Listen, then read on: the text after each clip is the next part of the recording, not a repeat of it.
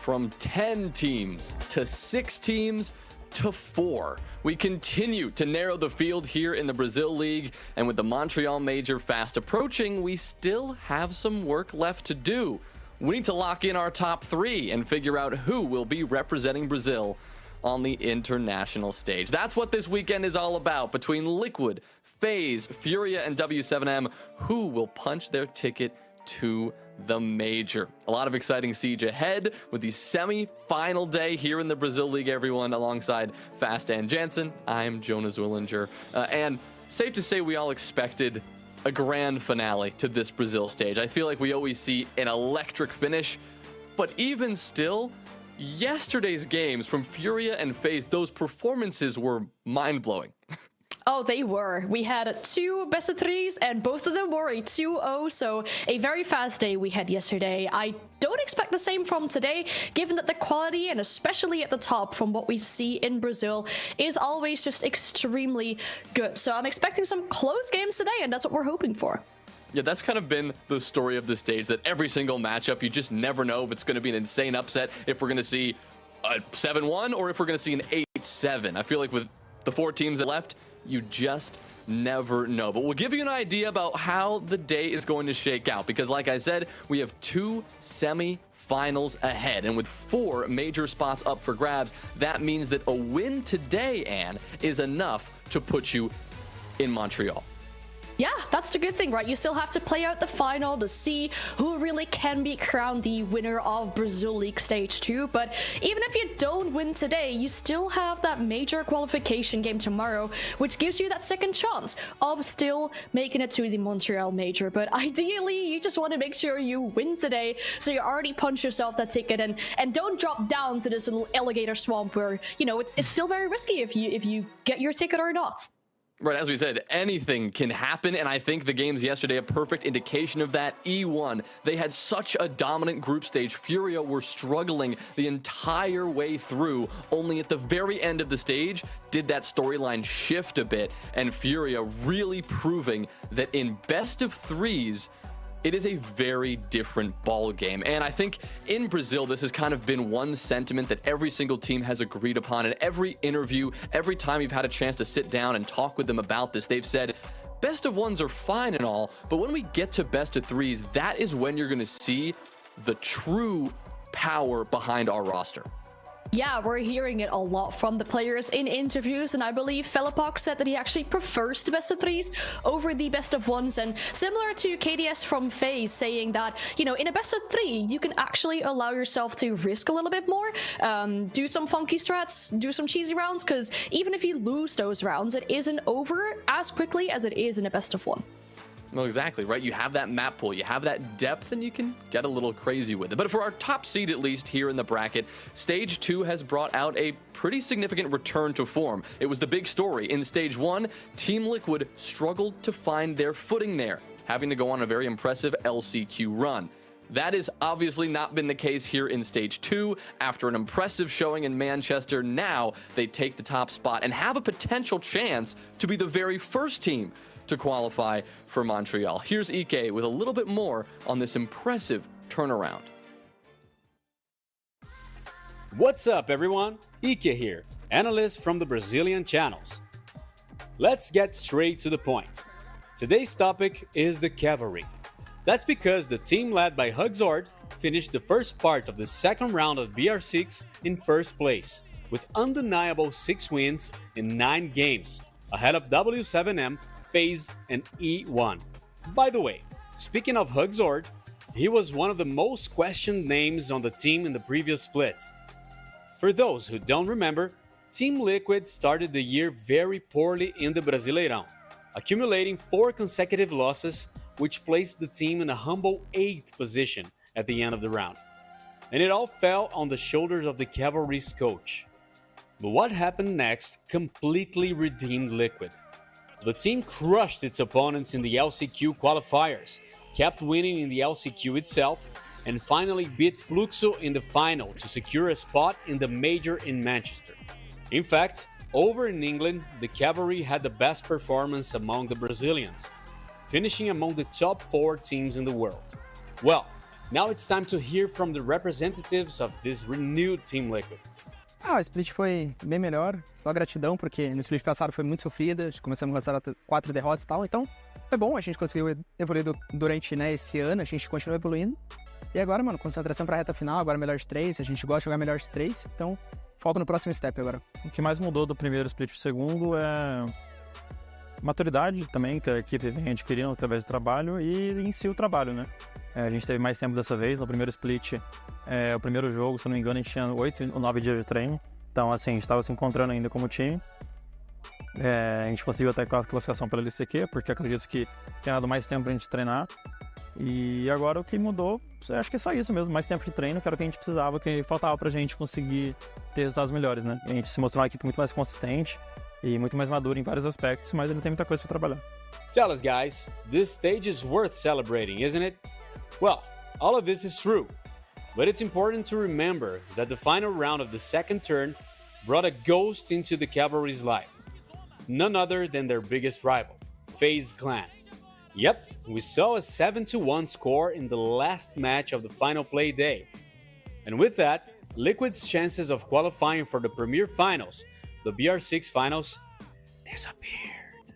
Does the captain of the best team in the second split have anything to say about this? Cara, estamos fora do Premier, é triste, tá fora de um campeonato no final do ano, eu gosto de competir tudo, pelo menos, nem que seja pra perder, mas que pelo menos jogar, é triste não poder participar de um campeonato, né? Mas é consequência do primeiro split. As expectativas pros playoffs é que, cara, jogos duros, os times brasileiros estão muito bem, né? A galera tá evoluindo muito. Então é isso, é puxado e a gente tem que fazer nosso trabalho. And nobody can say the Cavalry hasn't been doing their job. In fact, after this dominant performance, the team comes into this GSL on a roll, with a direct spot in the semifinals, giving them more time to train and study the opponents left behind in the standings. That's why one question becomes inevitable. After all, is Team Liquid the big favorite in these playoffs? Can we already guarantee that the team is ready to head to the Major? Acredito que sim, acredito que a gente seja favorito. A gente seja favorito, só que a gente tem uma certa dificuldade de jogar contra a FaZe, né? A gente já perdeu todos os jogos que a gente jogou contra eles com essa line, a gente perdeu. Se a gente não vê eles ali no caminho, acredito que a gente consiga lidar com os outros adversários. Acho que a gente não tem dificuldade de jogar com nenhum time além deles. Agora, caso a gente pegue eles, talvez vai ser uma partida boa ali. A gente tem que descobrir ali o que tá faltando pra gente conseguir virar a chave e ganhar deles. Well, it seems the Cavalry only fears one thing, FaZe. But who wouldn't have a lot of respect for the 6 invitational runners-up? Either way, the final step towards Montreal is about to be taken. Now it's time for the show inside the server. So I'll sign off here. Thanks everyone, see you next time.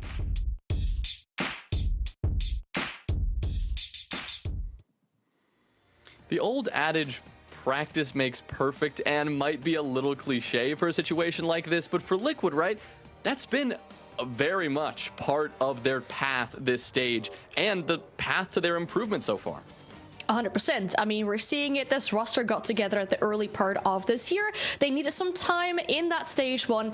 EWC and the Manchester Major was already looking a lot better. Like we said, they knocked out Furia, ended their great streak of tournament wins in Manchester as well. And one thing that has really been stood out to me so far for this new Liquid roster is the addition of Maya. And even with his former teams, he was a standout player this time around as well. He is scary on the entry, but not just that. We spoke to him in multiple interviews about his addition to this team and why he is so good on this roster.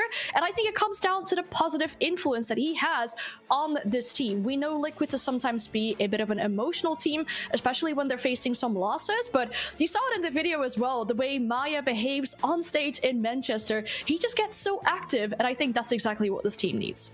When you look at Liquid as a whole, one of the contributions, or at least compliments we've always paid this team, is that it's not just one player. It's always the depth of this roster that sets them apart. Because look at Liquid, I mean, top 10 EPS between stage 1 and stage 2, even considering their poor performance in the stage 1 group stage, this is a pretty significant margin over the rest just because of their improvement in stage 2, but also because the ability of anyone on this roster to step up at any time. You see players like Palu often leading this team. You see people like Maya, as you mentioned, often leading this team, but you can't set aside the contributions of someone like Resets, of someone like Lagonis, who are always making an impact no matter the map, no matter the opponent.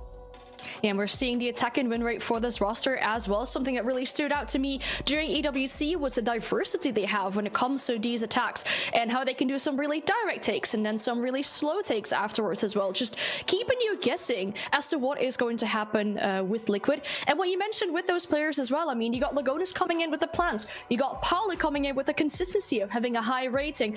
Maya on the entries. And then when we ask players like, hey, who was that one player to look out for? They mentioned Reset. So everyone on this roster can individually step up and really put in the work. Well, our first matchup of the day, Team Liquid, as we said, our top seed coming in, the big response, the big improvement over the course of the year. But when you're looking at a team who's improved over the course of the stage, Furia would have to be the team you put at the top of that list. 100%. I mean, they've gone through a great blossoming the stage, as we can say. Specifically, their last games have looked amazing. Their last game in the group stage as well is where we're seeing this kind of dominance and this kind of aggression from Furia come back, which is what we love to see from them, even when they were winning all these major tournaments. And last game as well, there was just no way of stopping KZ and Hertz. Even though Hertz hasn't had the greatest of stages, he was really getting active yesterday, and it was impossible to stop them. Well, it's impossible to stop so many of these players when they go on a run. I mean, you see someone like JV92. I mean, if I had a memorable moment that I'd had to pick out from that game yesterday, it would have to be, right, JV92 on Chalet, hitting one of the most ridiculous 1v3 clutches I've ever seen. Sure, that wasn't necessarily needed at that point in the game, but he was on fire. And he has been the top contributor on this roster all stage long. Yeah, I was watching that moment with my head in my hands, just like, oh my goodness, how have E1 let them get away with this? It's just not something you expect, but you have to say, though, for Furia, maybe this is a bit of a different game coming into today against Liquid. Well, with these two teams, with the history they have against one another, you'd argue that this should be a pretty 50-50 even matchup, but organizationally, the last 3 times these two teams have faced off this year alone, and it has gone to Liquid every time. Yeah, the one we mentioned earlier was how they knocked Furia out of the Manchester Major, and we asked Philippox about it yesterday, how he was feeling about having to go up against Liquid, the team that ended their streak of major wins and big tournament wins, and he said, oh, you know, you can't deny Liquid is a great team, and it will definitely be a tough matchup. There's a lot of work for Fury to put in here, of course, but if there's been any pattern that has emerged over the last few playdays, it's that Furia have awoken, and they're starting to put in kind of a new level of work than even we thought capable. Again, you mentioned these conversations we're having with the players. I mean, we've talked with Furia about this kind of new mindset they've been bringing into the second half of the stage, and going into best of threes where map selection is even more vitally important than best of ones. Prepping those maps and kind of theory crafting against your opponents is even more important than ever. 100%. You're looking at the play days that we've had in Brazil League, and of course these teams have a lot of information on what's happened on their opponents' map picks. For example, we've seen Liquid through international tournaments as of recently try and hide as many maps as they can, so maybe they have a few cards up their sleeve. Well, as we said, a best of 3, so you'll have to pick some maps, you ban a couple more, and we end up on a decider, but we'll start things off on Border. And I want to start there for a moment, because this one is a surprising map to see between these two teams. Yeah, the reason why it is surprising is that Furia have a 9-game win streak on this map. So I'm so surprised to see Liquid let it go through. It's a super dominant map for Furia, as we're seeing. Liquid's most recent result on it is a win against MIBR, so maybe that feels a bit of confidence for them. Then we're going into Lair for our second map. That is the pick by Liquid, but this is kind of picking into the unknown, because neither of these teams have played this map in this stage of Brazil League. It's only been played 3 times in total, so we don't really know what to expect from either of these teams on this map. And our decider will be Nighthaven Labs, which in my opinion is pretty equal for both teams. Liquid's most recent results is 7-5 versus Skeet Stars, and Furia got a 7-1 versus E1. So maybe Furia have the upper hand in this one, especially, you know, given that this was the deciding map at SI as well. Well, that is quite a stage to be set here. Border, 9-game win streak for one. Lair, Well, a map that we have just starting to get a better understanding of. To bring this match to us all, we of course are going to welcome in Lynx and Stokes joining us here for their very first Brazil appearance this year. Welcome in, y'all. This should be a good one. Stokes, I want to start with you with a question. Are you a baseball fan, perchance? Oh man, it depends on the year. If the Cubs are good, yes. If the Cubs are bad, absolutely not, Wills. Okay, so here's my question for you. So when we go into the baseball playoffs, there's this conversation of wild card teams riding some momentum and having an advantage over the team that's coming off the bye.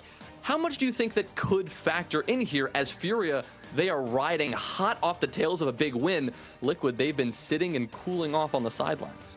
Man, I think it's a little different when it comes to this, honestly, Wills, now that I put my mind to it, right? I think it's because a lot of the times we see, at least in, our ecosystem here in Siege, the team that's been playing, they're warmed up, they're ready for these big games, they're ready for the bright lights. Sometimes when you have that bench and you get to ride on it for a little bit, things aren't exactly just within arm's reach initially, right, when we get into these maps. So I'm excited to see how things break down, especially when it comes to a really hot-to-trot map like Border. It could make for a pretty interesting affair due to that. Well, Lynx, I think this Border pick, we're going to have to talk a little bit more about this because 9-game win streak for any team is insane. It is. It's patently absurd. I mean, generally, whenever you get to that level in Siege, we're basically 10, 11, 12 at that point. It's very hard to remain consistent in this game. So to get a 9-game win streak on a map across, I think, like 7-8 months or so is really quite impressive. And I think to your point that you talked about with Sam, the two people who really improved the most from their stage performance was KZ and Herds. I can't think of two players I would want to face on Border less when they're feeling hot, when they're feeling good, than those two. And that's unfortunately the task Liquid, depending on how they play today, might just have in front of them. All right, we'll find out. Last thing to do is send it to you guys. Enjoy first map of the day. Yeah, thank you very much, Jonah. Always appreciate seeing my boy.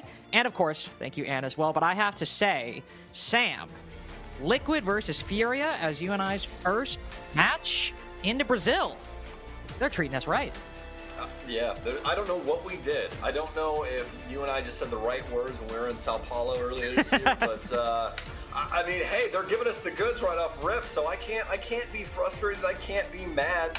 I got a coffee with me. My water's filled. I'm ready for some good Siege this morning, man. I'm excited. Team Liquid versus Furia and our map pool. I mean, especially the fact that we're guaranteed this layer. I know I kind of jested when we were in the green room. I was like, oh, a guaranteed layer this early in the morning. But honestly, I'm excited to see what Brazil has to offer on this map. I am too, and if it's Liquid's pick, bring it out in this key moment. They want to try to secure that Montreal spot with the surprise factor. Their opponents, of course, will be Furia on the opposite side of the server. Complete reversal of fortunes for what we saw last stage. Furia were on top in stage 1, Liquid through the LCQ, having a horrible start, and this time Furia were the ones that had to bounce back, and Liquid have been the ones dominantly on top. But as Furia has made these improvements, with KZ and Herds finally starting to recover some of that form that we've seen them have previously, Sam, this is a lethal opponent for them to face up against. Oh, 100%. And that's the biggest thing with these two teams, right? Is whenever we think of Brazil, we think of teams like Liquid, like Furia. So to have these two clash inside of the semis is just something you got to be excited about. It is, exactly. And we did take some time to speak to the two teams to see what the El Clasico has in store.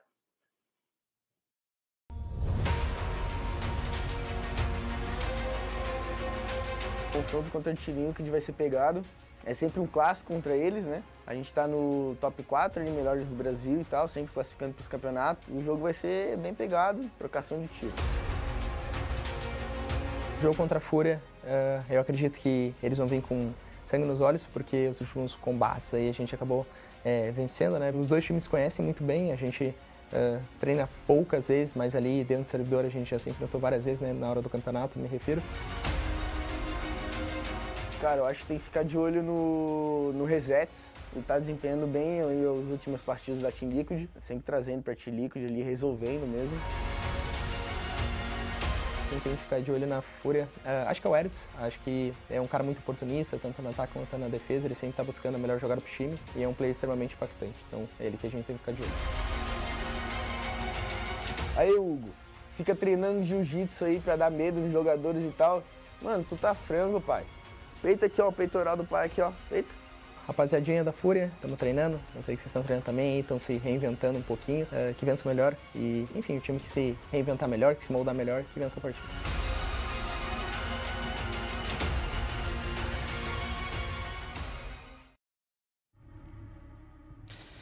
Well, first map.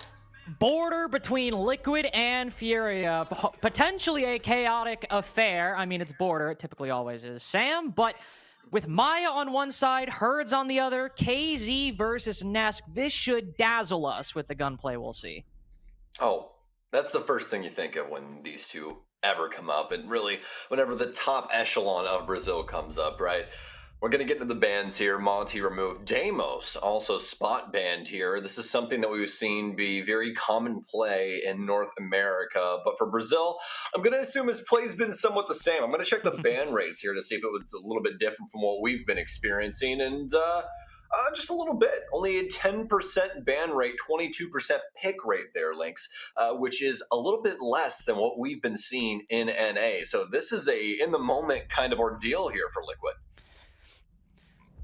Definitely changing things up a little bit. Then the Monty and the Mira band coming out. We know Lagonis likes his shield. Not as many shield players on Fury that I like to see. I mean, would you really want to take away a gun from any of these players' hands? Would you even want to put Felipox or Nade on a shield? I don't really think so when you're on that attacking side. It's always the danger with this Furia roster, from top to bottom, skill all the way through. Liquid took some time to get things underneath them, recovering from that Stage 1 performance from last year. JV92 mentioned resets. I mean, talk about a player that, at the beginning of Stage 1, people were like, what is this guy doing? He's got 2 kills in 3 games. How? Surely he's got to go, right? And resets obviously bounced back alongside the rest of the team, but indeed, in the past couple games, he's been fighting alongside Nesk, Palu, and Maya, the 3 standout players, even getting close to the top of the ratings in a couple of these games. So, as Liquid seem to be peaking at just the right time, and Furia on the recovery as we move into round 1, it will be an armory and office defense, as we would typically expect on Border for the first site to start out. And Liquid already moving away from the shields, at least initially, though I imagine we'll see that Blitz make a comeback at some point. You'd expect it, right? I mean, we've had so much shield play throughout, this entire year, really, ever since we got that big change to the shields. So with Blitz available on a map like Border, it's a no-brainer to try and work him in, especially if you're having issues trying to get a foothold on the map. And that's usually what you're looking to do here on Border, try and find a way to break down the initial strategy, the initial hold of the defense, get that nice little grip, and try and work your way into an actual execute. But with that being said, obviously that's Furia's entire game plan, as is everybody's on Border. Try and hold the entire map, try and see if you can try and thwart this initial volley of players, utility, and everything in between to try and get said foothold. And with that first minute expiring here, Team Liquid trying to do their damnedest to get these drones rolled in and get a better understanding of what's going on inside. It's a very aggressive defense they'll run into. Not only one player on Courtyard, but one player all the way on East Stairs. Liquid will try to find a gap off the back of that. Lagonis in with the SMG-12. Resets in with the first. The second soon after. Oh, a little sparky there, but what matters is how you finish. And Lagonis is able, with the weapon swap, to get another. Felipox finds one, but Maya, that initial spray missing, gives him the opportunity to turn around. C4 out. That's the Dokkaebi done and dusted. So the line will fall off the plant. Palu in a bit of a tricky situation right now. One might have his 90 cross, but in terms of immediate coverage, he is very, very alone. The cross works. Oh, but the spray doesn't. The 90 player softens him up, and Palu with the home run. That was super clean round there from Liquid to be able to get things handled very quickly there inside of the mid-round. Got a really good understanding of what the heck the setup was for Furia and capitalized accordingly. Beautiful stuff from Liquid right there. And I think especially overall, one thing that typically we see on Border, sometimes not exactly work out, is you try to hit that initial front line of the defense, right? You try to push through Courtyard, you try to push through East Stairs, and what happens? You get a bit scared by that entry. You get a bit scared by those defenders getting aggressive, and in this time, Liquid did not. Liquid were far, far less than afraid, especially that Dokkaebi call being timed extremely well. Lagonis spotting that he could hop in through the radio window. Despite the aggressive play, Fury were spread all the way to break room and East Stairs, but nobody was in office, so he was able to move in, take the fights with the players actually inside of the site itself and secure that 3v2 that Liquid acquired overall. And Palu, of course, good in the clutch right there. What else can you complain for that Liquid attack? I certainly can't. It's one thing that I am worried about going forward, because Furia might have a 9-map win streak. They might have a 9-map win streak, but this is not a map that Liquid have played all that much in the past 5 to 6 months. Just 2-3 times. Got a wins, got some losses. But Sam, if Liquid are shooting straight, if Liquid are playing at the level they've been playing, surely Border can go well for them, as we just saw. Yeah, surely. And, you know, hopefully as well, on top of that, my actual microphone's working on broadcast now. So we'll get that here in just a moment. Fingers crossed. But we'll just have to see. But either way, some nice stuff going on here. Awesome, cool. We got word from production, guys. You guys can hear me appropriately now. So that's another highlight for you. Team Liquid, though, very, very strong first round. Love that just aggressive clear links. That's exactly what you're looking for on Border. You want to figure out what's going on with the defense, where you can exploit things, and just capitalize immediately. You don't want to dilly-dally around, and we didn't see any of that from Liquid.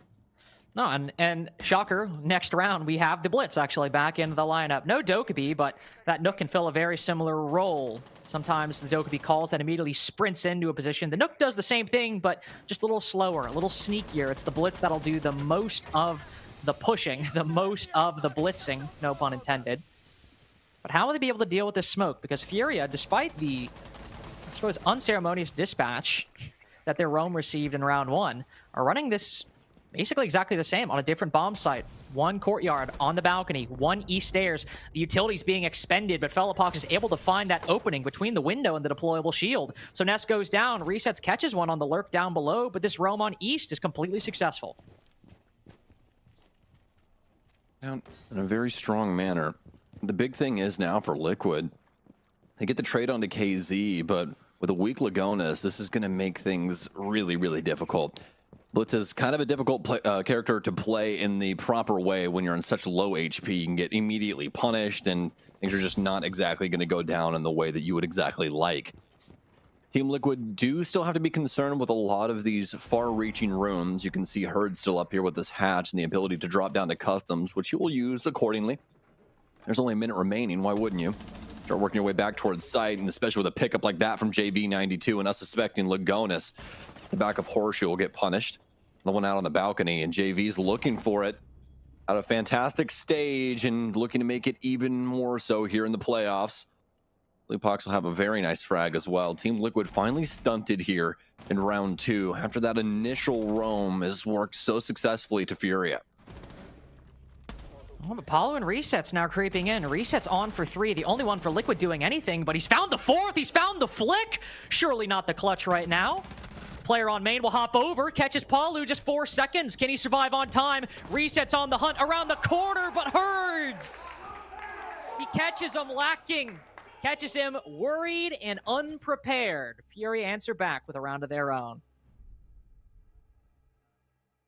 Some creativeness, a little bullheadedness, I would also say at times there, but either way, it breaks down to a 1 versus 1, and one that could have went really either way. It was just about the moment in time at which they caught each other. Unfortunately enough for Furia, fortunate enough for Herds there.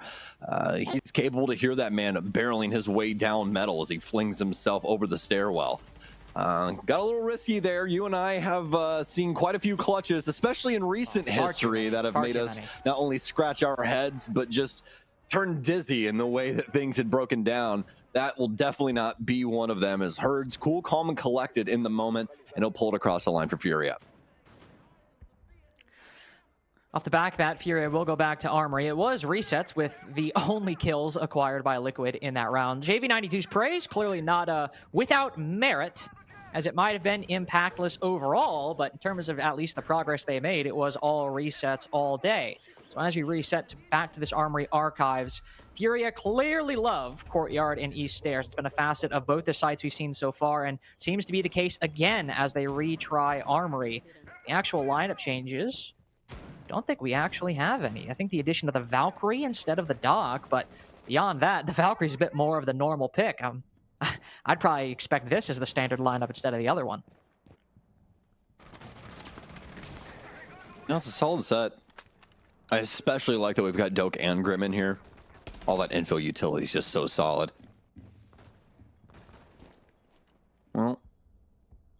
Not only that, you got the Nomad as well, the Osa in. So many options for Liquid here. It's really just about what Furia gives them. That's how they're looking at it, at least from their perspective for right now. Work things from this front door, get the air jab in. When they're likely just trying to get their way built underneath the actual site. This is when Palu becomes highly effective, Carter. Able to deal with things like half wall, able to deal with things like curve, any of these sore positions the offense has to worry about when you are trying to build up for an Archives offense. That's more than likely what we'll be seeing. Furia has given up a lot of that portion of the map. You can see we've got Felipox over here on the east and a couple players built up over on the office side. So all of this is readily available to Liquid.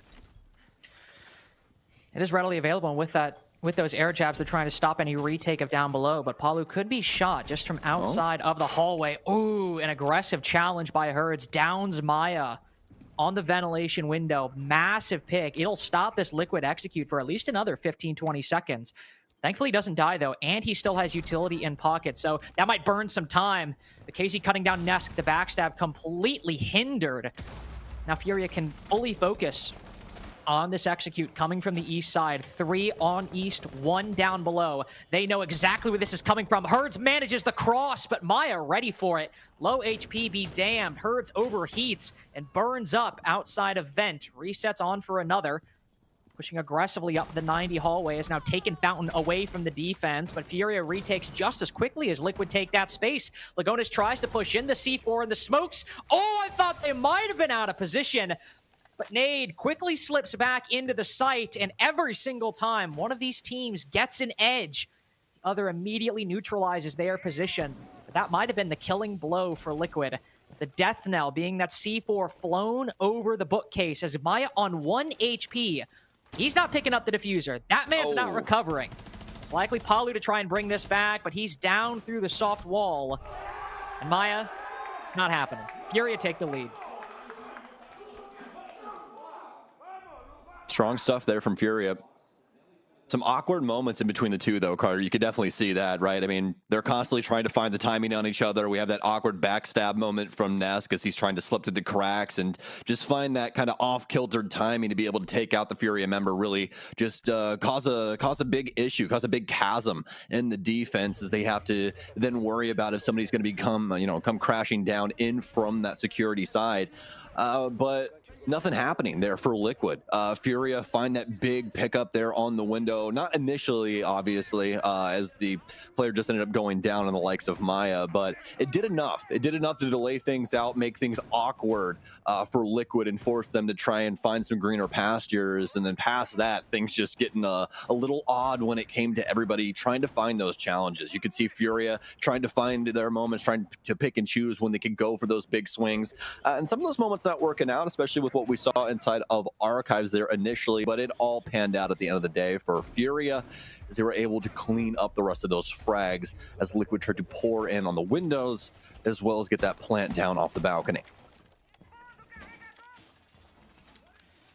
So far for Furia, they might be in the lead right now. They might be up 2-1, but so far, it hasn't been Herds and KZ necessarily being any standouts. Obviously, JV92, 5-2, but really, in my mind, Felipox and even Nade. Sure, Nade might only have 1 kill, but it was that C4 to completely deny the plant that was almost put down in round 3. And then Felipox holding down on this east side has been pretty consistent so far.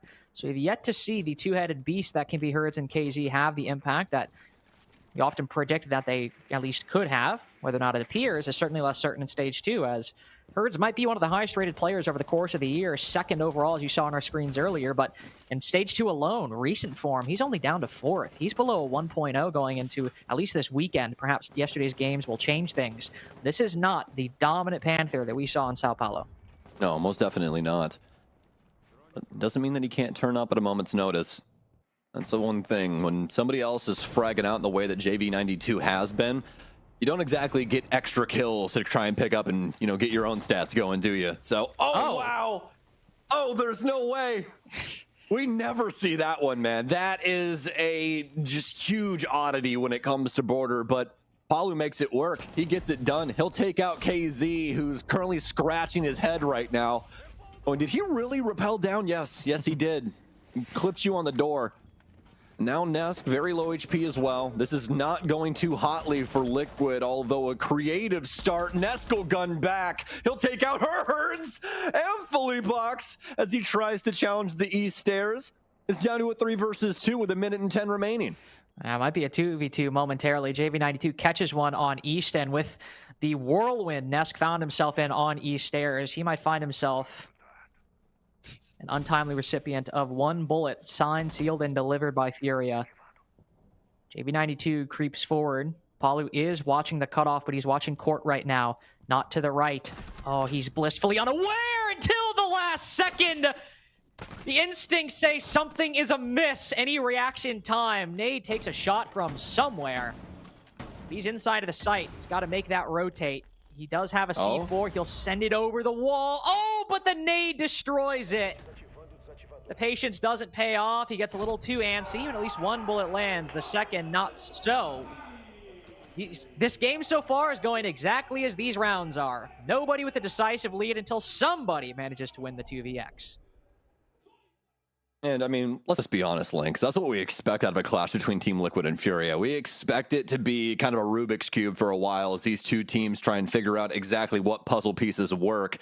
And so far, that's exactly what it's been. Catching each other off guard inside of, little instances inside of the rounds and just trying to find those little micro advantages. And it finally works out for Liquid in this regard there in round 4. And yeah, continue to see what the adjustments will be. Love that Liquid were able to find things in a strong manner, especially in the frag department there. I got a little worried for Nesk, especially when he got on such low HP, but still willing and capable of, grabbing those moments by the horns, getting those big kills, making the most out of it for Liquid. That was an old-style Liquid round, at least for the names that were popping off there, right? You got Palu, you got Nesk, everybody else just kind of there waiting to see if the old-time duo can get things done, and they most definitely can. This blitz hasn't been as successful that I think as Liquid would have liked, and talk about, somebody not Nesk, not Palu, Lagonis, 1 and 4. Did have a nice moment in round 1, that Dokby that moved into the site, but he's moving back to a bit more of the roles that we associate him with. He got his lurk in round 1, and then it's been shields all the way through. Ballistic shield in round 2 and 4, then of course the Talon shield in round 3, and move back to blitz. 3 out of 5 rounds he's now played it. And Fury have been able to soften him up pretty aggressively, and if he's acquired space, even successfully in the case of the previous round, it's been at the cost of HP or utility expended, forced a lot of effort. Somebody spotted him in jail. Some aggressive antics here, bud. Look at this. KZ, but there's a barricade in his way, and Nade now spotted as well. This Fury roam has been found out and read. Will it be dealt with? We'll see. Liquid are taking their time. Yeah, they got that extension built up over towards customs. Have Nade here inside of office. Nade just has to play time here. If he gets too aggressive, he's going to get, more than likely punished, and you really don't want that. You want to be able to force Liquid into kind of a pigeonhole moment. Nitro Cell, out barely any damage, a tick of damage to Nesk. It's literally all he gets. Is he knows that this is more than likely going to be warming up soon, and now the jig is up for sure. He doesn't even second guess the angle that he just threw a Nitro Cell at, and Nesk will get the kill because of it. A kill onto Maya, a kill onto KZ, and somehow, some way, these two find equal footing once again. But again, as with every one of these rounds, the players have been right next to each other. Liquid have pushed their ground as far as they can, and Furia have held on to what they own for as long as they can too. One around the corner, but Nesk is just face-checking. Oh, he almost reacts to the second. The instincts are working for both of these players. The game sense in this lobby could start a team of oxen in its tracks, and Nesk is able to almost find 2 off the back of it. Falapox will send a couple shots through the smoke, try and ward off any evil. It's currently taken Customs away from them. He's got to hold on to this, because with Customs control in Liquid's hands, if they want to try to move in through Courtyard, they can get this diffuser down. Nade now separated from the rest of his team. That 417 can be oh so lethal. But when the head is framed so perfectly, who is Nade to pick it up? Second now goes his way. A bit more of a sloppy spray, but Lagonis has tried to put this case down 2 times. It keeps having to come off, keeps having to bring his gun back in his hand. Furia have now retaken all of the ground gained by Liquid. We're back in the 2v2. Nade sprinting, caught by resets. Herds unread on the flank will only soften up the ace. Still alive, his AK-12 holds this key cut off and holds the key to round 5 for Team Liquid. I got a little scary there, didn't it, Lynx? I thought for sure, at least in that second attempt, we were just going to see the stick and the case go down. But no, Liquid pull off. They're prepared for anything that ends up coming at them from Furia, especially that flank. I mean, that was extremely worrisome. That was the moment there for Furia. They're able to get that big pickup on the ace as he crosses through Tellers. That's more than likely the round, as they can play things out on time, try and force the blitz into a bad scenario. And it's something that we saw earlier in our stage there with, I believe, Spoit, on bank, as he just did that sprint across the entire map, trying to avoid things. But either way, Liquid going to come out on the top of that after a pretty interesting breakdown there on the Tellers side. I mean, we have them initially deal with that roam extension, especially, the CCTV, or rather customs area that Furia had built up. Liquid completely scooped that out, and some highlight moments there initially for Nesk. Some highlight moments, certainly, but Liquid now have guaranteed themselves at least an even half while only getting the opening pick one time. Resets was able to get it for Liquid on round 1, but every other time it's been Furia. And think about how close these rounds have been. Herds 1v2 in round 2. Round 3 was basically a 2v3, 2v2 that Furia had to convert. They were in the advantage position, but still a very close affair. And then both Bathroom Teller sites have gone the way of Liquid when they started out in a 4v5. They're able to get the diffuser down and get it close to being down both times, and multi-kills through and through. Resets 4K. Palu and Nesk both on for 3 at various rounds. I am getting some flashbacks to the M80 game last night. For Furia, that's a really bad sign.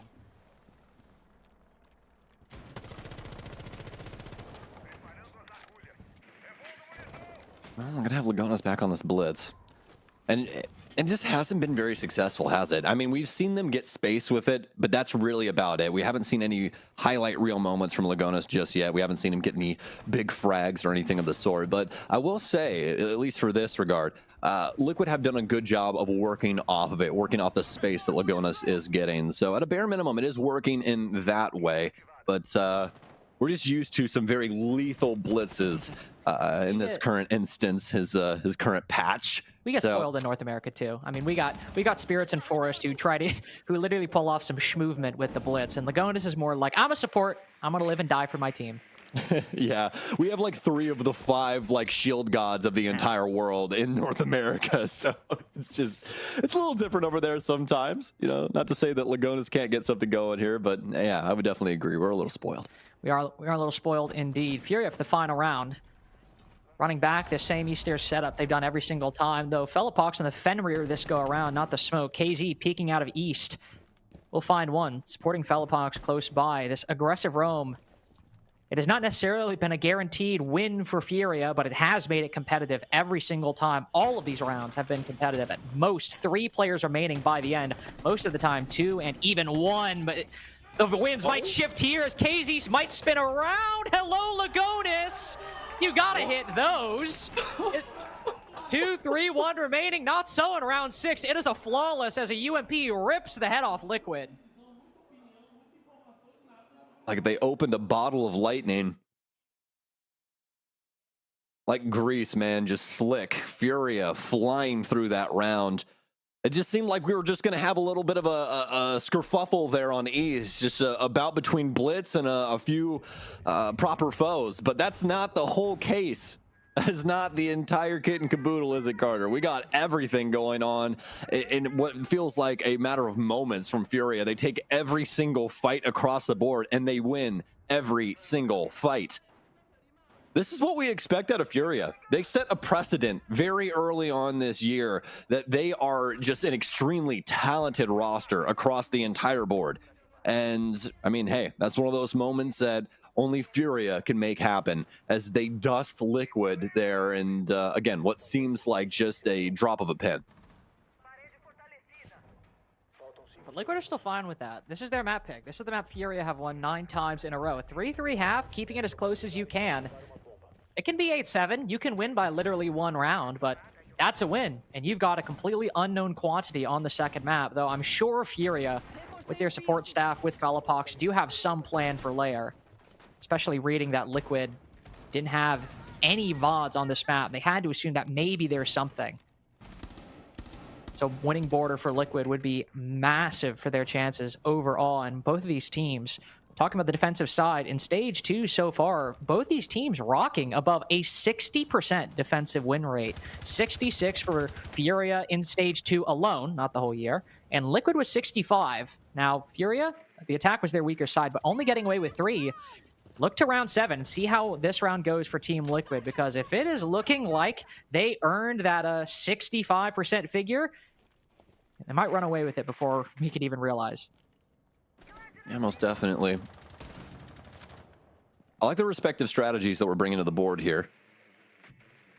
A lot of solid utility available, especially to the defensive end. Love that we have not only the Malusis, but also those Fear Nox producers there from Fenrir. Operator is quite a nuisance to the offense, especially when you're trying to clear things quickly. I mean, that kind of blinded effect happen is definitely something that is not too positive when you're trying to deal with these longer ranged engagements. You can see Furia starting to build things up here for the square balcony. Call out how aggressive we're going to get off of this. We already have some smokes being produced towards East Stairs. 2 of those gone. Nesk with a nice kill onto KZ as he barreled his way into break, but nobody in the vicinity. Nobody really getting activated on this balcony, so that's just going to be a freebie going the way of Liquid. Furia have to try and get something back. Palu will take one as well, and this is working out swimmingly so far for Liquid. Stops momentarily as Furia finally have a gunfight given to them on the east side too. In fact, JV92 and Nade, but Palu holds on to East Stairs with an iron grip. And JV92, who tried to speed up the pace and catch Liquid off guard, he unfortunately is consumed by the very chaos he intended to create. So Liquid retake that advantage.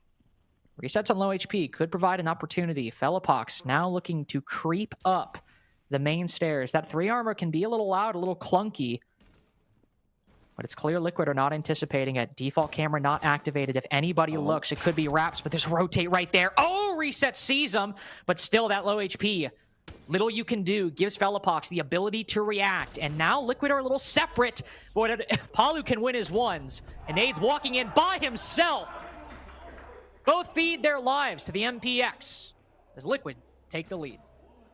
Listen, there's a reason that man is plus 23 on the stage, all right? And it's because he can frag out. He can frag with the best of them, and it's been a known quantity for years.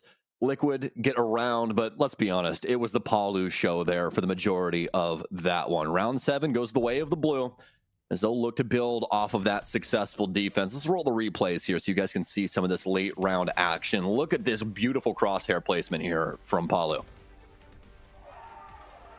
Really good stuff. And also, unfortunately, just Furia either mistiming the play a little bit or flying on completely different missions and not able to isolate that, to be fair, like straight up 2v1, technically speaking, in the in CCTV. Lagonis, I believe, was over in Armory. He could theoretically support from head holes, but maybe Furia were able to push him both from the wider break room area and the immediate 90 rotate, or time it a little closer. Maybe Palu does get traded. That maybe is quite the operative word there, because Palu could still spray transfer. It is Palu after all. But definitely could have been a little cleaner for Furia there. And also, think about what Liquid were able to do with that blitz. They didn't get a whole lot of control, but they at least were able to break beyond East. Whereas that round in for Furia, Sam, it just felt kind of like more Furia can win those fights, but more so happened to win them. Whereas Liquid, it felt a little more intentional on their attacks. Yeah, 100%. And, you know, I think it just kind of fell flat there, Lynx, if I'm being honest. And it's really because we kind of get up to that moment where you assume that they're going to try and execute through.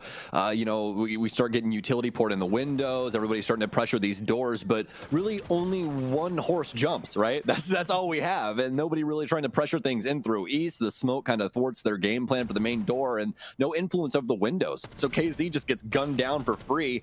Now, I will say this, though. Sometimes you just got to take matters into your own hands, and Hertz is feeling that. He's got the R4C in hand, and he's gunned down 2 players already in the first minute. That's the kind of Furia we want to see. It was KZ all day yesterday, with Hertz also mounting a good performance. But Furia want to get Hertz exactly where he wants. In a rat spot unknown. JV92 cut down early by Nesk, and Palu might make this a 3v3 as Furia have taken control of office. The IQ is looking. KZ, Herd's well aware of it. There's no surprise factor. I was completely incorrect. Herds is just running around this entire map. Lagonis found out the Tuberau cut short. What a follow-up by Furia. They get Herds in the building quick, and Liquid have no damn idea what to do about it. Well, Link, sometimes you just got to pop in and show them. You know what I mean? And that's all we really have there. That was an extremely aggressive play. That's the number one thing we're going to underline 3 times inside this sentence. Very aggressive opening here, leaned towards that archive side. But sometimes that's what you need. On a map like Border, this is a map that asks, how aggressive can you be successfully, right? We don't want you doing the craziest, silliest thing under the, under the umbrella, but at the end of the day, you can get away with some pretty wild antics, and it's because of things like this. There is immediate access to very key portions of the map here on Border, and we see it on full display right here as Herds barrels in a single door from the outside balcony, kills 2 people in Archives, and completely opens up the top floor to Furia's success and just avenues to try and work their way towards that site. I do appreciate the humility of Furia, though, because they saw that they won that round and they said, all right, I know Herds got a 4K. I know we won that, but that does not mean we performed well in that round. Like, that Herds getting a 4K does not mean that we did everything right. That is, we might have set him up, but we kind of expect that from him sometimes. Let's actually take a pause and see what we can do. It is kind of funny that comes after that round, though, because, of course, to our eyes, it's like, well, if you're taking a timeout there, what the hell went wrong? And they got Herds in, to be fair, but you still have a moment where, Herds is sitting in Fountain. They're sort of just kind of waiting for a defender to arrive, and one does, and Herds wins that fight, and they're able to catch a lot of these guys off guard. But remember the other round we saw as well, when they actually tried to go for a coordinated clear, when Herds just didn't find timings on 4 defenders. It was very slow. They struggled quite heavily. And given how close this map is, Liquid will certainly punish them if Herds doesn't pop off and catch timings like that every single round from here on out. Yeah, that's a good thing about Furia, right? Whenever they're able to find any opener across any of these players, they all know how to build upon that. But you have to have that, and that's the key thing, right? Not every single round is going to be Herds barreling through a door and getting 4 kills. So they got to find a way into these rounds on a regular basis, and that's what we're looking for them to try and construct. We're going to have Herds hop on in. Now, do remember, Nook is no longer silent when she moves around with that little gadget she's got attached to her hand. She's going to fly in, though. She'll avoid some cameras, but not Paulu's sights, as he will dust the player with the SMG-11. Great recognition of how quickly things can build up here on Border. All right, well, not the best endorsement coming out of the tactical timeout. We see Herds walk in a doorway, play patiently, and get 4 kills. And this time, what do we see? Herds have a window broken for him, hop in, and this time, well, he face checks an angle un-ADS'd. Either maybe following the drone a little too closely, or maybe the intel was lacking. Not sure who is necessarily at fault there, but they try to do something similar this go around, and Herds is completely punished for it. As Palu is looking the exact way Herds tries to sneak in. The rest of Liquid's defense still strong. You have a couple players CCTV, a couple players Office. Fury are starting to create angles. I really like this one from JV92. It will put Maya and Nesk in a bit of a difficult position. And good news is you got that ump with the cog back there, so you do have some area to fight. And oh, Maya's going to put his face where it doesn't belong, Carter. I thought he had him. He had that beautiful position there behind the monitor. You could tell that JV92 was completely caught off guard, down to 22 HP, but still standing over home plate, and he knocks that one out of the park. Team Liquid 2 versus 4 now as they're trying to battle back into this round. A double kill here for Paulu. Yeah, I speak a little Portuguese, but Paulu, he doesn't speak bullet, unluckily enough. Nade's going to take him down. It's a 1 versus 3 here for Nesk. Speaking the language of war, are Furia in round 9 as they recover from that botched entry. Aerodrome moving in, will spot Nesk, Hope behind the fountain, and I can't think of a worse place to be when you've been droned. Flash goes over top. Furia take the lead after the timeout. That's my new favorite Siege fan right there. That's me circa 2050. What a round there from Furia. Immediate timeout here for Liquid. And honestly, I don't think this is a bad shout at all. Furia have had 2 very successful rounds in 2 very different ways. A huge opener from that and that initial one there from Herds, and then the follow-up. You know, they don't exactly get things to go the way that they want to. They go for that quick strategy, flying in through radio with the Nook, and he gets immediately picked off by Palu. But the big thing is they're able to reach back into the bag, go for the fundamentals of Border there, Carter. They build up on East, they eliminate those players over inside of security, and from there Liquid just really doesn't have a leg to stand on. No, unfortunately, and good time for a tactical timeout in what still has been a very, very close game. And the thing that I still see every single time here is just the individual skill from Furia, bailing them out of what have been rounds that haven't been bad. Like, I don't think round 9 was certainly bad, but JV92 sprays that entire AK-12 and is able to land the headshot on Maya, but that was a 50-50, as close as 50-50s can come. You have a failed Herds entry, and if JV92 loses this fight right here, that is a 5v3 for Liquid. Maya and Ness can both hold on to CCTV, and Nate also landing shots through the wall like that. You have a little bit of luck and a whole lot of skill on Furia, but that is what is getting them so many of these rounds, and I think Liquid probably realizing that. They've been a very solid unit overall throughout this border so far to keep it so competitive, but they've dropped 2 rounds in a row now. As we go back to Armory, as we go back to the primary bomb site on border, Liquid have only got 1 defensive win so far, just the one, that is it. But if they are able to recover after the timeout, we're back to a tie game, and once again, I'll be sitting here saying, who the hell could possibly take this? Yeah, it's felt pretty even keeled so far between these two, even on both, you know, respective sides. I mean, the side swap really has not changed up the fate that much, and it feels like Liquid at least has a dog in this race. Want to see things continue to work out the same way that we have been seeing thus far, but as of right now, they'll at least be challenging the opposition. Furia with some nice lines of sight built up. We see that usual angle being broken open there for the security side. Just trying to hold that cross in towards break. Liquid making sure that they don't overstep their boundaries here. This could be a big moment for Herds if he's able to get a pick on this angle. Such a long-range engagement. Nade goes through, but I think unfortunately falls off the balcony, so Maya quite safe from that. Oh, but tries to retake the angle. 2 times in a row, JV92 has been the better gun against Maya. It's Furia now with the opening pick.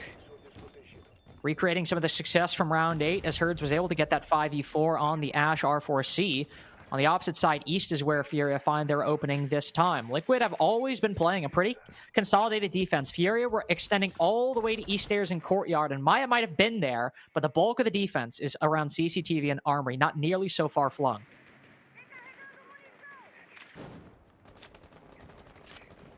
Furia, with that nice pick onto Maya, are going to start transitioning into more of a reconnaissance sort of ordeal here. You can see the drone matrix that they have built up around the map, just seeing what portions of the map are still clear. And Herds feels as though he can work his way towards metal. He'll double check here with the drone just to make sure there's no utility around that space, checking for things like goo mines or barbed wire. But everything's green lights all the way. We will come into contact with Lagonis, as this is the oversight for metal here, but we'll just have to see if there's able to be any kind of change up, and it's going to be Felipox as he takes down Lagonis. Yeah, maybe a Z-ping or something, but again, Furia just cutting down a player through a soft wall. Nesk and Palu resets. Hello! Liquid come charging back into round 10, answering gunfire with gunfire. KZ reveals his position on the Armory balcony, triggering the F-0. Gas released, you'll have to back off, put down to very low HP in response. Felipox is a known quantity on this window, KZ too, but that doesn't mean he can't win a fight against Nesk. It's cost so much of his HP, all that effort, and only 20 seconds remaining. Felipox has got to rotate to recover the diffuser. Going for kills might just be better at this point. You'll waste so much time. KZ spots one, but he's just too low. He doesn't have enough leeway to make that work. The 417 can work wonders. And a couple shots will be the end of the Valkyrie. Palu rotates around on the reload, and that was the wrong answer. You're out. Match point for Furia. That's the things you don't want to hear. Man, They did not know that they downed that other player there, Lynx. He tries to work his way over towards box, and I think he pre-fires out towards security. And just nothing happening there. If anything, he just gives up the goods. Fury know exactly where he's at, and what a find with the DMR and the tail end of that. But what a chaotic round overall. Like, with some really, really solid finds, but in the dying moments of this one, it's all fully pucks all day as that 417 is put to work.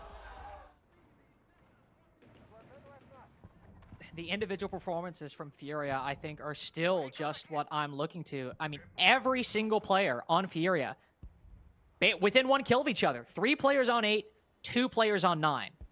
That is ridiculous consistency. I mean, it's comical even for Furia, because normally it's like Herds and KZ with double digits, and then the rest being consistent around 8 or 9 in like a deep game. But everyone to their credit is putting in the effort. I still think, in my opinion, I still think Liquid have played a better overall team game. They are holding their positions.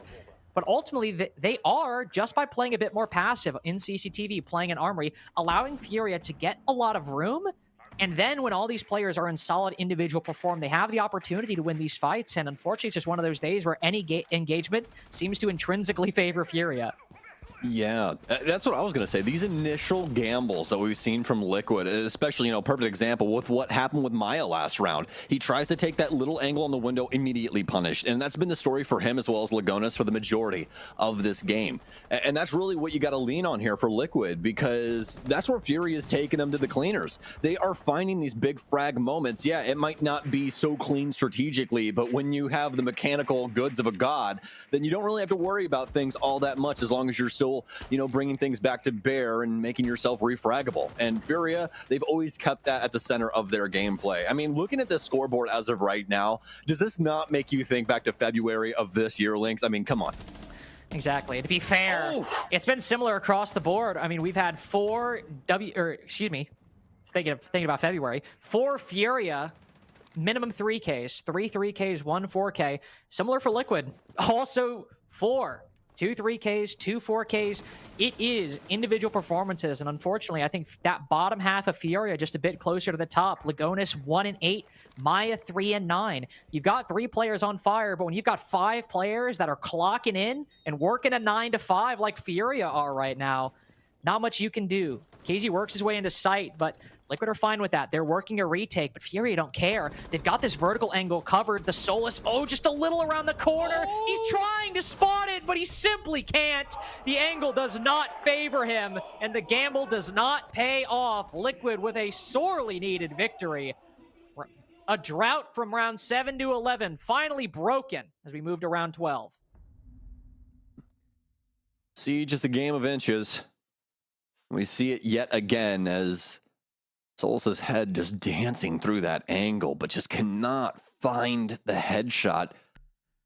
Pixel by pixel, round by round, this game has been truly giving everything that we expect Border to give.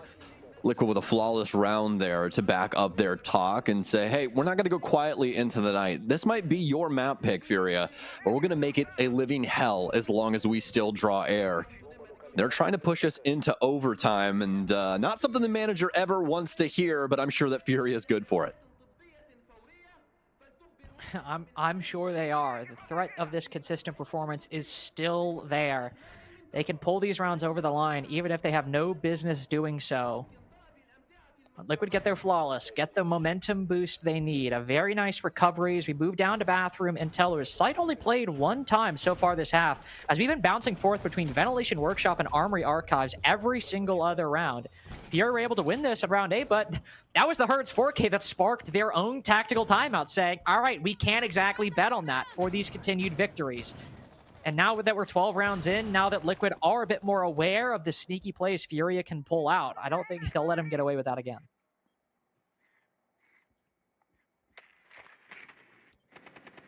All right, let's see how Furia wants to try and go about this first minute. Pretty obvious that they want to try and work their way in towards break as well as security. I have some counterbalance over towards that archive side. Do believe we saw the Doka be rolling around there, so that will be fully poxed. You can see KZ doing his best to try and not only identify some players around, but identify the utility that's being used inside the map.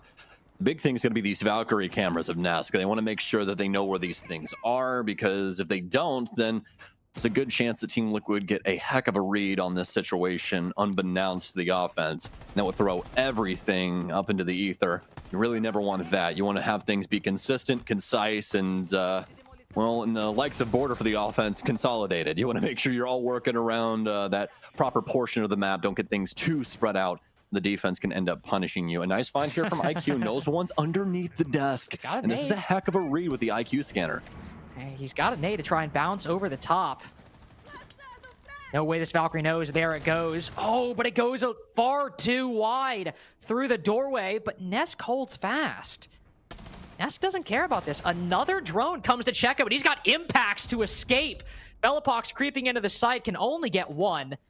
Losing those Dokkaebi calls. Don't like that. Even if you've acquired this control on the top floor, Nesk has also gotten away with it. Really, you lost Lagonis 1-9. Any trade you can get against Furia is good with how well this entire team is performing. Just whittling down their numbers is a necessity. Well, sub-minute now. They've got top floor access, and that's a key portion of this Teller's offense. The hatch has already been done up for them, so they won't have to worry about that too much. What they will have to worry about, though, is that Liquid has 4 bodies up, Carter. That's a really big risk when you come into clearing out this portion, because there's so many crossfires to worry about, so many risks that Liquid can take, and it's going to be resets onto Herds first. Challenges the hatch, and he gets away with gold. Again, Herds just caught on ADS, just face-checking a hatch. Simply not expecting somebody to peek. I mean, you get timing, sometimes you get unlucky, but it's a couple times this has happened. KZ finds his opportunity, creeps in, but has to destroy the BP and back out. The kills are going Furia's way, though. Still a 2v2, but they have made this as close as they possibly can after the loss of Herds. But Nade caught sprinting. So much individual sloppiness this round, it seems. Liquid getting these 1v1s with barely even having to mount a convincing fight, and KZ sprinting too! Chaos seems to be unfolding in the comms of Furia as Liquid get an OT round that a couple things go differently. It might be a 7-5 the other way. Oh, it's getting complex for Furia, isn't it? I mean, you think about the successful rounds that we saw from them on offense, and it all came with an overwhelming victory instead of that first minute and a half. Big kills, nothing really getting refragged for Liquid. Maybe a kill, but that's really just about it. Furia was beating Liquid over the head with a hammer constantly, taking 2-3 bodies, and then trying to convert at the tail end of the round. That time around, Liquid had a lot of things going for themselves in the dying moments of our last regulation round there, round 15. But now for Team Liquid, it's looking like they have a little bit more success left in the tank, moving on into round 13. Rather, not round 15, that'd be our max round, but you guys get what I'm saying. Round 12 there, as Liquid end up taking that. But either way, just a very well thought out strategy there from Liquid as they're able to shut things out in the tail end of our final one there for regulation. And ultimately, they were able to get those 3 defensive rounds hard as they were, and now we move to the attacking side. It was close every time, don't get me wrong, but I definitely looked overall just a bit more of the consistent side, at least, always making a similar amount of progress in each round. And whether somebody from Furia was able to pop off, that usually was what decided the fate of how that round actually transpired. Some exceptions, but so Liquid bring the Blitz back into the lineup. They're going for that same strategy they tried time and time again. 4 rounds they brought that Blitz. 4 rounds, Lagonis tried to use that shield to make space and was mildly successful, but it was always difficult to get it completely.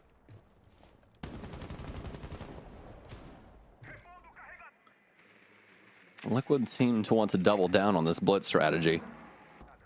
I touched on this earlier in the likes of what Liquid were accomplishing with the blitz, and although it was not a lot of kills for Lagonis, still 1-9, no success from that defensive side of his, at least in the kill department.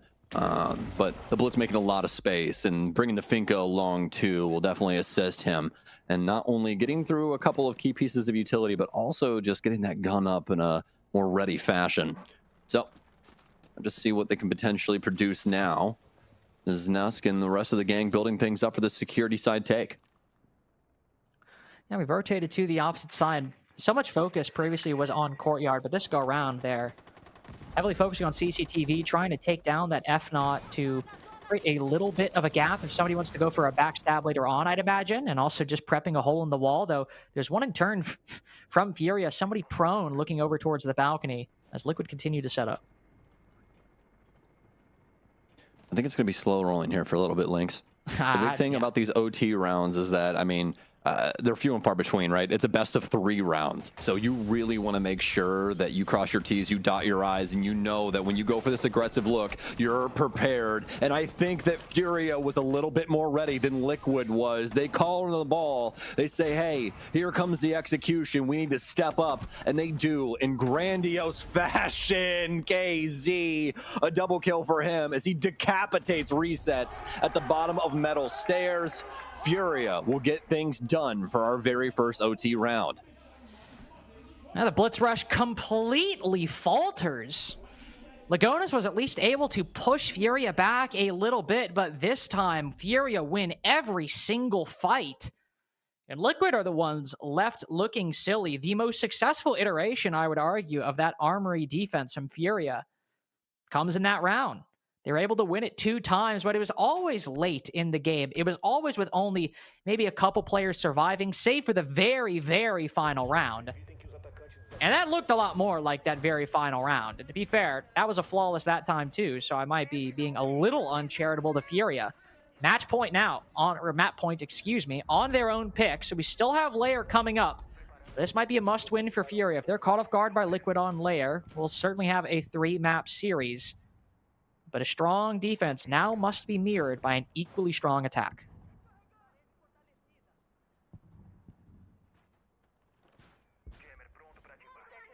Well, Liquid going to go back to the exact thing we would expect them to, any defense to, really, when it comes to border. Armory Lockers will be the date with destiny that Furia has. They're looking to close things out in successful fashion to start things off here for our map pool today. To get this round pushes us onto Lair, and they have an opportunity to take things to 0. Obviously, Liquid trying to thwart that as strongly as possible. IQ will be in the works again here for Furio. We saw this selection earlier on inside of our game. They put that to good use, finding not only a lot of utility, but also finding Ness up top inside of the archive space. And then I'm getting the kill on him, but at least we're able to suss him out and make sure that they did not go punished by that positioning that we saw. Furia, though, I think is going to take their sweet time. They've brought a lot of utility clear here, some other nice little workings as well with the Lion as well as the Finca. So a lot of ways that this one can break down. And the first AE1D goes out, and I'm sure Herds will try to at some point, whether on this one or the next. Nope, on this one, but a little late. We'll try to take some space off the back of that default and Valkyrie camera shot. So position revealed on East a little bit, but given the armory defense, Liquid know you're going to try to take it at some point, so not a big deal. Instead, the bulk of this time will continue to be spent using these Rotero drones to destroy the Bansies, destroy the F-Knots. This is the kind of round Furia like, when they can destroy all these utility pieces that Liquid lay down to try to tell them if somebody's lurking. Because when Furia destroy that, you don't really know where they could push after. No, and that's the thing. Furia are never going to shy away from an aggressive moment, a moment where they can kind of put their skill on full display. And that's what you always have to be worried about. If they're able to process this map quickly enough and still continue to keep all hands on deck, it becomes a very risky situation. I don't care who you are in the world. This team won an entire championship based off of that precipice. And now some aggressive tendencies starting to leak out from Liquid, and resets will go down to KZ. A pre-fire almost catches the player in 90, but it's Herds instead to gun him down. And this round, it's slipping away from Liquid. Now the fights are just going Furia's way. Everyone mounting such an impressive performance, still all within 1 kill of each other. A almost comically team game coming out from the attack at the moment. Nesk will peek out and cut down JV92. Potentially frozen at 11 kills, even if Furia win this game, but one creeping around the corner. As Felipox cuts down Palu, another head goes Nesk's way. Another 1v1 for him to fight outside of Armory Balcony. Info spotted. Knows the player's on metal stairs. Nesk is trying to keep himself 1 step ahead of Furia at every time, while Lagonas needs to hold down the site. There's one. Oh, but he misses a key opportunity. The shots go a little too much above Felipox's head. With 9 seconds remaining, Lagonas needs to win 1, needs to win 2. He's got the shotgun. He's only got 90 damage. And that final 10 is all too important. 8-6. Furia take border. Had you a little worried there for just a second. I know I was a little worried for Furia, but when it comes to overtime, they know how to close things out. They know exactly what is necessary on both sides of the coin. Love how they built things up on that offensive side, especially when it got down to that 3 versus 2, closing things out. Especially up against Nesk, man. That ISO play over there, Lynx, as they find him inside of security. That's the big highlight for me at the tail end of that one. Oh yeah, I mean, there was definitely 1v1s he could have won and then been able to either shield himself or take another 1v1 after that. Furia definitely still a little uncoordinated, but the highlight for me has just got to be the fact that literally everybody from Furia showed up. I mean, you cannot complain about the individual performance. Everyone at around 10, 11, 12 kills. I know this team can be consistent. I know this team is good, but man, whenever we have like replays or highlights to show, it's usually like a couple guys popping off. I don't know if we'll ever see a more diverse package than what we'll see from Furia. Oh yeah, absolutely. And you know, like I touched on in the game, this is a play style that they won an entire championship off of, and they're going to continue to prosper with it because it is just so powerful. It's so potent. All of these players are more than capable of having that highlight reel moment, as you're saying, and it's on full display inside of this scoreboard. Everybody just a gleaming star of consistency here on Border. You really, and going into Lair, what is going to be, you know, an unknown quantity for both teams. Liquid and Furia, neither have played at the stage so far. That puts Furia in potentially a more favorable spot. It's Liquid's pick. They might have the edge strategically, but if Furia have a day where everybody is not necessarily in world beater form, but everybody's showing up in solid 7, 8 out of 10 performances, it might have been a close 8-6, but at least the fact that maybe they won't have to worry about Herds or KZ not showing up, Nade, Felipox not showing up. Things can always change between maps, but really, really good stuff individually from Furia. And then, of course, we still had quite a few individual plays, and I think Felipox and Nade all getting 3Ks too. It was mainly the supports doing a lot of the big multi-kills. The Herds and KZ obviously had their moments as well. Yeah, and you know, looking on towards Lair, completely different map setup, right? Border is our smallest map in the entire map pool at the current moment, and honestly, it has been whenever it does enter the map pool, right? So with Lair now on the docket, it definitely makes you think as to how these teams are going to try and coordinate themselves around such a large map. I'm really excited to see how Furia goes about things since they've been so dominant with a lot of these offensive weapons. Yeah, I am as well. Such a long first map, 8-6. You hope that this is going to be the longer series of the two today. I mean, I'm excited for FaZe W7M, especially with the individual performances we've seen from W7M consistently since that new roster assembled last stage. But Furia Liquid with major qualification on the line. Not either of these teams' only chance, but definitely the primary one. They want that security offered by qualifying today and just playing for the reputation and extra money tomorrow. The kind of game you want to go the distance. The kind of game that if we're going to have, I think, back-to-back 1v3s and ridiculous moments, Sam, it would be this one. Even though Amadi was that odd 2-0 last night. Border finally wrapping up.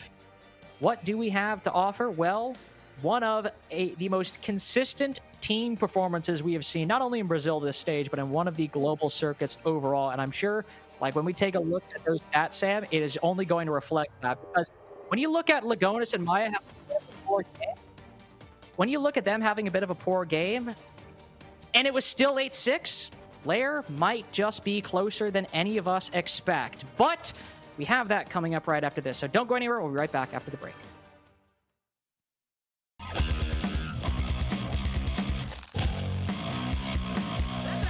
A NiP também tá adulta, não tá dando a cara, tá esperando no bombe essa movimentação e a decisão da BD por onde avançar.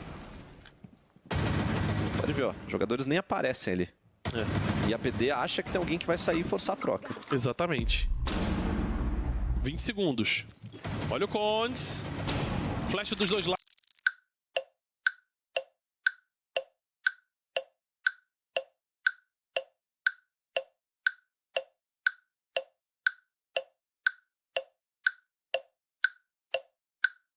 Flash dos dois lados, o Flório consegue pegar a primeira, ainda tem trocação, o Psycho cai também, 2x1 agora, Retalha.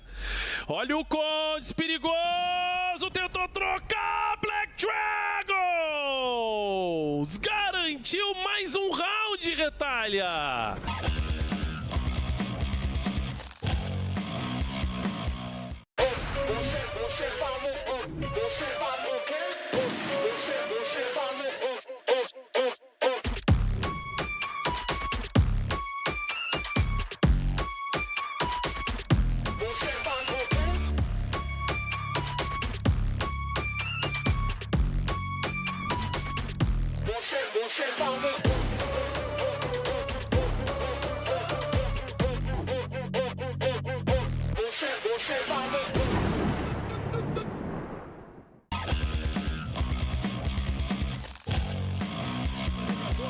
VKS. Passou um drone. Dafodil no air jab para evitar a rotação. 45 segundinhos, Retalha. Será a zica do OT, meu amigo? Não sei. Será que a VKS acordou agora? Vem pra cima.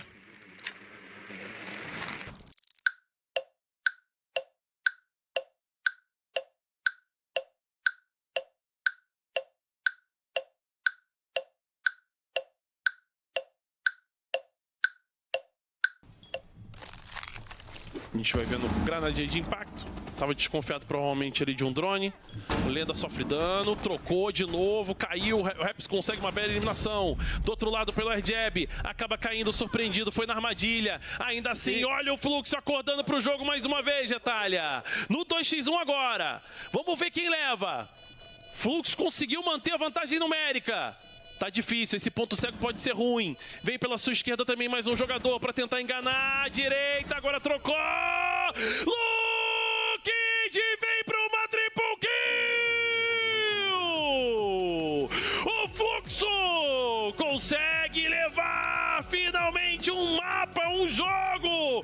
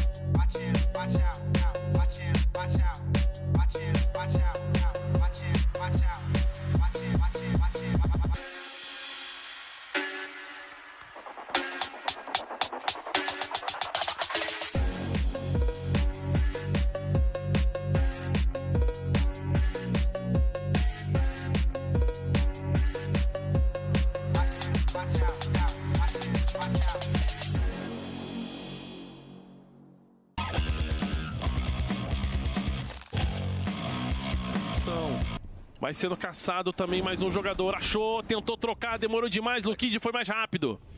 Sozinho agora o Dafodil.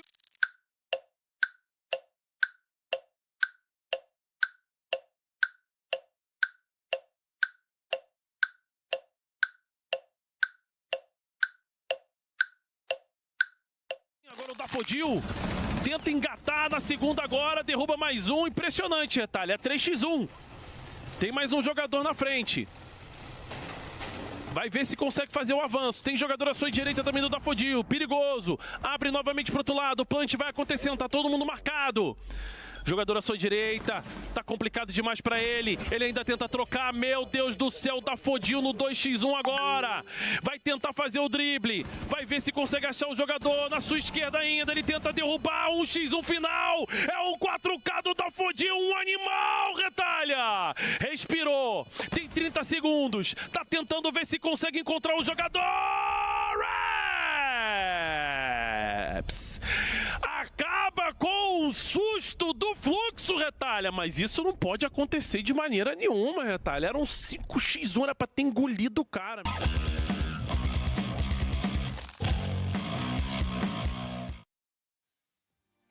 Welcome back, everybody. Map 1 was an incredibly close affair between Liquid and Furia, 8-6 for the latter.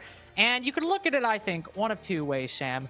Wow, what a profoundly consistent performance for Furia to get it over the line. Everybody within like 1 or 2 kills of each other. And I think that is a valid takeaway from this. But also, it required a full team game from Furia just to clinch it in overtime.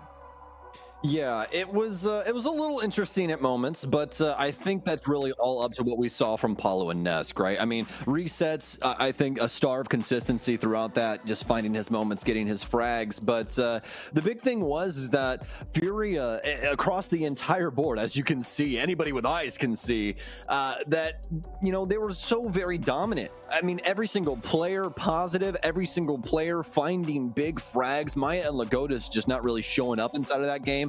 And that's really where the big difference is. A massive difference in the end, but we now move to Liquid's pick. We have Lair coming up, a map that neither of these teams have played up until this point.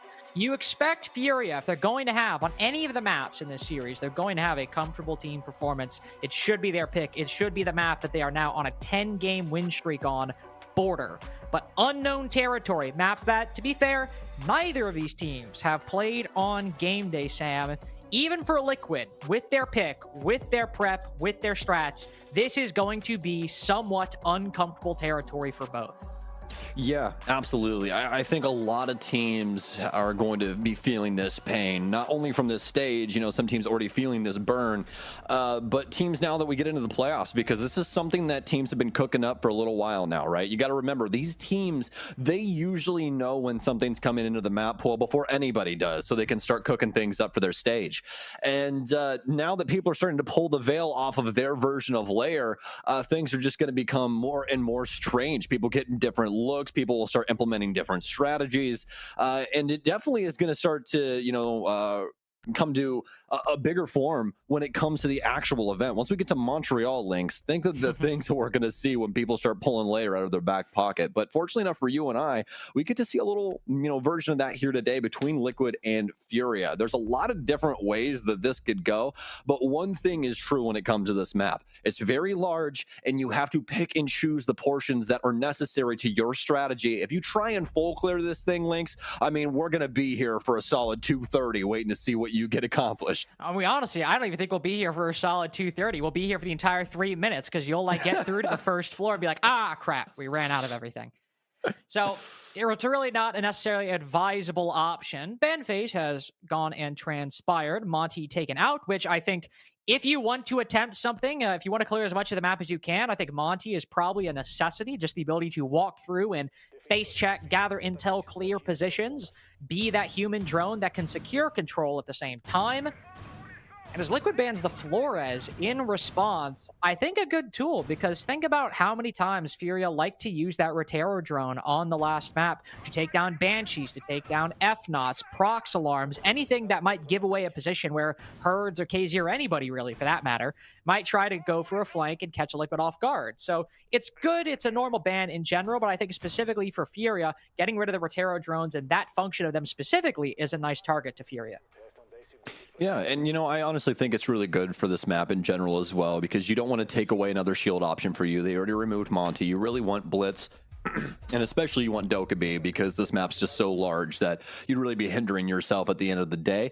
Might have been a good spot ban there for Furia, but they were more focused on getting that Monty out of play, as they didn't have the offensive side of the coin first. So not a bad strategy from them. But the main thing is that with that Flores ban, it limits their options for clearing out these bastions, Carter. And that's what this map's really about, right? They set up a lot of different areas around the bomb site on a more extended basis just because the map allows that. And to not have something like those Rotero drones that you can simply drive in there and blow up to get rid of a lot of utility on the defensive side, it does complicate things a little bit more. So we'll have to look to how Liquid want to try and go about that. Well, you know, what clearing options are they exactly going to use? The nades and even Selma charges could be enough. There's the Kiva barricades to worry about as the zombies on the other side, so kind of your whole point right there. 5 Kiva barricades, no Rotero drones. Sure, you can shoot them, but especially with no DMRs on the opposite side, could be a problem. At least you have the Blitz maybe to circumvent it. Palu down below with the Buck, a position that we'll see Palu consistently on any operator, but if the Deimos is online, which he is in this game, could use that, but the Skeleton Key will be his weapon of choice this go around to cause chaos underneath the floorboards of Furia. Lagonis getting set up with this blitz. Will spot. See the mute. JV92 getting aggressive out from the doorway. Also knows that one is down on the opposite end of that hallway. On top of the green stairs, Ness could now go for the flank behind him. The gun behind Lagonis will almost take his own head off. Herd's down, though. Paulo able to cut one off, but this blitz has been countered pretty effectively by Furia every single time. They're able to stop him from gaining more control than he can, and it's the guns around him that redeem it. 5-3 acquired by Liquid, and as he's picked up by Lagonis, Lagonis is picked up. Now the blitz can push even further with this diffuser. Ooh, Palu down below. Fellapox is able to retake that verticality, but Liquid's still with the advantage. Yeah, and this is where things are going to get really, really difficult for Furia because you have to hold these crosses efficiently. And when you have a nade, there's a way, I guess, right? 2v2, make it a 1v none. Liquid popping off there right at the tail end. You get a little worried after Nade gets that big 2K, but I thought that one of the Furia members ended up catching one of those Liquid players, but no, completely off base. Both of the remaining Liquid players able to gun down the remaining roster of Furia, and they take round one. I mean, don't get me wrong, it was definitely not the way that they wanted things to go down, but they'll take it at the end of the day. In a game that might just be decided by rounds where you didn't want to win it that way, but you had to find it somehow. It felt that way a lot of the times on Border. Might feel that way a lot of times on Lair. Liquid will get that first win, though. On Lair, as typically with any new map, it is a bit defender-sided, and in the 3 plays we've seen in Brazil, that has been the case. 65% defensive win rate overall.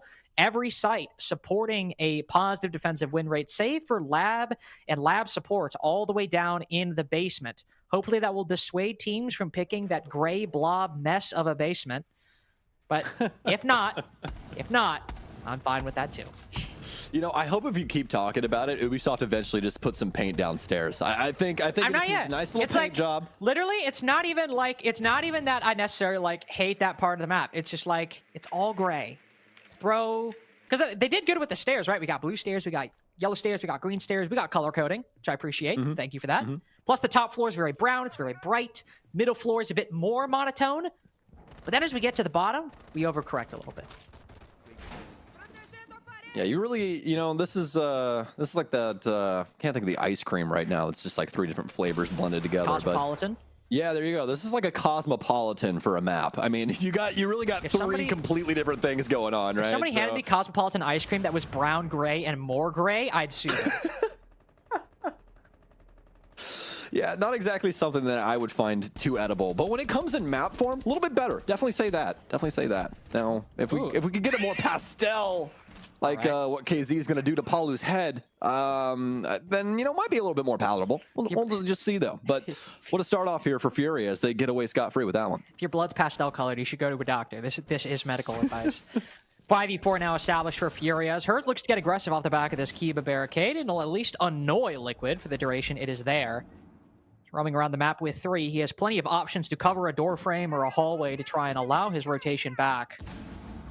Fellapox was rotating up the hallway trying to retake R6 room previously, though now there's a lot more focus over towards operation this go around. Fellapox behind this deployable shield, contesting that long angle.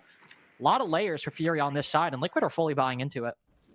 Yeah, it's going to be difficult for Liquid here, too. I mean, really the only option they have to get rid of this utility is Ash. Neska's going to have to work his way in here, try and break up some of the, shield angles and that sort of thing. But now the biggest problem for them is going to be working their way towards the site. The last time we saw Liquid try and work things in towards that far hallway, and they were able to find some big moments off the blitz. You no longer have the blitz, and now you no longer have Palu with that Grim to try and at least get you some space. I mean, even in this situation right here, he could clear out that shield for you, make it somewhat unplayable, but now they have to try and find a different option. And they've worked themselves up the far staircase. A Nitro Cell out. It does a lot of damage to Nesk as they're trying to deal with this main hallway, but it's going to be JV92 to answer the call along with KZ. But Herds, he fires into his own teammate, and now it's a 2 versus 2.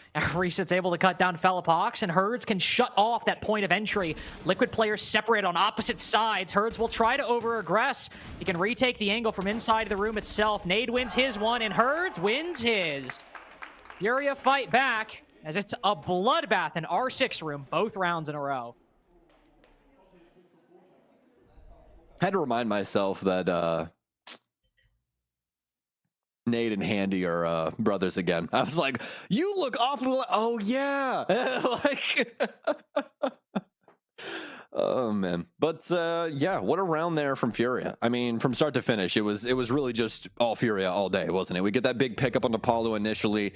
Liquid gets completely stunted over on Ops room. No real way to work themselves forward, especially without having that Grim utility like we touched on, right? So they try and, go for the alternate route. They go for that far hallway and try and make an adjustment, try and find an angle that Furia isn't too worried about. But with so many guns still active and everybody on more of a reconnaissance mission, just trying to put those feelers out there and see where Liquid are going to try and get something going for themselves.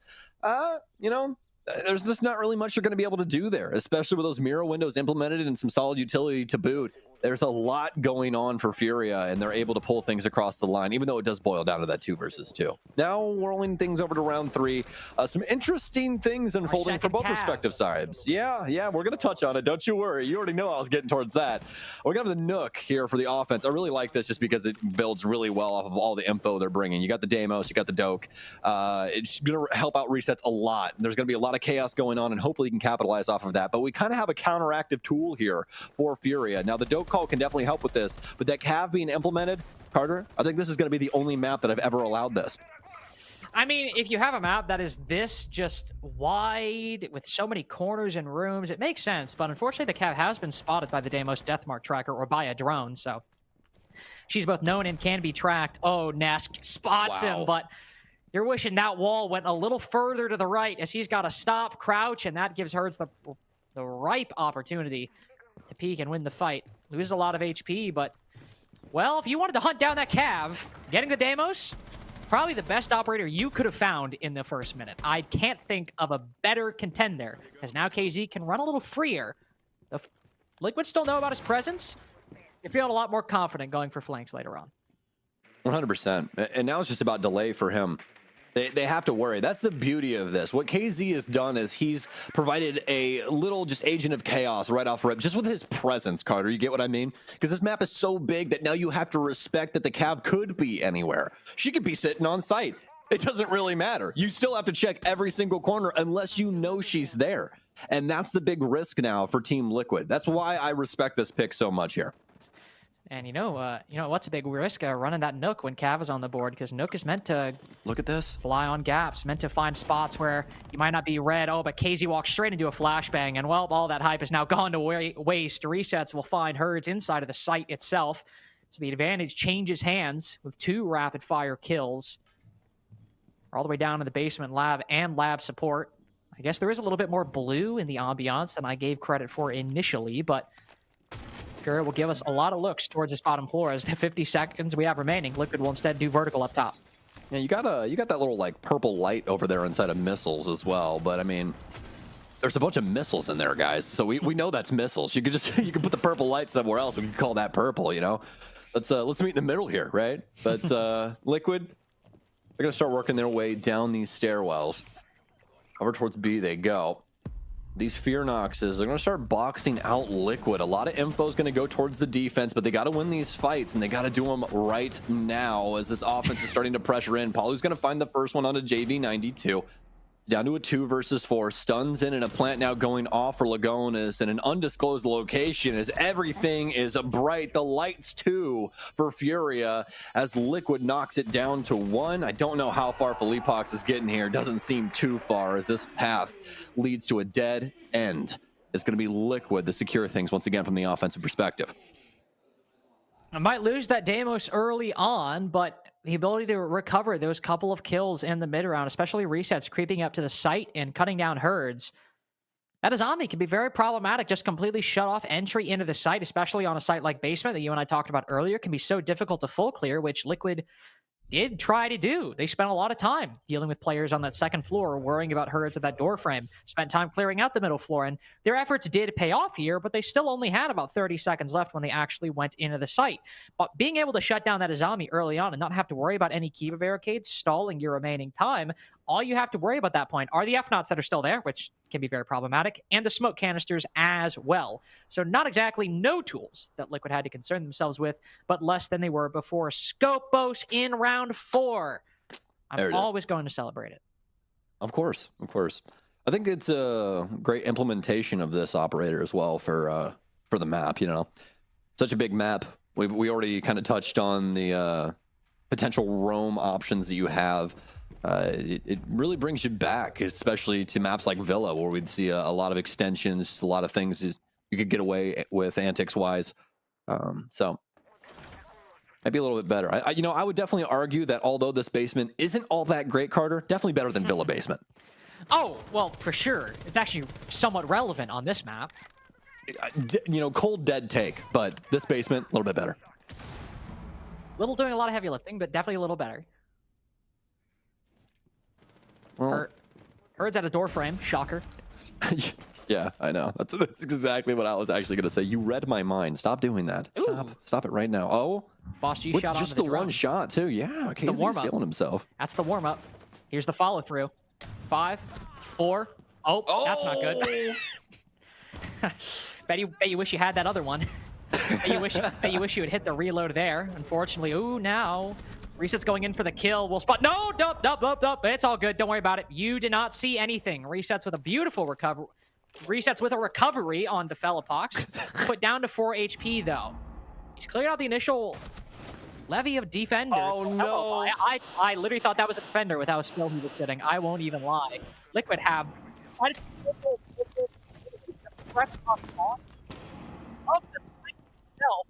This is a way better strategy than the one that got them around victory previously. KZ will shut down the lowest health member of Liquid. He's got intel on the one player around the corner. That's an easy 1v1 to pick up. Tries to go for the finish with the Boss G. Can't get it done. 3-1 now for Liquid. These attacks starting to come more consistently. Yeah, and that's the thing about this basement setup, right? When it comes to it, if you don't want to deal with that top roam, you can just attack things from this garage side, right? Just working your way in and being able to find these angles on this hallway really surprised Furia. Caught a lot of these players off guard and were able to get the big kills here, especially with that known quantity being there, over on that garage area. Just able to make the most of it was Liquid. Furia, I mean, you had some good moments there where they could have been able to pull things back across the line, but really just were not capable of hitting the shots.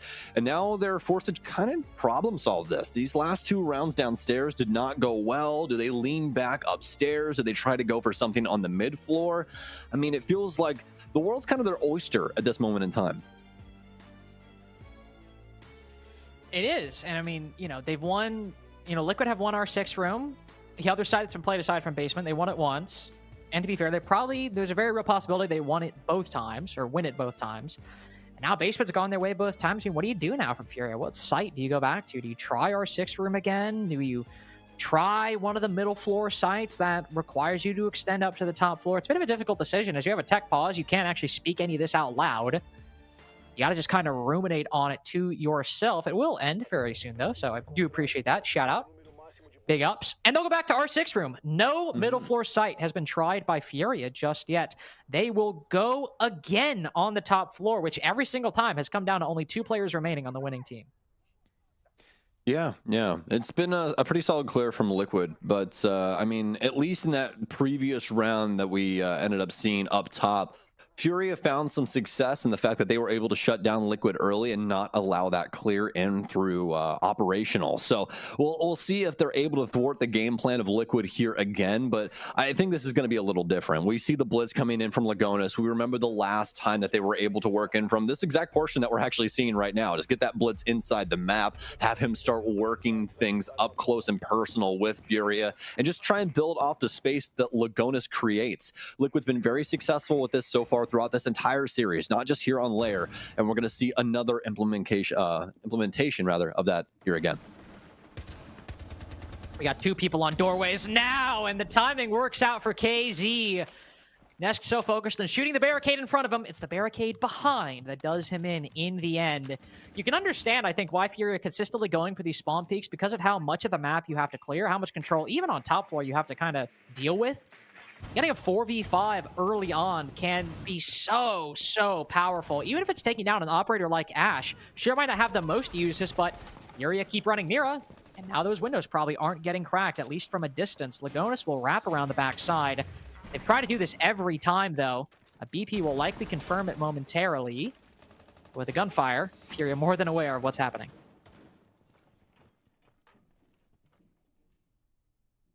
Very similar setup to what we saw the last time.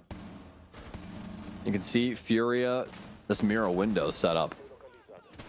Solid influence over this hall, and Blitz is going to start to deal with not only utility, but also gun fodder that's being sent his way. And Lagonis will end up taking quite a bit of damage, but it's actually going to be Nesk that gets punished first. Some Selmas in here to boot.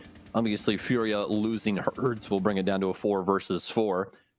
Now, the big thing is for Liquid, what do they do with a moment like this? Your Blitz is on a little bit lower HP, some gunfights trying to be taken around the map, but mostly from the Furia side. It seems as though their patience will prevail, though, as they'll take down JV92. Oh, Nade, 2 just around the corner, but the flank doesn't work there either. KZ and Nade both, I think, wishing that... How the hell does he land that? I know the Blitz was low HP, but that is criminal. He got away with that long range. A shot. SMG-11 on the follow-through.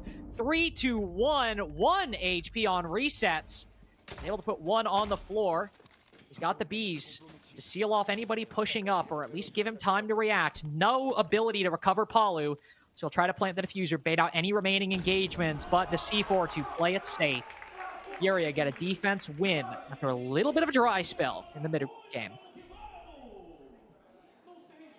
Well, that's really all they need. They're just trying to get something positive in their court right now, because these last 2 defenses have not came easy. Liquid have been punishing strategy after strategy out of Furia, so to be able to go back to the top floor and get one under your belt, I bet feels quite good. Now, it looks like we're actually going to have a first floor defense here. No basement this time around, as we'll be headed towards the right side of the map here.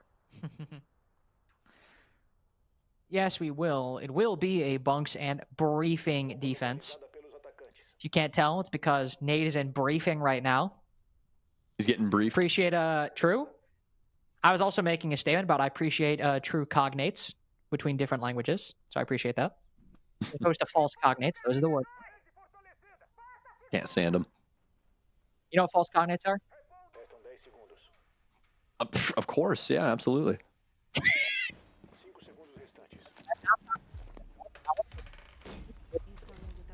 I'm a red man. What? I read sometimes. Oh, I was like, it's like Red Man, like the recording artist. I think I signed Lil Wayne. I think that's Birdman. Oh, that is Birdman. Well, I look silly now. Carter. My bad. Wayne was signed to Birdman. You're right. Redman was hip hop though. I'm like right field. I just mistook 2 people.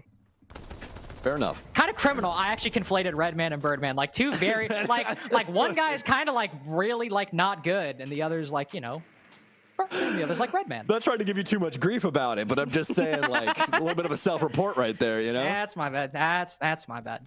I expected more out of you. All right. Well, you know what? Let me try to redeem myself in round 6. As Furia look to do as well off of that win in round 5. Tie game could be within their reach, depending on how they play their cards. It is thankfully not an R6 room defense, as we said, it is first floor, but you do have to defend the second floor a little bit. So we'll have a mirror window over by operation. We'll surely have some vertical angles looking down into the site from R6 room and the second floor more broadly, office as well, as you can see.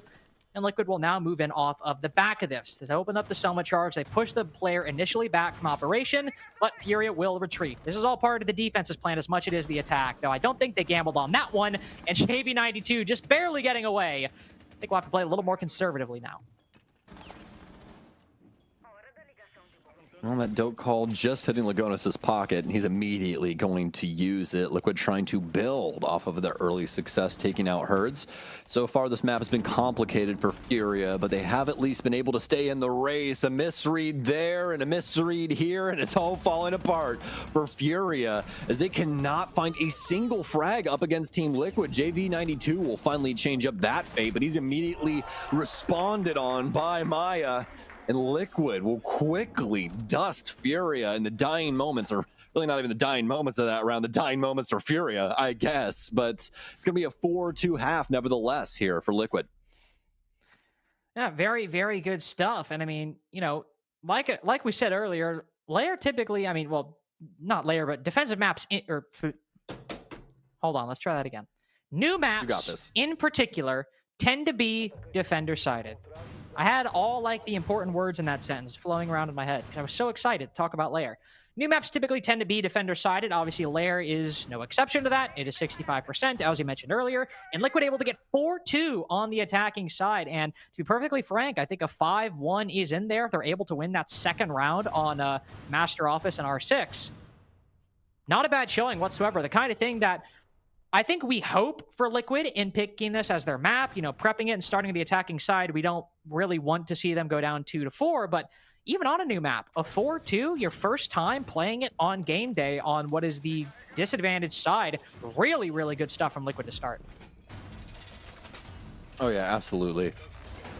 Especially now that they're able to lean into this defense, right? That's the key thing here. Having that success on offense, something that a lot of teams have not really found on layer. This map has been pretty defender-sided. Now, I will say the key thing about any map coming into the map pool, especially when it's a fresh map, not something that's a remake and people are somewhat used to, it usually trends defender-favored for quite some time. So Liquid just really beating the odds as of right now and showing that they're very well versed with how layer works from an offensive perspective. Now, how that translates to their defenses, rather, we don't exactly know just yet, but we'll soon be finding that out as we are already into round 7.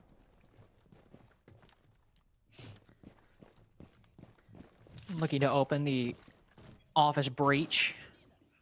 Mainstay of any attack of the second floor bomb site, not only because of the access to the site, but also that it cuts off that initial rotation back from operation. Herd's going down early on, unfortunately.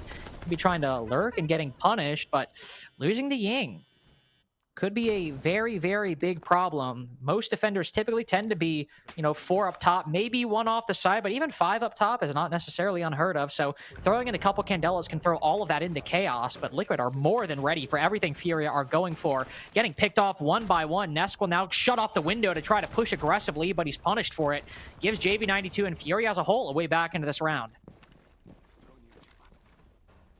Some nice pickups here, but the main thing is that they've lost Herds on this Ying. This is going to make a big gap in the offensive perspective. You really just have the dope calls to work off of now, and these executes not going to be nearly as potent as they once were, especially with these lines of sight that Liquid have been gifted, especially with the advantage in man play as well. Might change up though here as the swing comes in off the stairwell, but Maya challenges the stun timing. He was already there waiting to see if KZ would swing.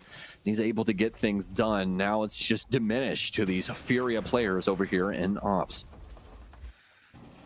Love Maya swinging ahead of the flash right there, just catching Furia completely off guard. It has been isolated 1v1s this entire game. Now Liquid are the ones taking advantage of it. Now again, he tries to swing ahead of it. The shots go wide this time, but 10-2, he's got more than enough to spare. Bouncing back from his performance on map 1. Could be the big game changer as Resets, Nesk, and Palu still on. Lagonas just doing Lagonas things, but when you have some of the best players in Brazil, it might not matter. Hello, Maya unfortunately hit by the flash this go around. Bellapox put to so low HP. That's an easy pickup for Resets right there. One peek out. No, never mind. Caught un-ADS'd. Bellapox go for the prone peek on the next. Pre-fire lands, but Lagonas doing his thing indeed on the wraparound in the 1v1. Gives Liquid their first defense. Very well done to Liquid. Just challenging the things that the offense were doing at the proper times, right? We see a lot of play centralized around that ops space. Furia tries to work things from some different angles. They try to find some window play in there, but nothing really doing for them. Liquid constantly finding the angle and able to consistently take down these Furia members, and that's why we're having this timeout. That's why they're perplexed right now. They just cannot find a successful way to deal with this offense, at least in the first round. And it's going to take some serious thinking as of now, because that lead that Liquid built up on defense, Furia don't have nearly as many opportunities as they usually do, with just how consistent they have been throughout this stage.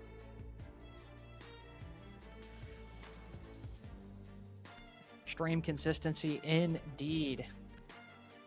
Man, I mean, I expected Liquid to be prepared on layer, but the confidence they have going into this, I mean, you'd kind of hope they would have it, given, the pedigree of the org, the caliber of the players on this team, but unexpected how strong and confident they are already looking on this defensive side and the attacks as well. Nesk might get punished right there, but even still, feeling confident to go for that play, shut off that window and try to take the fight. Liquid are more than comfortable, and the 4-2 has even compounded that. Does come down to a 1v1, though. Furia still showing some of what made Border the ability to bring rounds back when they have no business doing so. So as we move our way down to the middle floor, will be Bunks and Briefing again, picked far earlier by Liquid on their defensive side than it took for Furia to get to this same position. But one key difference that we do have will be the introduction of this Pulse by Liquid. When Furia were running here, they focused heavily on the top floor roam, but it was kind of two isolated pieces working in tandem. But for Liquid, now the Pulse can sort of blend the two together. I don't know about you. I'm a Never big Pulse mind, guy. he's in the basement. He should be. He should be. This map works exactly like Consulate.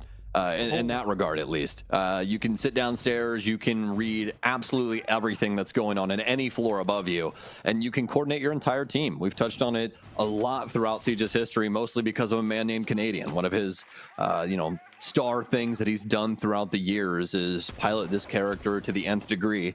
And this time around, it's going to be Lagonis. So we'll see what he's able to accomplish down low. If he gets a solid read on this Furia offense, then things all of a sudden become pretty easy for Team Liquid. They can pick and choose their fights how they please. But the first one right here, very risky for Ness because he's already been knocked quite low. But looks like it might be the headshot that's only available to the offense. He's playing around this barrier to some solid success. A headshot is acquired by Herds. All that damage made pointless.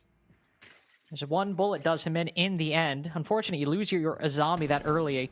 Nesk has now been punished twice on these peaks. Lagona says, hey, there's somebody inside of the site. We should probably be concerned about that.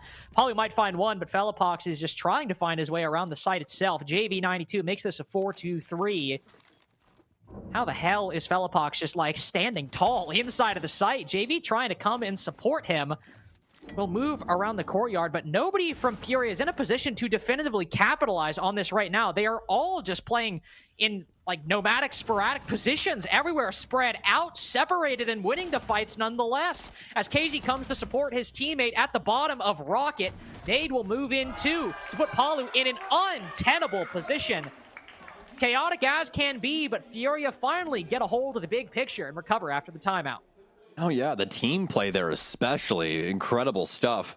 Very well done there, and I think we might be on a little bit of a break there for just a split second. I think Felipox actually knocked his headphones out, so I'll get those things back in here and make sure that his audio's working. Yeah, little tech pause here just to make sure that I assume he can hear. But either way, you could hear throughout the round, it was making the proper calls on top of that. Felipox and the rest of Furia making some very strong decisions as they clear out that top floor and work their way towards the site. Especially love the fact that they found that gap, Carter, and they immediately exploited it. I mean, you said it yourself. How the hell is this guy just constantly existing inside of the bomb site? Usually you're not allowed to breathe the same air as these players, but he finds a way. Well, it's also one of those situations where, like, you find the gap, like, maybe you're allowed in by accident, but then it's like, all right, if it's one of those rounds where you're just, like, in the site and your team takes, like, 20 to 30 seconds to, like, fully come support you, that guy usually dies at that point, because even a shoddy defense will realize, hey, somebody's inside, because the Pulse literally made direct eye contact with him, and yet somehow, Furia, they don't take a whole 20, 30 seconds, but Fellapox is pretty alone inside the site. Furia, KZ are all supporting him, and kind of moving in one by one to bottom Rocket, and a lot of the gunfights thankfully happen there as the defense either takes 1v1s or tries to rotate back, so it does end up working out as Fellapox's audio is brought back. Furia starting to bring this attacking half back as well. Only 2 rounds played, but as we move all the way down to the basement, saw quite a lot of success from Liquid when they attacked this site. Yes, we did.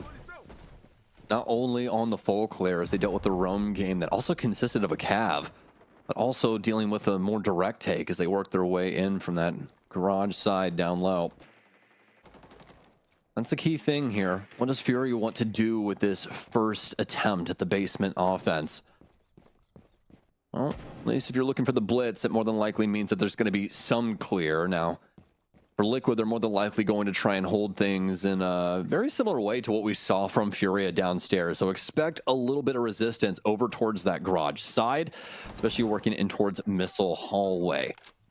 As for Furia, they're really going to want to build off of their info game. Get these drones in here, Carter, get things droned out, understand the main positioning for Liquid. Obviously, they're going to move around a bit before you really get up to the show, right? But having all of this utility to boot on top of that, things like the EE1D, really going to help out at the end of the day. Really, I think what really exemplifies the bind teams can sometimes be on layers, the fact that we have 3 bulletproof cameras. I saw KZ Shock 2, and I'm like, oh, sweet. He's got, almost all of them. Maya still has one in play. Maya very much in play as he shuts down the Blitz on the initial point of entry. Herds, I think, wishing he picked the R4C instead of the shield this go around, as just through the hatch, he is fed to the Wolves. JB92 put down to very low HP on the opposite side of the site. Nade will find one. That's Lagonis, but it's still Liquid with the momentum right now, as this entire Furia execute has been stopped, and you've lost the very operator, the Blitz, who's meant to create the space in the first place. JV will maybe look to recover, look to push further as Nade tags on for 2. Another EE1D goes out as Furia stopping and starting, but winning every fight that comes to them. Maya, who started this whole thing with the opening pick onto Herds, will find his second, but as he drops down the hatch, he's now on the attacker's turf. Igor more than happy with that one, as we're 1 round away from a tie game. Love the way that Furia played with the pace right there, man. That was so well done. That start and stop motion, working themselves into the map off of those EE1Ds. It's so perplexing to Liquid, right? I mean, they think that Furia's getting on the gas. They're looking for these challenges. Everybody kind of gets mispositioned there as they think that Furia is all hands on deck. But that's clearly not the case. The full court press is not coming in. And in fact, Furia is holding back to see what the response is going to be from Liquid. And they get punished. As soon as they try and fly out and deal with all these Furia members that they think are there, it's just a mirage, it's just a ruse. And that EE1D comes in as they try and rotate back to the site. 3 separate pings go out, Carter, and they feast on all of these Liquid players. It comes down to the man that started things off upstairs through that hatch. That was the main thing that I was going to talk about for Furia if they ended up getting consistently punished there. Oh, well, we didn't clear out the mid floor. We didn't deal with some verticality that could work its way in. And that's really what, started the whole fall down, the whole crescendo of our offense. But instead, Furia battle back. They retaliate in a very positive way there. And I just love how they bait Liquid into this. Let's roll these replays and watch how these fights break down. Also, Nade doing very, very good job on this second map. The team-wide performance isn't exactly what it was on Border, but Nade now breaching double digits after that round. A 2K on the buck, pushing in from sort of the missile side of the equation. Very, very good stuff from Furia overall, but Nade especially in that round. Fellapox too doing good. Herds 1-5 at the moment. Really not the biggest deal, as we need to see a little bit more performance for Furia to start taking this convinced and at least start breaching into the positive KD on more players than just Nade. But they are doing well to close this gap. 5-2 feels like a distant memory at this point, as Furia have won the majority of the rounds on this second half. And now we go back to the only site that Liquid have been able to win so far. Yeah, this has always been an extremely scary squad, especially when they are able to work off of each other so efficiently. And Liquid feeling that burn right now.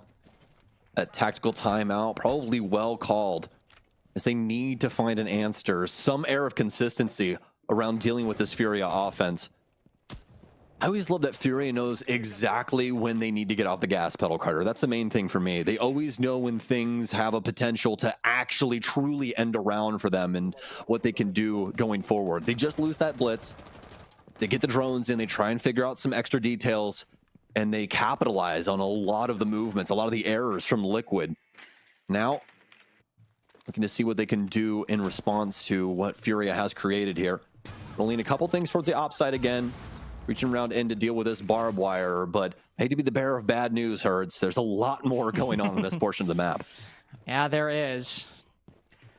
Clash being one of many culprits he could run into. So much barbed. I mean, we had 3 sets of BPs last time. Now 3 sets of barbed and a bulletproof still to find that information.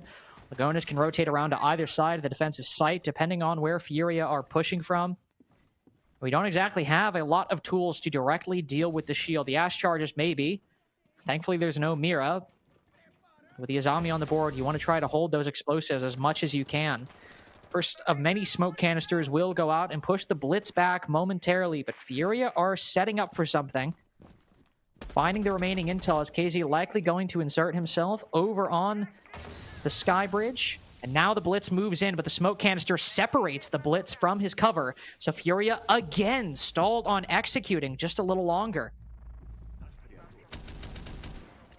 Oh, I love this. It's going to displace Clash, and that's really all you need. He doesn't get the kill, but that's fine. They have to try and find somebody else to show up now. At least they'll know that this Deimos is down low. So if there is some potential lurk working its way in, maybe we have a frag come in that department. But past that, it's everybody at the seams right now trying to fend off every single player on the other side as they begin to clash. And speaking of clash, Lagonis is down. It's a 3 versus 3, 14 HP on JV92 as well, and KZ will try and swing into Nesk. He'll get the double kill as that death mark tracker will come in. Only 30 seconds remain for Furia, but it's Felipox actually that takes out Nesk. Yeah, Felipox able to cut him down. Nice bit of information, but it's JV92 has now got to join the Blitz up top. So low HP. Furia have kept it very, very close. But he'll need every bit of intel, every bit of luck to find his way out of this. He's able to bait the Blitz and find the intel on the remainder. MP7 peeking around the corner. JV92 gets a reload off, but doesn't land the kill. Just far too much required, unfortunately, with too little HP to bear. Match point for Liquid. Might only be our 6th room going their way, but hell, it might be enough to secure overtime. On a solid timeout called there, man. That was very well done on that top floor. I do not think that Furia were prepared for the clash. And we've seen that a couple of times so far during this this playoff portion of the stage for multiple regions now, haven't we, Carter?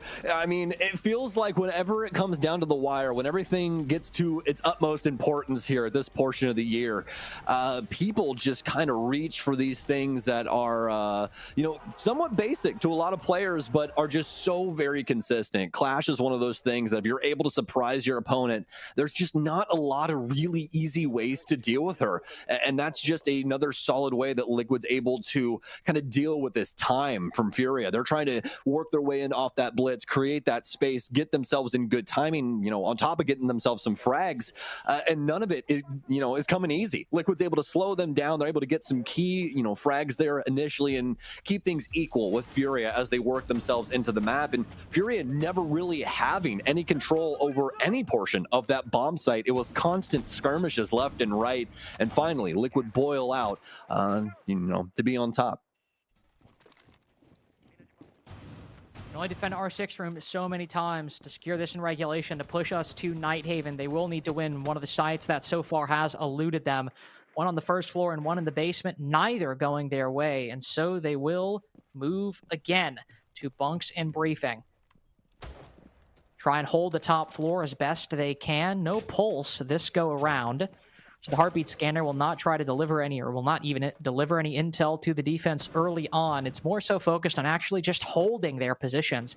Kiba barricades still in play, but bring in the Fenrir to force Furia to clear more information, stop them from getting all the control, all the gaps or lurk points they want early on.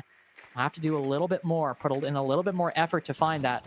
Minute in, I'm sure we'll see some action soon, but Furia will still have a little bit more to do.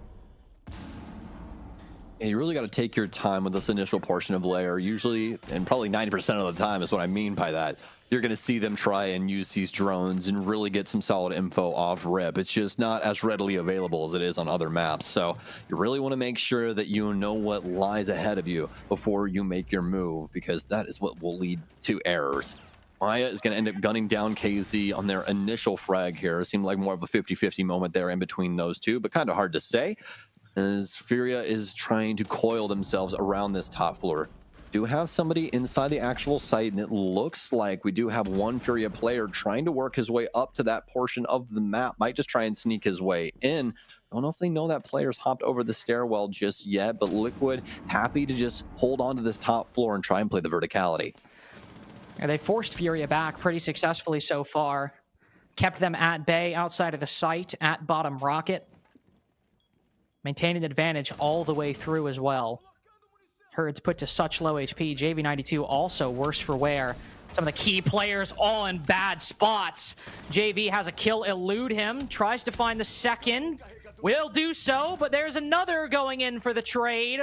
Apollo able to catch JV92 with the chamber empty. 2-4 now.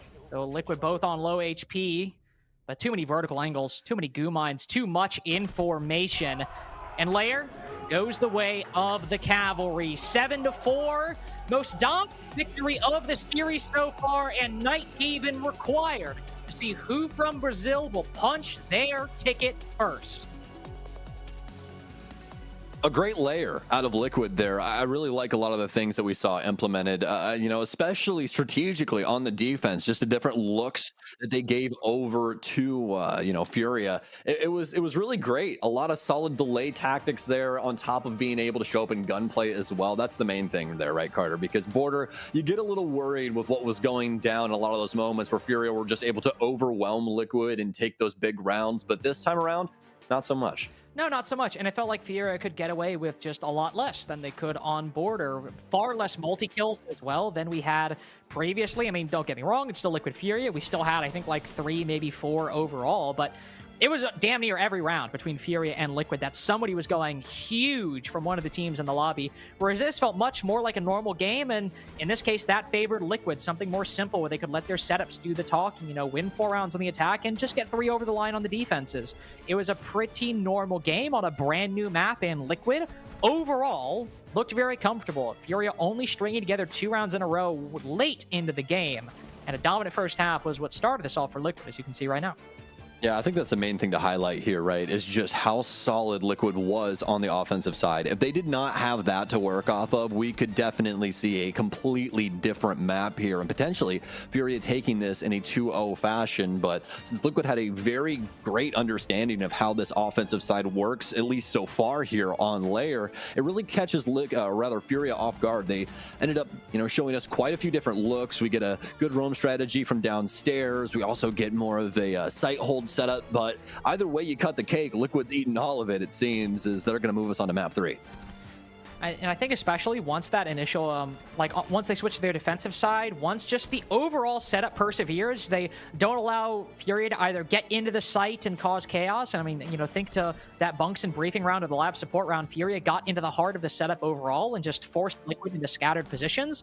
When Furia actually tried to go for that clear, that's when Liquid were able to persevere. When Furia actually had to deal with that setup that Liquid were putting forth on Lair, that is where they had the success. But for the series that I personally was most excited for today, I'm getting everything I wanted. 3 maps we will have between Liquid and Furia to start our day, and we still got a best of 3 to go later. But all of that, and Nighthaven specifically, we'll be back right after this.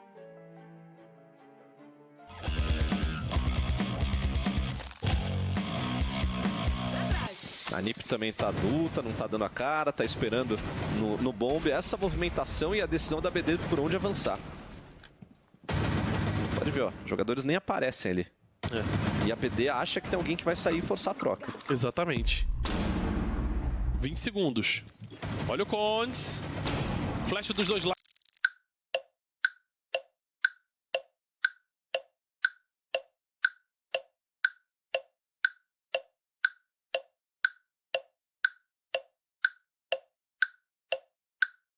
Flash dos dois lados, o Flório consegue pegar a primeira, ainda tem trocação, o Psycho cai também, 2x1 agora, Retalha. Olha o Condes, perigoso, tentou trocar, Black Dragons! Garantiu mais um round, Retalha!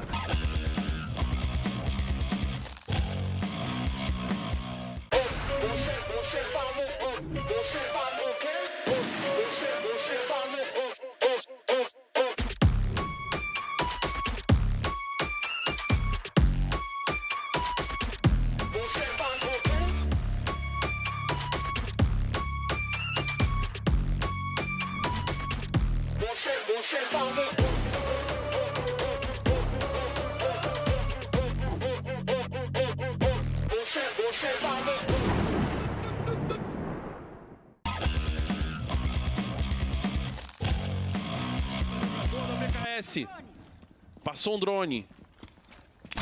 Dá fodil no air jab para evitar a rotação. 45 segundinhos, Retalha. Será a zica do OT, meu amigo? Não sei.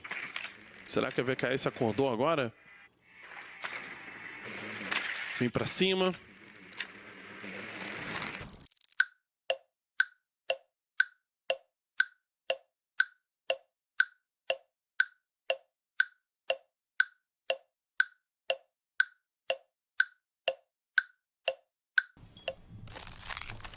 A gente vai vendo granadinha de impacto.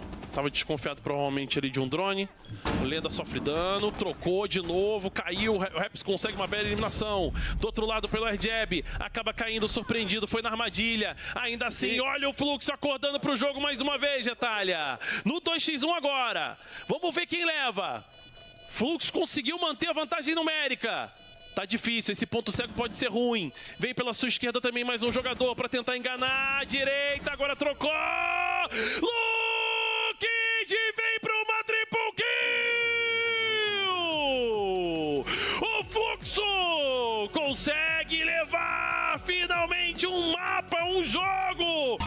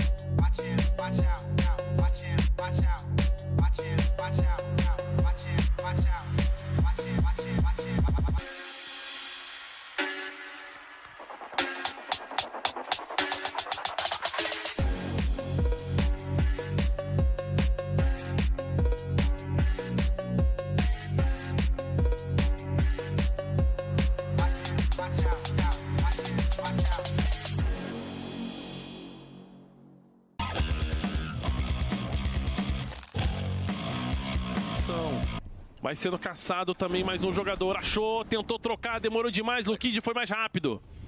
Sozinho agora o Dafodil.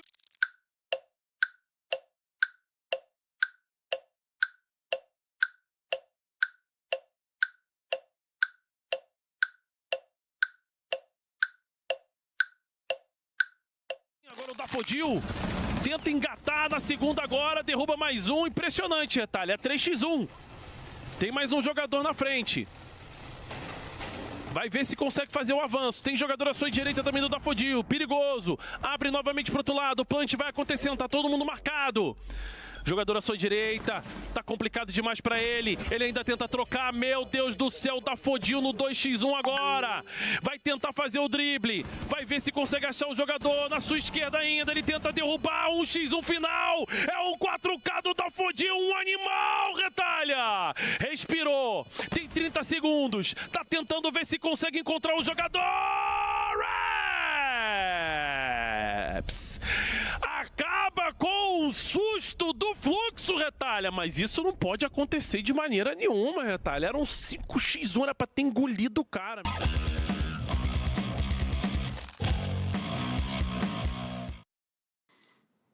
Well, as we've said, this one to be a close, competitive 3-map brawl is not a surprise at all, and you're seeing Furia and Liquid go toe-to-toe as always, and maybe an unexpected start on border. Furia just sneaking out the win, but Lair, that is where Liquid cleaned it up.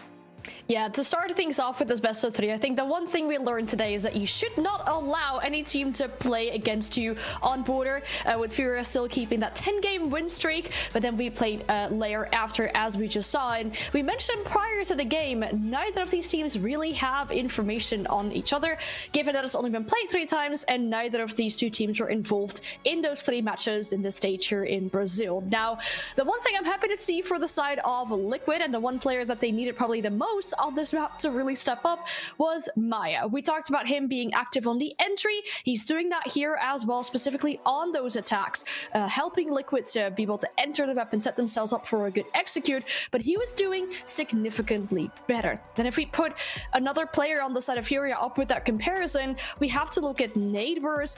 You'd normally expect this to be coming more from KZ and Hertz, but they were both going negative this game.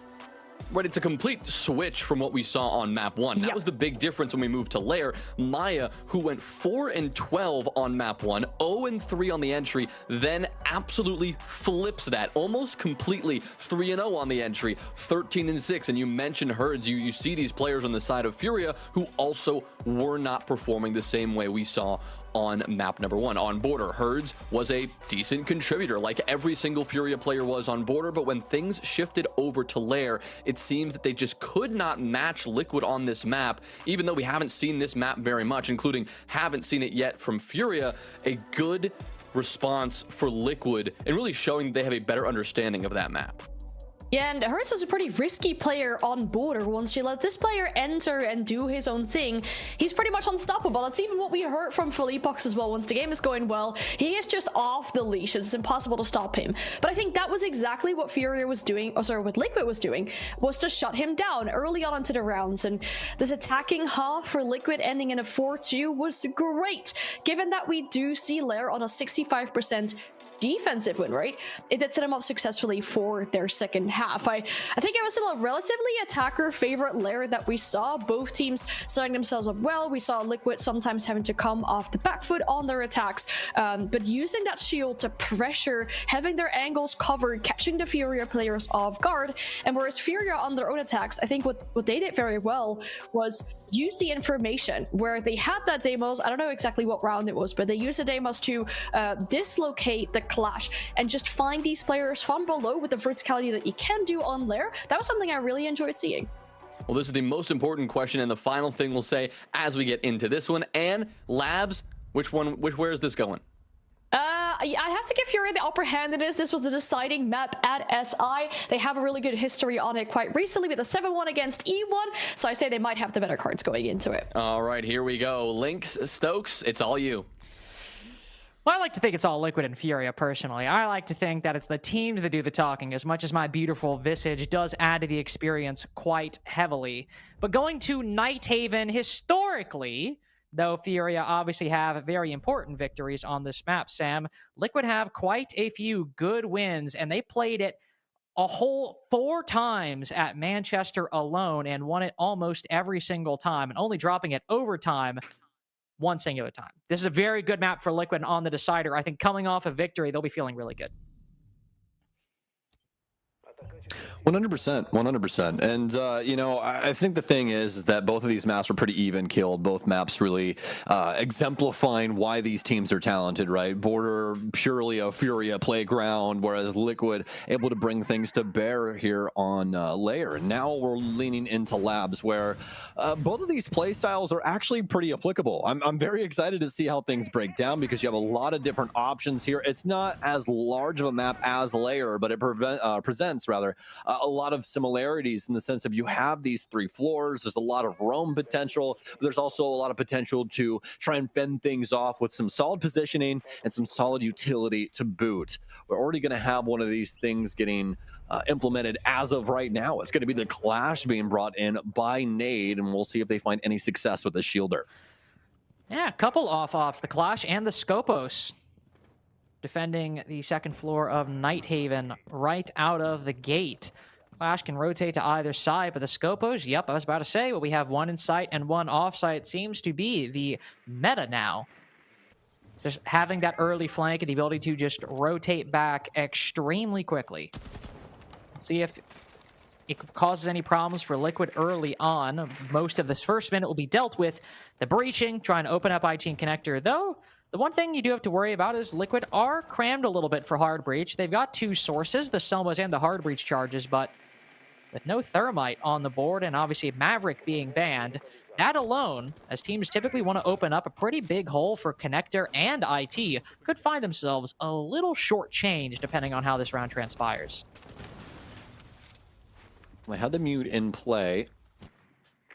Doesn't really pass that to try and hold on to these walls. We ended up seeing the Bandit ban in a game yesterday in NA as well. Something that was very solid here for Lair. This kind of slows things up for that IT play, but Liquid not going to have to deal with any of the Kaid or Tubarão antics that we saw. So he's definitely going to stay on the course there here for them, at least for right now. Still have some drone play to try and work in. A lot of positions still being held on to by Furia, but this is the time to start trying to get this map to work into your favor. Gonna have some damage on Sapalu. You can see the cross being held here by another Liquid player as they try to get themselves set up for this top floor execute.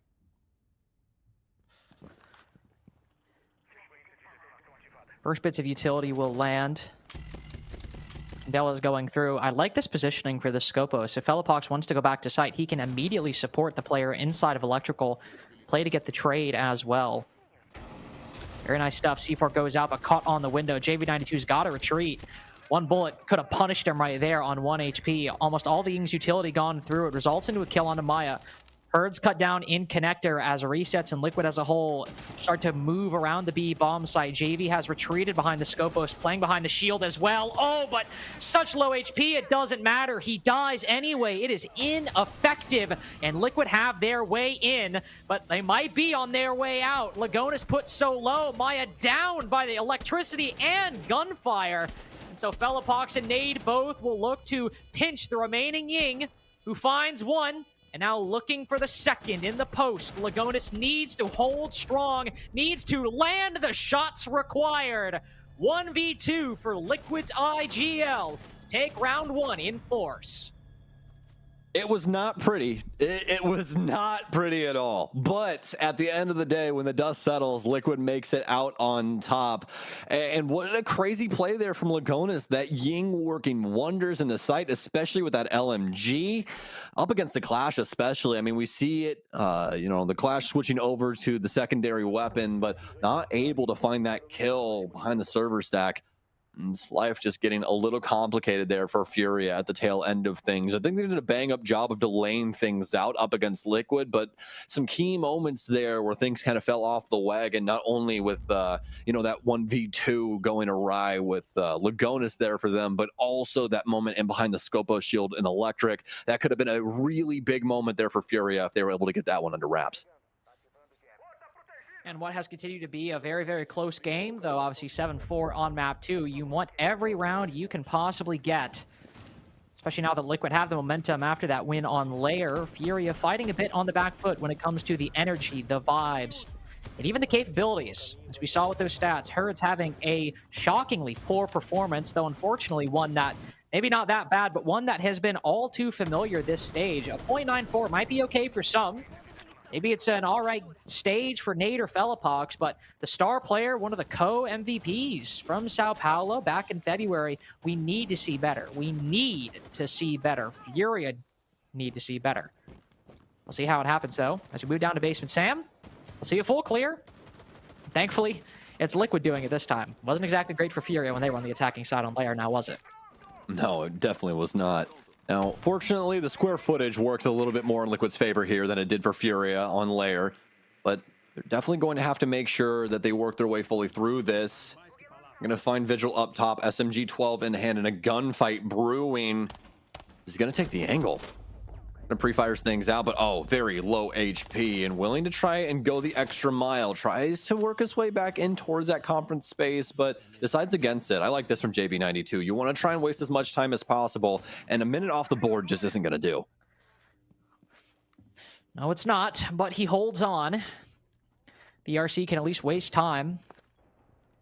Might not be able to take any fights as confidently as he would have otherwise, but he can still have an impact joining KZ on the top floor as well. 2 attackers looking to duel against the Vigil and the Fenrir. Herds down below on the Legion with the goo mines around him, while really stacking up in his pocket to try and catch anybody lurking. Liquid finally hit the go button as the Dokkaebi call goes out. Something needs to break their way if they want to progress further. They move to the top, the middle, but Nask, hello! Somehow gets away with the vault over. SMG-11 Goomba stomps Fellapox, and they've made their way down. But keep in mind, there's 2 roamers on that top floor, so the site players need to hold strong as the defense is cut, separated. KZ will rotate back, so now 3 players sit inside of the basement. Furia have done the job they need. The initial push weathered against.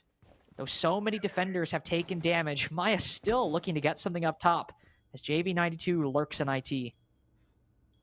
Very worrisome. Furia on low HP, but they found a way to try and work things out of the tail end of round 2. And this could be their first sign of success. It's Nask and the team trying to work in from tanks. He'll get gunned down and drop that case just like his former. Lagona's already riding the bench, and so will Maya. It's a 2v4 now, as nobody can get a single thing going for them. Furia, they hold all the cards. They hold the reins to this ride on defense, and round 2 will go their way. Now, Liquid try to speed things up, hopping over the Exo stairs and fully clearing out the site, but that first kill achieved by Furia, stopping the Ace from pushing any deeper into the site, that is what really turned things around and made it competitive. Because if he loses that fight, you now have Liquid with the ability to at least start putting the diffuser down, and they can play the trades. That's a 5v3. If maybe KZ's able to rotate back in, or the player more close in assembly is able to rotate around and maybe get a pre-fire on the guy with the diffuser, it's a whole different ball game. But the fact that initial fight goes Furia's way, Liquid have to pause and are stalled in Exo to allow the roamers to rotate back, makes that round so much better for Furia and so much worse for Liquid.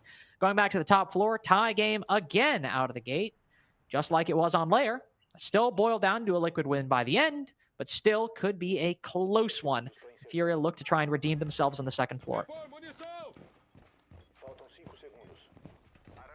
Well, we know this top floor is all about that IT clearance. Try and get that wall, try and work your way into a connector, and hopefully, Lynx, they have enough utility to try and break things down for that main server wall. If they're able to get that, then the plant's probably a foregone conclusion.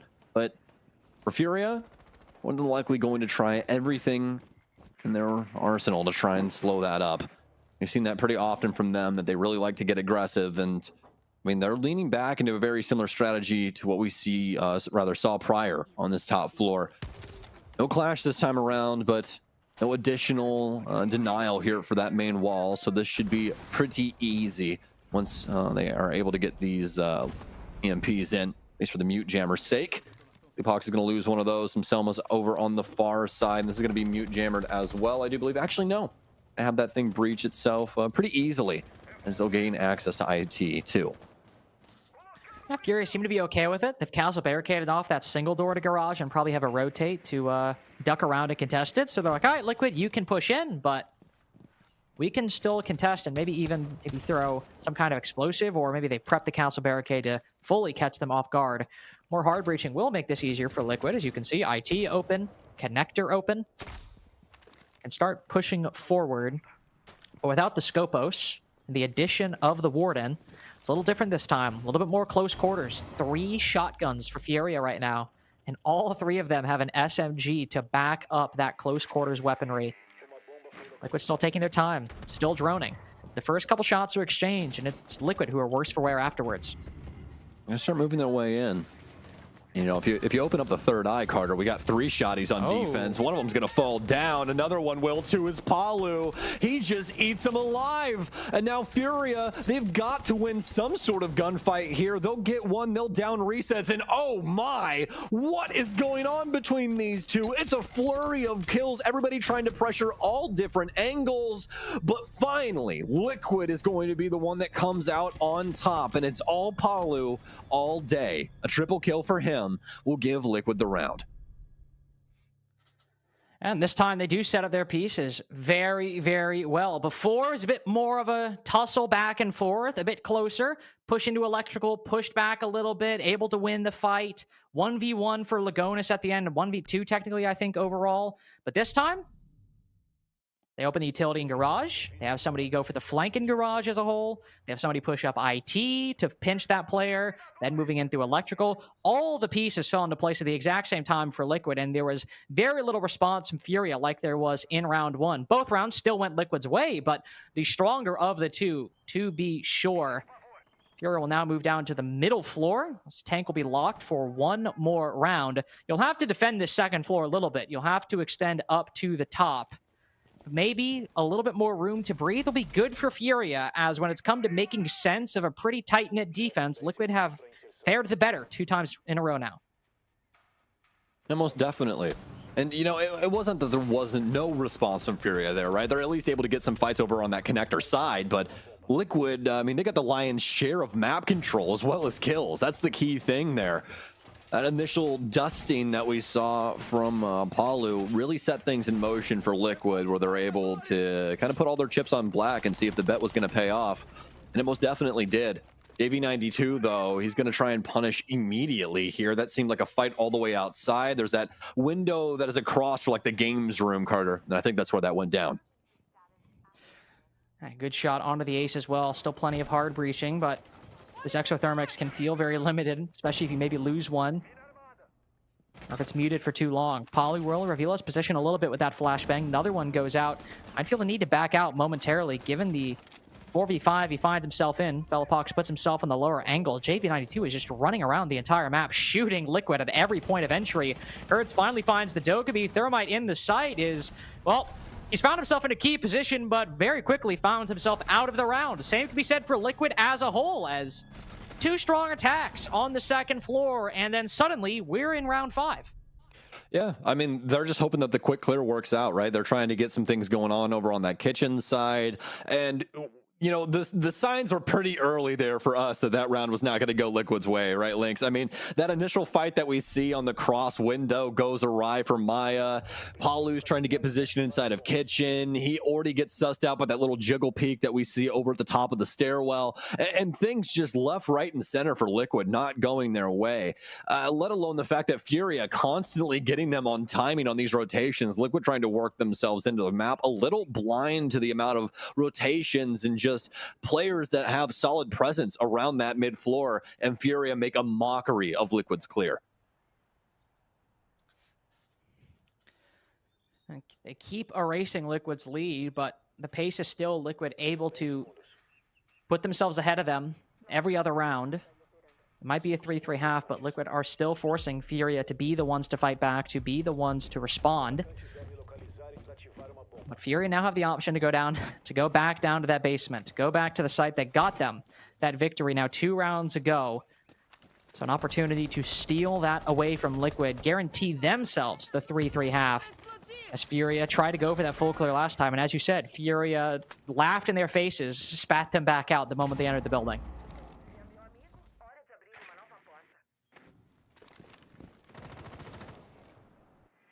Well,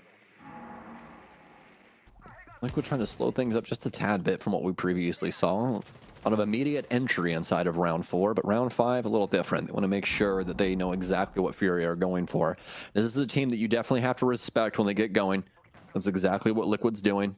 At the end of the day, you got to make sure that you do the proper things up against a squad like this, otherwise they will punish you severely. This has been a known quantity for the entire year. Poly with a beautiful find. Can he get a second here? Stun in. He's going to challenge the fork window. We're going to have KZ back off into command. He's going to get sussed out as well by that drone. So Palu knows that this space is clear. He's prepared for the second follow-up, though, that could potentially be brewing. You'll still play passive. Resets up top, as it's a very spread out attack from Liquid at the moment. Might be starting to focus on Garage, as I believe we saw one player down below. A lot of damage being done to the drones as JV92 spots another. 5 remaining for Liquid at the moment. Trying its best to bob and weave the mute jammers, dodge JV92.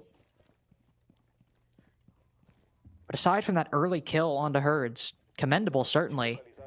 This is a basement attack. We'll need to find a way to move down to the bottom floor.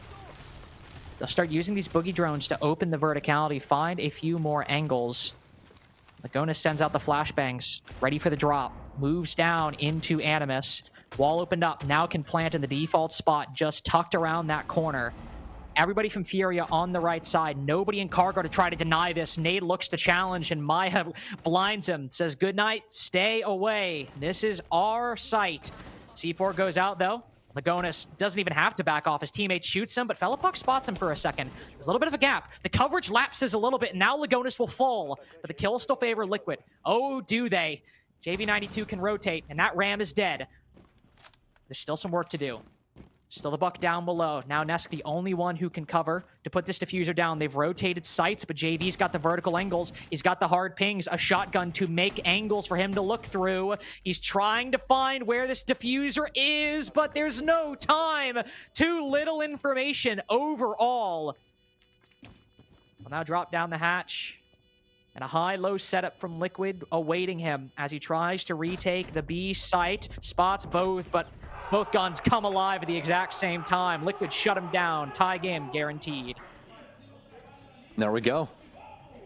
Liquid slowly but surely working their way into the map, giving over that respect like we talked about early in the round, and able to find the gaps here up against Furia. But not really the gaps, more just the duels that they wanted. Shout out to Palu for that first one as well. That's one that does not come easy, does it, Carter? Beautiful mechanics there inside a garage. Find that frag, able to get some extra damage off onto that player near, Fork as well, and then start to convert with the rest of the team. They find that solid pressure downstairs, able to carve out that key portion of the space over near Animus, get that plant down, and get those big kills, limiting Furia to just the one player in the mid floor, and then obviously being able to deal with that little instance as well. Now the tack timeout here from Furia, as obviously some adjustments need to be made. I need to change things up moving into the final site, especially as, you've lost tank now. You can't go back to that first floor site. Your only option is trying kitchen, which, considering Furia have tried 3 other sites, is probably not one they want to gamble on at this moment. They have to go back to the second floor. And that's a site Liquid have won twice. It's something they need to prep for. At the same time, Liquid know what site you're probably going to. They might be thinking it's a 50-50, but they're thinking at the same time, how could we adjust that second floor attack to catch them off guard? They've been running the Ying consistently. They flexed between the Grim and the Deimos, but one is a fully execute-based strategy that we saw in round 3, and the other has Maya maybe going down below, trying to get some verticality. They had the Buck as well on one occasion, I think specifically the first one. So Liquid have already shown multiple ways of attacking this site, and as they're making their decisions, deciding what to go with, they will move back to that first strategy, the Deimos and the Buck, where we'll probably see Maya and Palu try to go down below and look through those vertical holes.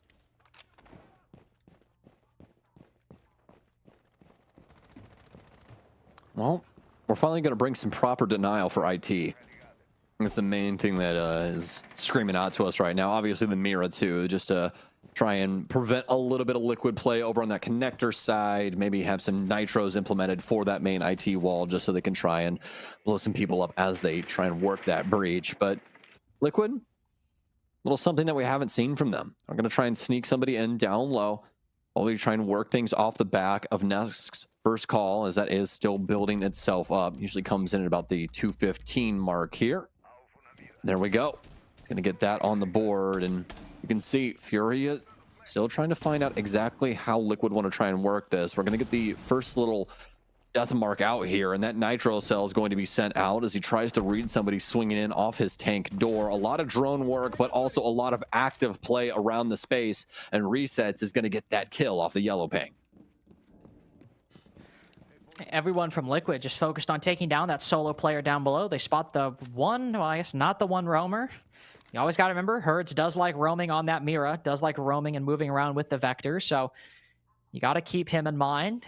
Got to worry about what he can do, but he is also spotted. A lot of drones have been taken away from Liquid. Only 3 remaining, but they have spotted Herds, and he has a very easy path back to the site. So it might be a 4v5 for Furia, but half the round is gone. As you pointed out earlier, they've still got Hard Breach denial to close off the IT and the connector walls too. With one Electric Claw in pocket, there are ways for Furia to keep this advantage. Most definitely. We want to look to exploit those right now from the defensive perspective, right? Try and use these things to the fullest. KZ trying to play things out on timing. He knows that this push has to be coming from Liquid at some moment there, so he's just going to try and check things out on blue, especially since that door is sealed up. Maybe just catch somebody trying to lurk up that big kill and put Liquid on their back foot, but haven't been able to find anything just yet. Liquid using this timer to its fullest as of right now. Where exactly are they going to try and build this up from? You can see them trying to work their way over towards IT. Some Candelas flying in through electrical, but that's the kill they were looking for. Look at how Furia positions themselves. They're playing right up to the limits of the bomb site, holding these key angles to try and take it to Liquid in the dying moments. They want to make them try and sit on this timer and stew. Hurts peeking in front of the Candela, now sending out a C4 in response, but he's shot by resets from, I think, the back line. Yeah, he flanks up Garage, is able to catch Herds off guard. But that advantage is still Furia's. They still hold that 3v2, though Nade should have thought better of that engagement. Clearly, Palu spots another just around the corner, but Furia hold on. Winning the unwinnable, it seemed, for that first half. Furia tied the game with their only victory on second floor. It's the proper proportions there for Furia, Carter. That's what gets them across the line. Liquid get that big pickup downstairs, but the key factor here is Liquid don't really work their way into the site successfully on good timing. They take up a lot of that clock. They soak up quite a bit of it, trying to figure out some other areas that they can try and go and exploit. And at a bare minimum, it at least works into a nice garage pick, but Furia are playing at the gates. They're ready for every single entry point from Liquid, and not only that, but they've got utility to assist in this regard. They get the big kills, they put Liquid on that back foot, and it starts to become dizzying when Furia gets kill after kill on all these different entry points. Liquid thinks that it's going to come easy, and it most definitely does not. But at least for them, they don't have to consider things all that much any longer, as the perspectives, well, they're going to flip-flop. Liquid's now got defense, and they're going to send themselves into the top floor as well. Very quickly becoming the most played site on this map so far. It's fourth play in 6 rounds so far. 3 for Furia and now 1 for Liquid. Nighthaven also defender side in Brazil at the moment. Far more plays than Lair, 7 overall and a 60% win rate overall. The command center, pretty 50-50, 52%. It's the other two, Assembly Tank at Storage and Control.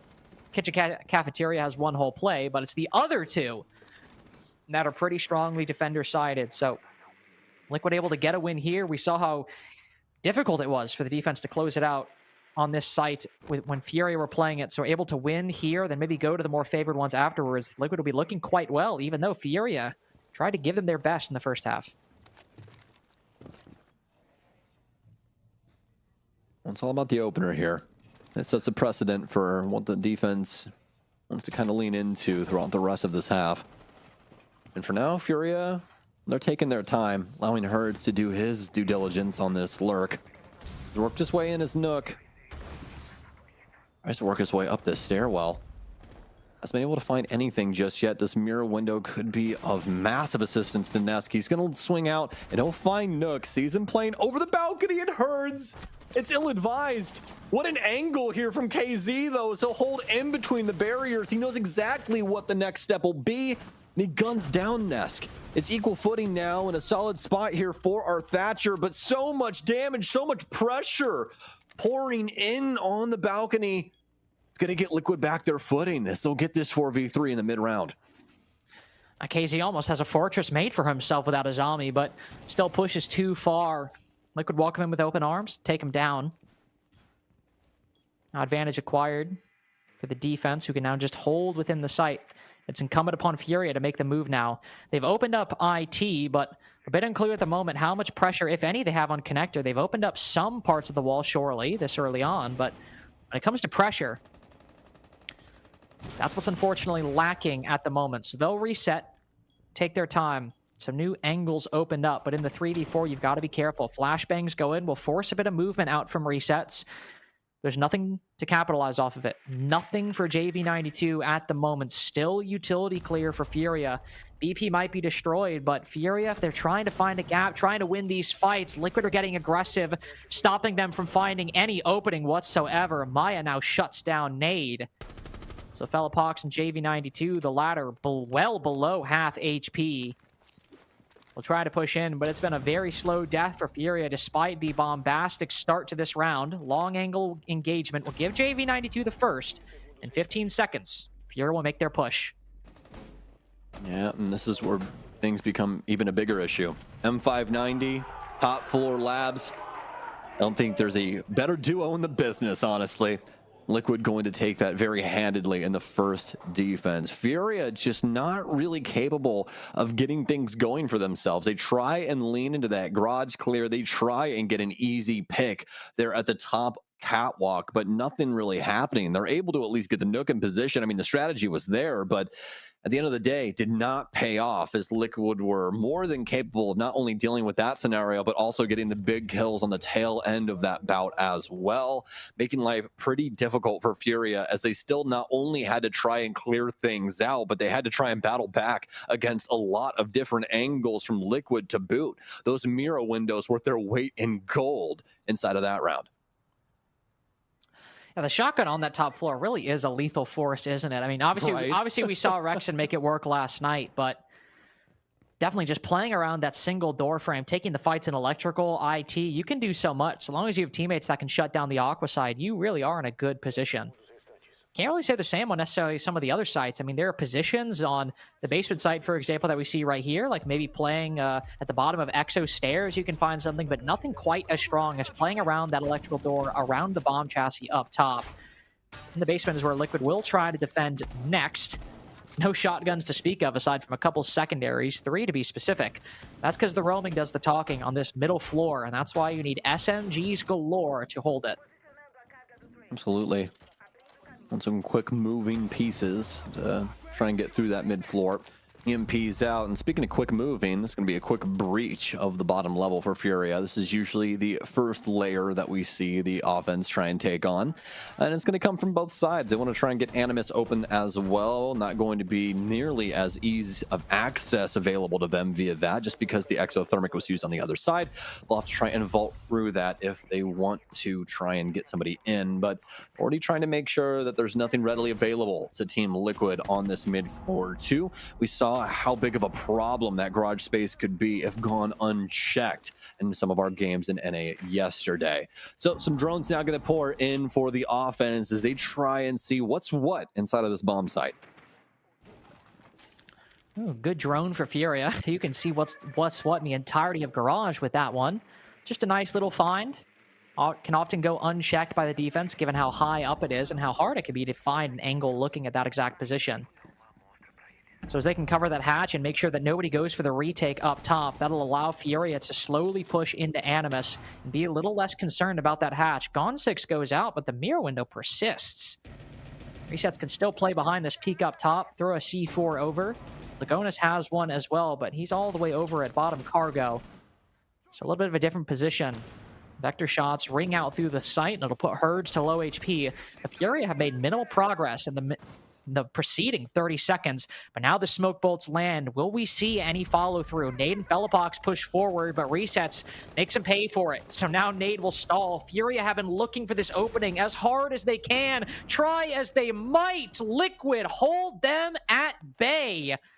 KZ and Nade, the 2 remaining players, the Hibana and the Thatcher, could find a long angle, but there's just too much for KZ to worry about. There's little he can do. Nade, who was waiting for his moment to shine, waiting to find a home for the diffuser, is the last one stuck outside of the double breach, and any kill from here means squat. Yeah, absolutely.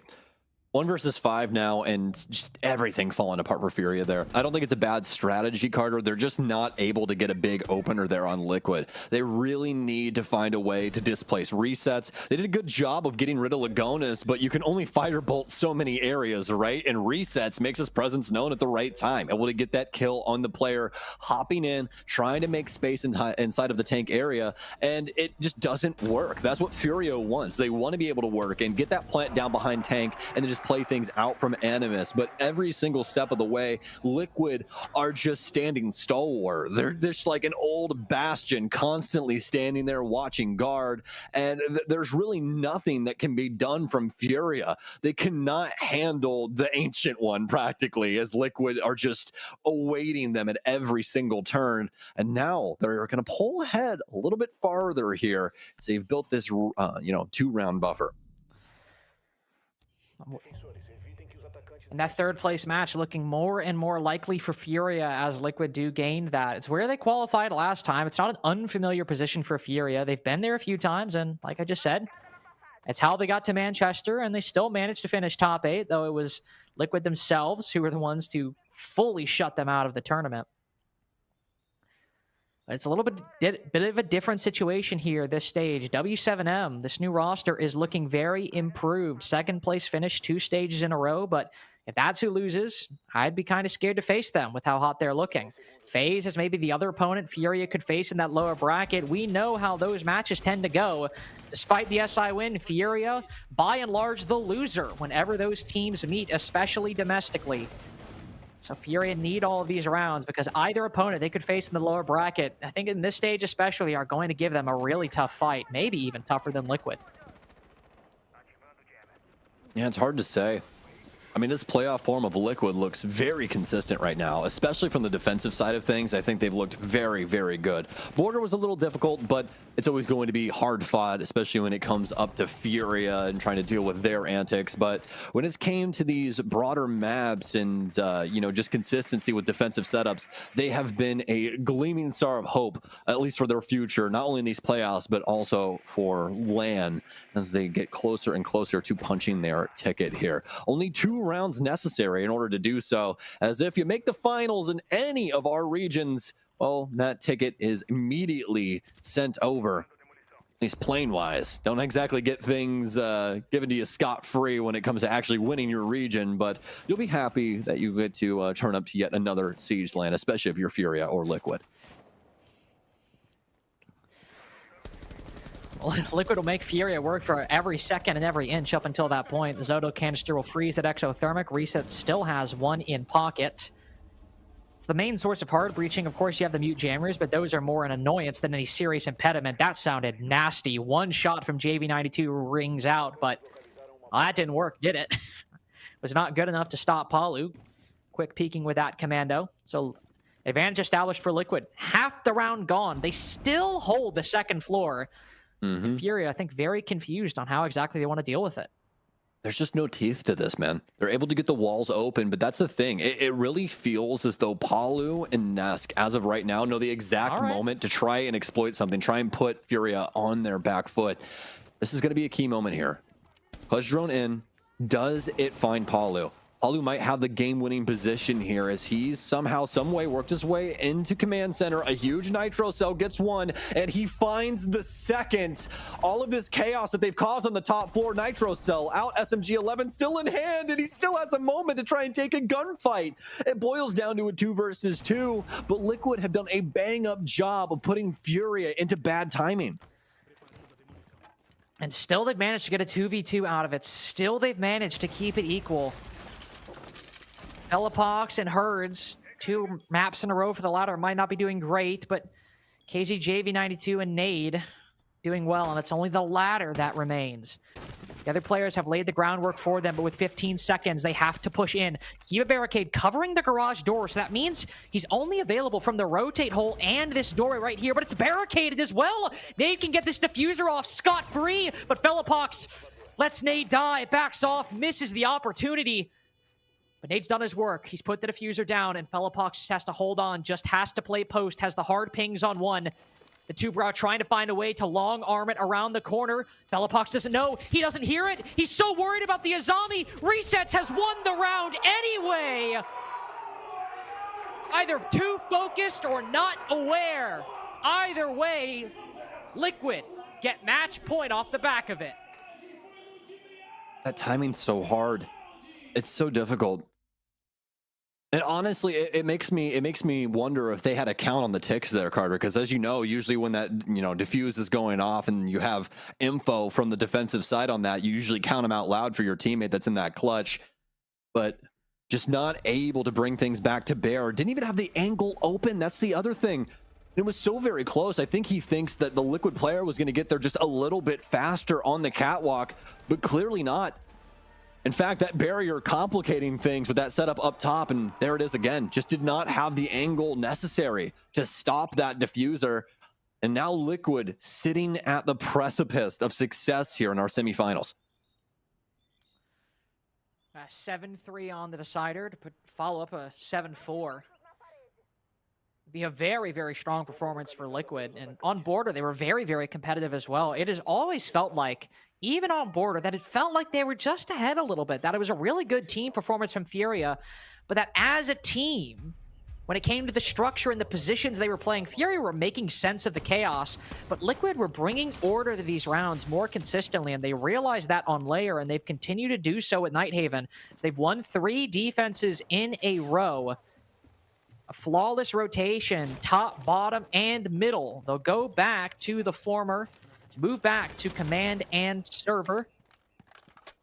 When Furia went through this previously, they tried to find a way to clear out that garage, trying to find a way to push in, but still 3 players of Liquid that survived by the end. Still 3 players that were able to stop them. And look at this setup from Liquid now, Sam. Cade and Tubarão to try to shut off this breach. They are trying to make Furia work for every second. Oh, Maya, please. Don't do it. Don't do it. Don't do it. Please. I'm talking about her. It's not don't do worth. it. Kidding me? 3 and 7? Don't do it. It is not worth it. It is not worth it. We want to keep these Electro Claws up. We want to make sure that we can delay this as long as possible. You and I were privy to the strategy yesterday. As this Electro Claw and Ice Canister will work out extremely well for the defense.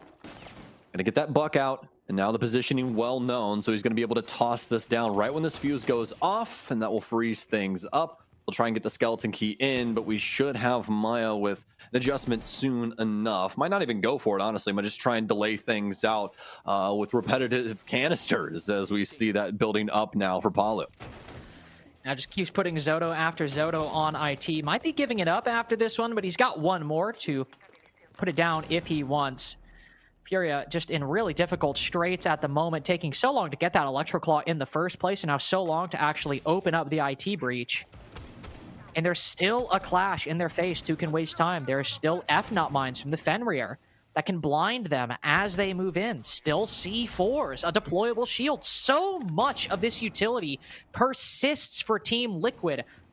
And all they've been able to acquire have been a couple important breaches, but only a couple breaches. They'll open up the floorboards beneath the clash, and Lagona's is put down with the C8 through the floor, but JV92 falls. KZ worth his weight in gold this round as Maya's got to pop off if he wants to secure 7-3 for Liquid. He'll drop down. Remember, KZ was down here earlier. Spots the Cade running away. Oh, neither are aware of the other, but it's KZ, unfortunately. At least if you're a Liquid fan who's able to finish that off. Nest spots one, but he's picked up his teammate. He's able to recover. Snaps to the head, but Furia snaps shut round 10 and stay alive for one more. Don't get me wrong. I know how bad it looked for Furia there initially, but the key thing is that although it takes them some time to get everything implemented, they finally find their way into the round. They get the Electro Claws, they get these walls open, Carter, and that's when life becomes difficult for Liquid. Not only do these walls being open provide a lot of pressure angles for Furia, but also you have that skeleton key down low that's now created all this verticality, and it's all very conducive to Furia's success. There's an element of chaos that's been thrown into the round, and Liquid not capable of getting the big frags. They're able to get a couple of kills going their way, but KZ downstairs makes a mockery of the entire setup of Liquid. It's all about that clash and all about that delay, but that last minute, I'm sure it felt like a lifetime for Liquid as it all fell apart. Just trying to hold on, and they really are fending off the top floor really well. But as you said, KZ from below is able to pinch the Clash alongside the rest of his team and then kill a few more through the floor, or, well, I suppose on the same floor as him once the K dropped. Huge performance for the Buck in that round. Really good play around that Skeleton Key from Furia overall. Still got to win 2 more, though. And Liquid have their choice of sites. After the timeout, too, they will look to adjust at least either their play or the basement strategy overall. Don't think there are actually any changes from what we saw before. I'm pretty sure it is the exact same lineup overall. So, yep, it is. So, same 5 in terms of the utility we are bringing. But this was the round that Furia tried to go for an Animus play, and then we're like, we're going to go. Oh, crap, we can't do it. We're going to go. Oh, we can't do it. And then Nade, who had with the diffuser, was just the last one alive for it felt like ages, or at least was stuck inside of Animus for ages. It was a flawless round for Liquid by the end. So if there were ever a time they could close it out, seems like it'd be this one. Yeah, most definitely. Now, the wild thing here is the fact that Furia, their entire lineup speaks full clear. No, I mean, they've got Deimos, they've got the Jackal in. They're going to try and deal with this roam setup from Liquid, but it's a double down here from Liquid in this roam setup. There's a lot going on, a lot of utility brought to extend this map sky high. And the craziest portion of this is that if Furia wanted to go for their, blitzkrieg play like they did the last time, it's probably pretty functional in a situation like this. But they don't even have a breacher to really, bring any of that feisty play to this kind of situation. Everything's going to be a hop hole for them. They kind of have to worry about this full clear now just because they've pigeonholed themselves into this moment, and Liquid more than likely wanting this with what they're going for. We have players on the middle floor to try and fight this clear, but if you're going to clear it, like you said, with the Inox, the death marks, Herds hasn't even used one yet, and he's already cut down Nesk. Barricade breaks in front of Lagonis, but with that timing, he actually finds the ability to rotate back closer to the Exo stairs and make a full retreat. Palu also moving around. I believe we saw in the supply position just a little bit ago. No, it's barrels instead. But Furia have found a kill less than a minute in. It's been, that body's cold at this point. Hertz got that kill ages ago, it feels like, and they can just move on with the rest of the clear. Maya also put very low. Furia actually trying to clear the realm this time, and they are making quick work of it. Yeah, working wonders right now. I was going to say, usually when you see a full Monty setup like that, you expect the roamers to really find some success. I mean, you got castle barricades and absolutely everything in between to try and slow up the offense and give you angles conducive to success, but that does not happen for Liquid. Instead, not only are they battered, but they're bruised too. Ness goes down, Maya on low HP, and yeah, they're going to be able to skimper off downstairs, but Furia have a lot left in this gas tank in order to try and make this round work. Now, there is still some angles, still some ways that we see this defense get back into things, and it starts right here with a nice play from Resets as they'll be able to equalize footing, but KZ, he responds in kind. Yeah, Furia now able to maintain that advantage with that response onto Lagonis, and Maya so low. Palu and Resets feeling a lot of pressure to make good work happen. The pressure might make diamonds. In this case, it makes an advantage for Liquid 3-2. Bellapox and Nade have now watched their lead vanish in real time. With barely anything to fall back on, barely any time to react. Herd's got an opening kill in 30 seconds. They got a 4v3. And now with 20 seconds remaining, they can barely get vertical down. Everybody from Liquid has pulled back. They want Furia to push in. They want Nade to try to put this diffuser down, and they are ready to cover. But Bellapox, the first one through the door, he's caught lacking. He's stunned by the presence from Liquid, and as Nade is left to pick up the pieces, is one all he gets? Yup, because Liquid call his bluff and say bye-bye down to the lower bracket with you. Furia might have another shot, but Liquid only needed one to make Montreal. Congratulations to Team Liquid. I mean, it's been a heck of a stage for them, especially from what we saw from stage 1. This year has not been theirs, but finally at the tail end, they'll make the last major of the year in convincing fashion as well. I think this map pool that we ended up having for the day here was a really strong Liquid set. A little worrisome when it came to border. Didn't exactly think that was going to go their way, but they didn't need it. All they needed was a little layer and a little labs, and it's a nice 2-1 victory here for Liquid. And I think for me, agree. What kind of summarizes this whole series for me is, sure, I think we had a lot of, highlight moments and multi-kills from Liquid on Border, but on the maps they won, Lair and Nighthaven, it really felt like a team game. It didn't feel like anybody was carrying the roster over the line, and when can you really say that about Liquid? I mean, sure, Maya was putting in great performances, but before it's like, oh, Palu and Nesk pop off. Oh, somebody had a great game. And sure, there was a clear and away leader, but I mean, Sam, that felt like a pretty well-rounded Liquid. Yeah, 100%. I think the strategies really spoke for themselves right there, Lynx. And in the moments where the strategy didn't exactly sing, right, we saw some amazing moments mechanically and just solid understanding of what Liquid needed to do necessarily in these rounds to make it matter most. And the best example is that last round. Furia actually have a pretty solid clear. It comes down to Liquid understanding that they're going to have to try and work this verticality, and they're going to have to try and find these big kills to work their way back into the round. And they find those 2 big frags when they're down for the count. As we see a recap of the series as a whole, I mean, still a lot of great moments from Furia. KZ especially, I think exemplified by that round on Buck just before the round you talked about. It was a solid game overall, and they kept it competitive, that defensive half. And it was back and forth. Nobody could keep a lead for long on that first side, but then Liquid just come out of the gate swinging once they get to those defenses. And as close as that first half was, as good as Fury were able to perform when it came to that strategic ability, when it came to just standing tall in the face of Furia, looking to find gaps, looking to cause chaos, it's the reason Liquid came away the victors. You mentioned the last round. I think Palu standing tall in that moment too, just holding down that top floor initially. It set the pace for what turned out to be an incredibly strong Liquid performance. Yeah, exactly. And again, although their picks don't come the way that they want to, they're able to get people back downstairs and then play those angles through the floor that completely catch Furia off guard. Furia thinks that they've done all of the hard work. They've done the heavy lifting, Lynx, and they don't think that somebody's going to be trying to occupy these angles, because at the end of the day, why would they? It's a little aggressive, no? But instead, right there, Palu, Maya both get huge kills, and that's what sets themselves up for success in the dying moments of this last round. Furia think that they have it all. Everything's in the handbag, but clearly not. Still some things that they needed to be at least worried about, and Liquid able to make the most out of that moment.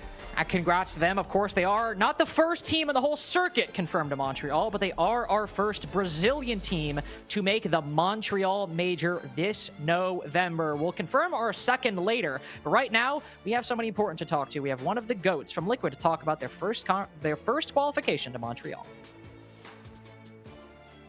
Well, a fantastic map to close out the series. We're not going to waste any time. We'll bring Nesk in right away.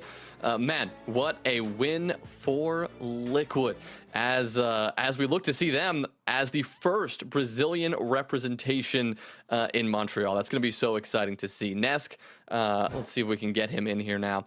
Congratulations, man. How good does it feel? You've been thinking it for a while, I imagine, but now you get to say you are going to Montreal. How good does that feel? Yeah, I feel amazing because we have it in the Montreal right now. So basically, we are in the Invitational too. We have been working a lot this season. We have a difference between the first season on the beginning of the year, and this season for us is being better. So we work hard and we know our potential. What we like with each other. We know play against Fur is a hard bet, but I'm happy to this year we didn't lose against them. That's great to hear. Once again, Ness, congratulations on making it to the major. That is amazing stuff for you guys. My question is about Lair in specific, because this is a map you guys did not play at all during the group stage. Was this maybe a card that you held up your sleeve for important matches in playoffs? Yeah, we have the map, but we choose to not play in the best of one.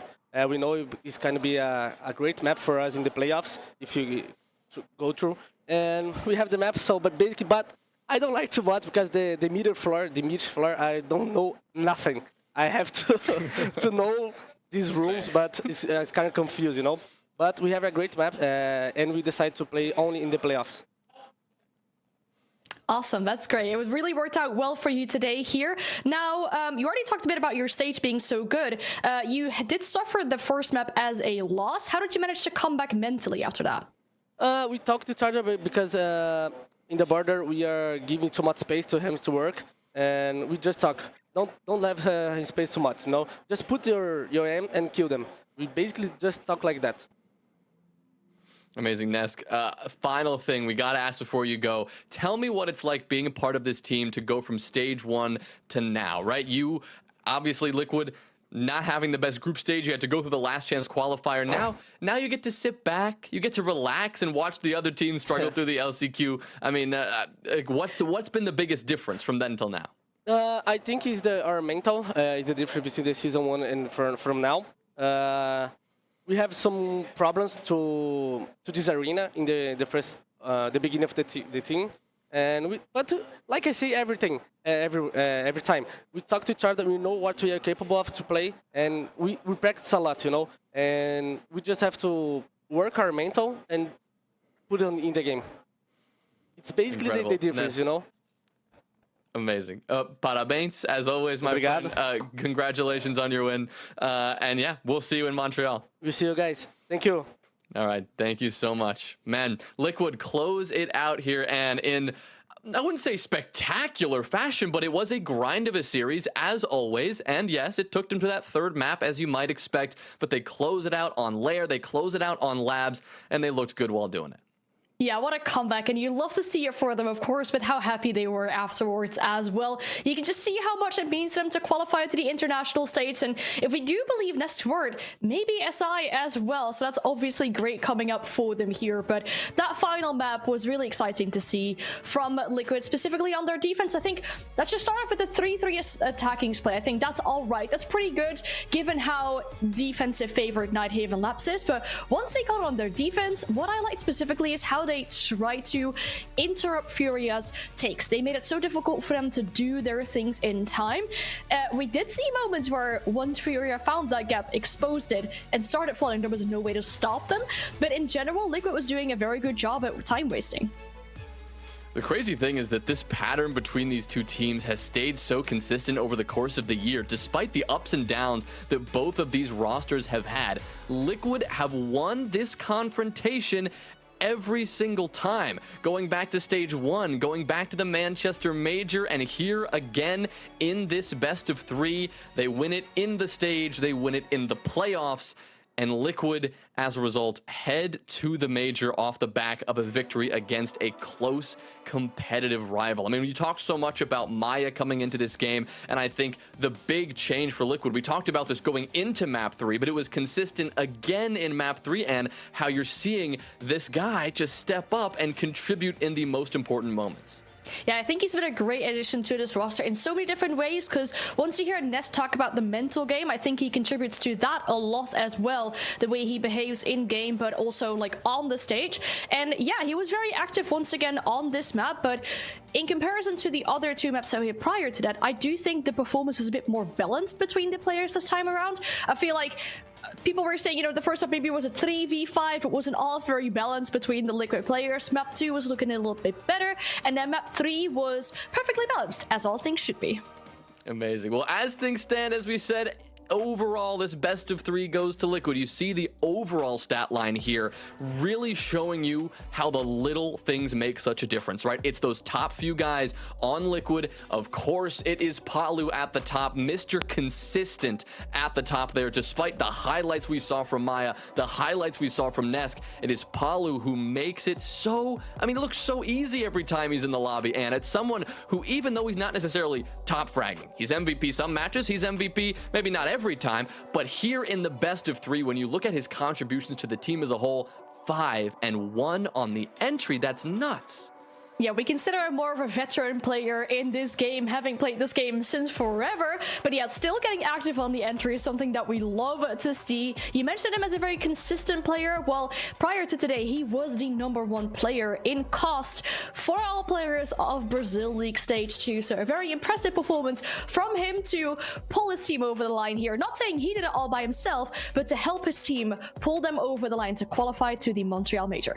Oh yeah, certainly not. I mean, a team effort through and through. I mean, even someone like Lagonis, you see the KD and you might be thinking there's no contribution there, but of course, anyone who knows Siege could tell you that not only were those contributions important, but they were essential to the win here from Liquid. You're seeing him on those supporting roles. You're going to see him on those shields, and that's why this team can be so well-rounded every single time. Of course, the MVP of the match, I don't think this is going to come as much of a surprise to anyone. As we said, it is Palu at the top, just edging out his teammates there, albeit just barely, and I think an argument could have been made for any of those top 4 on Liquid today to be the match MVP. Yeah, but that's the thing you want to see from teams, right? It's not always one player that you really have to rely on for them to pop off. Have a great day on days where it really matters, because if they don't, then that is your win condition gone. That's something I'm seeing with Liquid right now. They have multiple players that could stop them. As you said, you can make the argument for 3 players on this roster to be the MVP here today, but I think Palu specifically on the enter game really made the difference. Well, Liquid, the first team in Brazil to punch their ticket to the Montreal Major.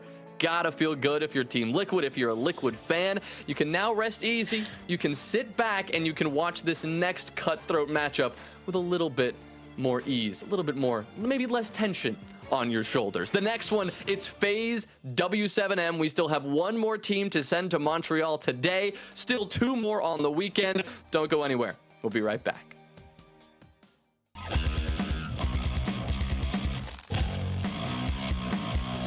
Reis desce na maluquice, acaba caindo também do outro lado o JV. 2x2, dramático esse round, Retalha.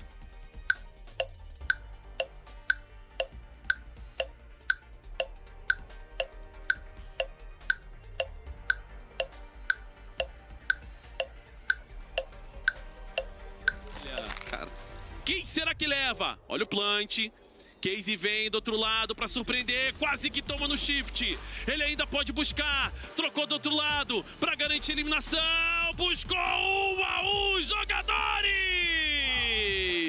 Fúria leva o jogo, Retalha.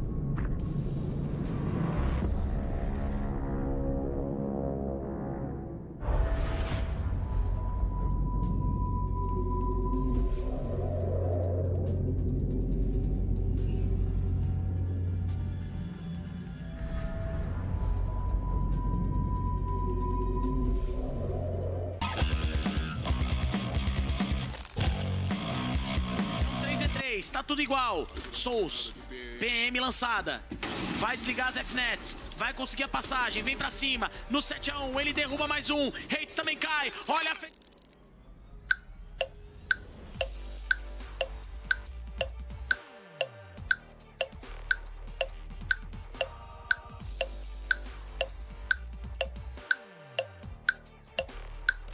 Clã chegando pra tentar fechar o jogo. Souls começa a plantar. Lenda, C4 que pega o KDS, mas o Souls consegue plantar. Vamos ver o Lenda na movimentação. Souls consegue derrubar o Stamp de vez. Lenda sozinho contra Souls e Cyber. A bala pega. O Lenda vai conseguir levantar o Hornet. Vai ter jogo. Vai ter jogo. Cyber tá ligeiro. Vamos ver. Abertura no strafe de informação. 25 segundos no relógio. Lenda. Vem pra passagem, na calma, strafe de informação, ele cai incapacitado, Hornet ainda tá vivo e na dosada ele pega!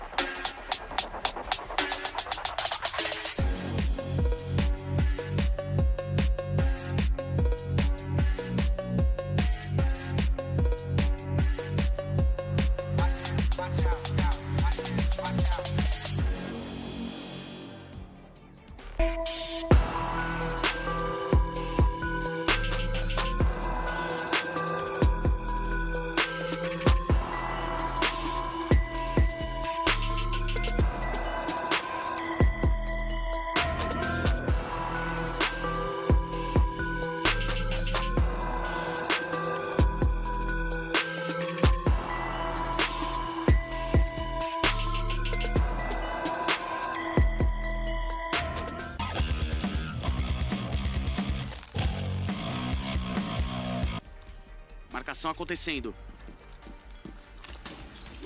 Rap sempre pra cima, bang lançada, viu o jogador, consegue... Isso. O jogador tá cego, olha a abertura.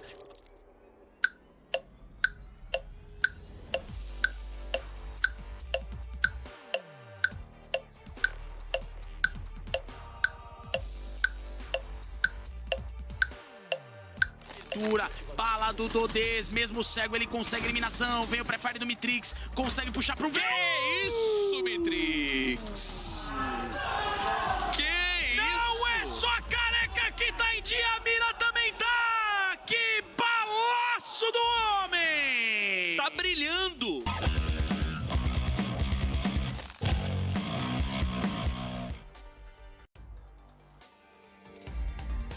We shift gears now and you have a look at Sao Paulo, Brazil. Our second matchup of the day, as we still need to send one more team to Montreal. Liquid already packing their bags, already on their way, so to speak. But between FaZe and W7M, still one more team to ship off to Canada. Doesn't necessarily sound like a good thing, but I promise you it is. That's what these players want, and they're headed there soon enough if they can come out of this match the victors. But this is another big one, Am, because we've got a team in FaZe who's been at the top of the standings and performing well the entire group stage long. W7M, on the other hand, much like Furia, have been playing better and better and better every single day. Yeah, W7M actually come in with a 5-game win streak going into the playoffs, which is what caused them that bye to immediately play the semi-finals. That means they immediately booked themselves those 2 chances of making it to the major and skip the quarterfinals that we did see FaZe play yesterday. Yes, they are still on a comeback here. We saw them play a lot better yesterday than maybe we have seen at the later half of stage 2, but we're looking at the bracket here as well. And one point I still wanted to make about our previous game is that even though it was so close, we just cannot stop talking about it. Liquid booked their major ticket. Furia still have a second chance, but it's looking dire for them. That is that second chance. They still have LCQs if it all goes wrong here, but if they would not make it to the major, that ends their streak of making it to every single international event since the summer of 2022. Now that is a long streak that could potentially be ended here. Wow, that 2022, so 2.5 years running basically. Yeah. Furia have, that is an incredible stat. So Furia still, of course, have a chance, like you mentioned, and as will the loser of W7M and FaZe, but for Furia, potentially a history-making defeat if they cannot come through in that match. For those of you interested in checking that one out, that will happen tomorrow alongside our grand final to determine the ultimate victor here in Brazil Stage 2. But for now, it is FaZe and W7M, a rematch of a cutthroat best-of-1 earlier in the stage. It was an 8-6 victory that FaZe just squeaked out on Cafe, but it was a very competitive game. Also in the early part of the stage, right, I think that is worth mentioning given we just talked about how W7M only really came alive in the later part of the stage and FaZe maybe did a little bit of the opposite there. So important to see what's going to happen here with that rematch. Also given that it is a best of 3 now and it allows for maybe a little bit more mistakes here and there. Actually, double checking on that. I think I confused you a bit there, and that's my bad. W7M actually came out on that one. Reasonable to expect that, because it was early in the stage, and that's when W7M were not playing quite as strongly. But they've recovered that since. I mean, again, 8-6 in a best of 1, when you bring that over to a best of 3, it really is basically like a tie game, right? Like an 8-6 in a best of 3, that is a much different game when you go to 3 different maps and you look at 3 different battlegrounds. But some of the important characters here on the battleground today, we've highlighted a lot of the top players across the region, but when you look at the top players on these rosters specifically, we'd be foolish not to mention Volps and Vidiking. Volps, who at least is claiming the #1 spot in all players in the region. Yeah, he is having one hell of a stage. Top rated, top on the KD, and top on the entry as well. 15 calls, 14 clutches. He is like everything you expect from a team leader and more. He's having a phenomenal stage. We love to see it for him. And then when you put him in a comparison with Vita King, it's quite a odd comparison to make because you're putting him up against a bit more of a supportive player, but Vita King is leading the charge for his team. You'd think maybe Cyber, but he's having a very hot hot and cold stage did do very well yesterday, but Vita King is the one player that has been able to step up consistently, getting active on the entry as well. His survival rate over the course of these two stages is up there as well, and that is so important for a support player to make sure you stay alive, get that plant down, hold the post plan. You're making it so much easier for your team to win the rounds. If this was like not just statistic-based #1 player, if we were to be like a voting system for MVPs, and I probably would cast my vote for Vita King. Of course, that's hard to do when you see Volps, when you see Palu up there, but to have a second support be as rock solid as Vita King at the same time as just getting so many kills, getting so many clutches. I mean, he has 5 1vx clutches, tied for the most in the stage in just stage 2 alone. No one else comes close other than live on E1. Vita King has been so good from a position that isn't normally that powerful. And when you look at this roster as a whole, you just know how important he is, such an important piece in this puzzle. 100%. Really impressive what we're seeing so far from him this stage, and what we saw from FaZe yesterday was a very dominant game against NIP. You could tell they were having so much more depth in their game than NIP had, really knowing how to play against a slow team like NIP. We saw lots of scopels, for example, making sure you always have the enemy worrying about what is going on behind them. Souls had a great play on one of the maps, Clubhouse, I think it was round 8. Really some standout performances from these players that made them win these rounds. Well, their opponents, of course, in W7M. You see them getting ready to go toe-to-toe with FaZe once again. Two teams that have competed quite a bit against each other in history, as we've talked about, but another team looking to go to that international stage. We mentioned Volp, but we have to mention the rest of this team. Someone like Dodes, who has been a consistent MVP for this roster as well, also sits in the top 5 as a leader in this entire region. I mean, this is a team, again, with just so much depth. And they're no strangers to that international stage that they so want to make it to. Unfortunately for them, they did not make it to the Manchester Major. They did make it to EWC all the way to the grand finals as well. And unfortunately, they did not stand a single chance against BDS. I think they won 6 rounds in a best of 5 or something. But if we do talk about the grand scheme of things, with SI on the line as well, this team obviously wants to make it to Montreal, wants to have a good performance there if they do want to represent Brazil as a region at SI. Well, of course, we've seen these teams compete on plenty of different arenas, but especially in those final few days of the stage, we saw a lot of Clubhouse, we're at a lot of Bank, a lot more of these more standard maps compared to at least what we just saw in our first series of the day. Border, Lair, and Labs, a rare trio. We'll see if we can get a little spicy again. Obviously, we saw, as I said, teams like to keep it a little simpler towards the back half of the stage and not wanting to reveal too much, but this is the time to pull out all the stops. Yeah, maybe that was what happened with W7M on their last game as well versus E1. Maybe a little bit of like mistakes on the early round. We did hear Lopin say, you know, they were putting less pressure on themselves. They were trying to be more confident in that game.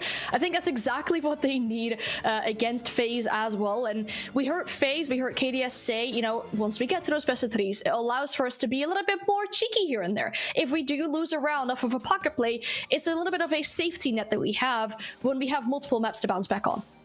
Well, Liquid, as we heard in the interview, Nesk saying they did keep Lair in the pocket. Let's see if these two teams have the same thing in mind. We'll pull up Map Veto as soon as we get that ready for you here. Chalet, Bank off the board, so those two standard maps not going to be seen. Instead, ooh, again, we've got something a little spicy here to start these first 2 maps.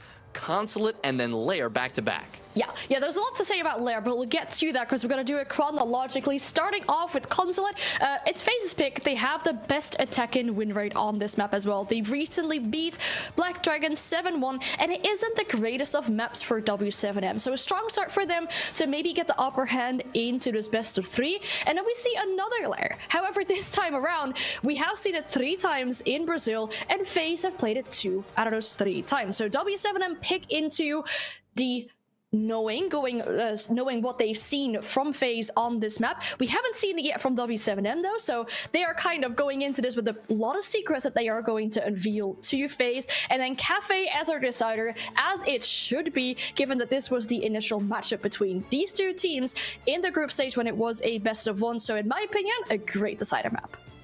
Well, as we said, these two teams very closely contested indeed. And even though FaZe had to go through that opening round, they were the top team over W7M for quite some time. It wasn't until the very last weekend of the group stage that we finally determined that W7M would be the team to get that bye. They ended off the stage very strong, and FaZe just could not maintain that position. Who's a favorite here?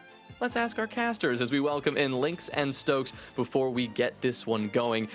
This one just moments away from getting started, Jets, and I don't know. I mean, I'm looking at the performance across the group stage. I'm looking at these two teams and how they've been faring so far in recent weeks.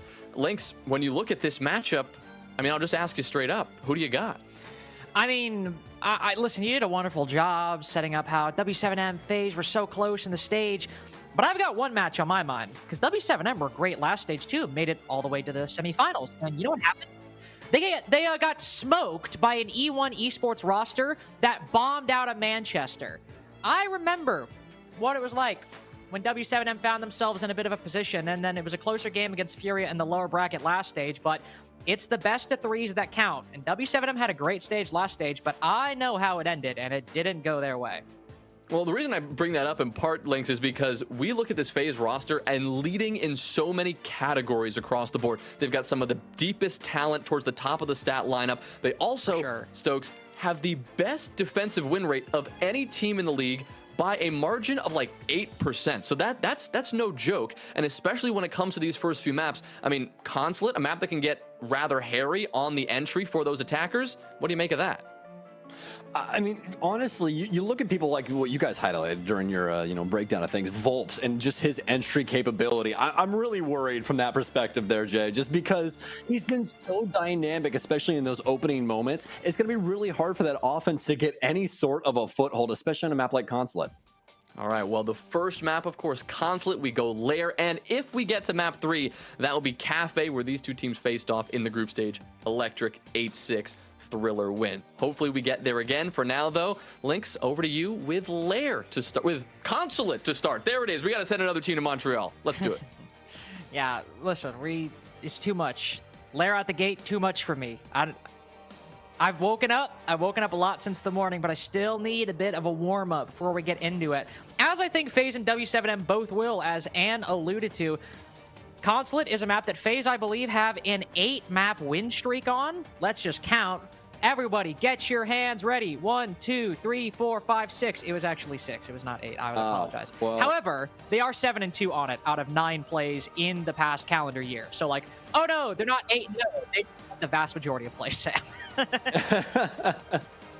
You can only ask for so much, right? So, but yeah, looking like a pretty good moniker there for them. I'm excited to see how things break down between these two teams, because these are two squads that have been so solid, so consistent throughout these stages. But you highlighted it first, Lynx, a little bit of a moment there for W7M where they just could not get things across the line in a convincing way. No, and there are quite a few moments like that, unfortunately, for this W7M roster in the past year. Having a great stage 1, losing both best of 3s in the playoffs, getting through LCQ, losing to Liquid, and then getting to EWC, making the grand finals, and losing in what was one of the most one-sided best of 5s in Rainbow Six history. This team could get the grunt work done. The best of 1s, the early stage, the early best of 3s, they can do it. But I need to see them shine when it matters most. And maybe with that very WC1, maybe with this run in Stage 2 so far, going up against FaZe, it'll be their day. But boy, do they have an opponent on the opposite side, Sam. Yeah, it's pretty even keeled in between these two, I'll be honest. When we talk about W7M this stage, we're talking about Volps, we're talking about Dodas that are by far and away high above the rest of their team, especially when it comes to the frag department. But for FaZe Clan, it's a little bit more even keeled. We only have 2 players in the negative KD-wise, but the rest of the team absurdly positive. Plus 14 for Souls, plus 26 for Handy, plus 32 for Vita King. All of them showing up when it matters most and finding these big frags. And that's why why you have to be a little worried for W7M. FaZe have a lot more cooks in the kitchen at this moment, and they're cooking up quite a meal. Yes, indeed. And I am quite excited for what the chefs have cooked up for our game today, because FaZe and W7M is a sort of rivalry, but a little bit different now. Let's get their take on this rematch from Brazil.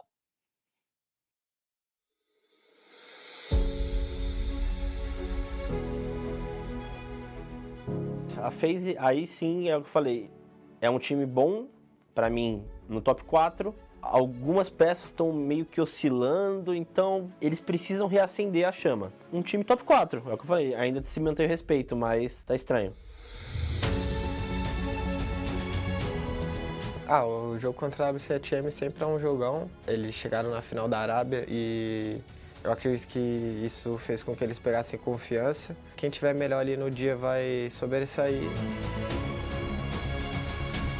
Eternamente, se o Cyber tiver no dia, Souls... Eu gosto muito do jogo do Vitak, eu acho ele bom. Eu acho que o mais principalmente é Soul Cyber, que são peças que mudam o ritmo de partida. Tem 2 jogadores lá que estão desempenhando muito bem, né? Que é o Volps e o Lobinho. Tem o Dodês também que está jogando bastante bem. Mas eu acredito que esses 2 jogadores, principalmente o Volps, que joga bem pra caramba, são jogadores que a gente tem que ficar esperto ali durante a partida.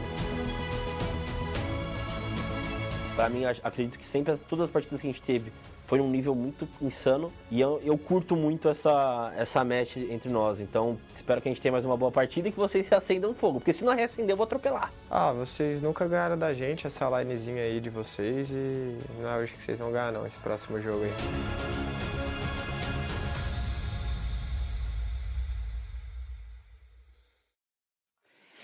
And I think the words toward the end there are very apt. W7M, and I think, a lot of this core, which, Sam, we still have 3/5 of this Los roster that made a deep run of the Atlanta Major. Cameraman might be gone, Maya might be gone, but it's still 3/5 of that squad.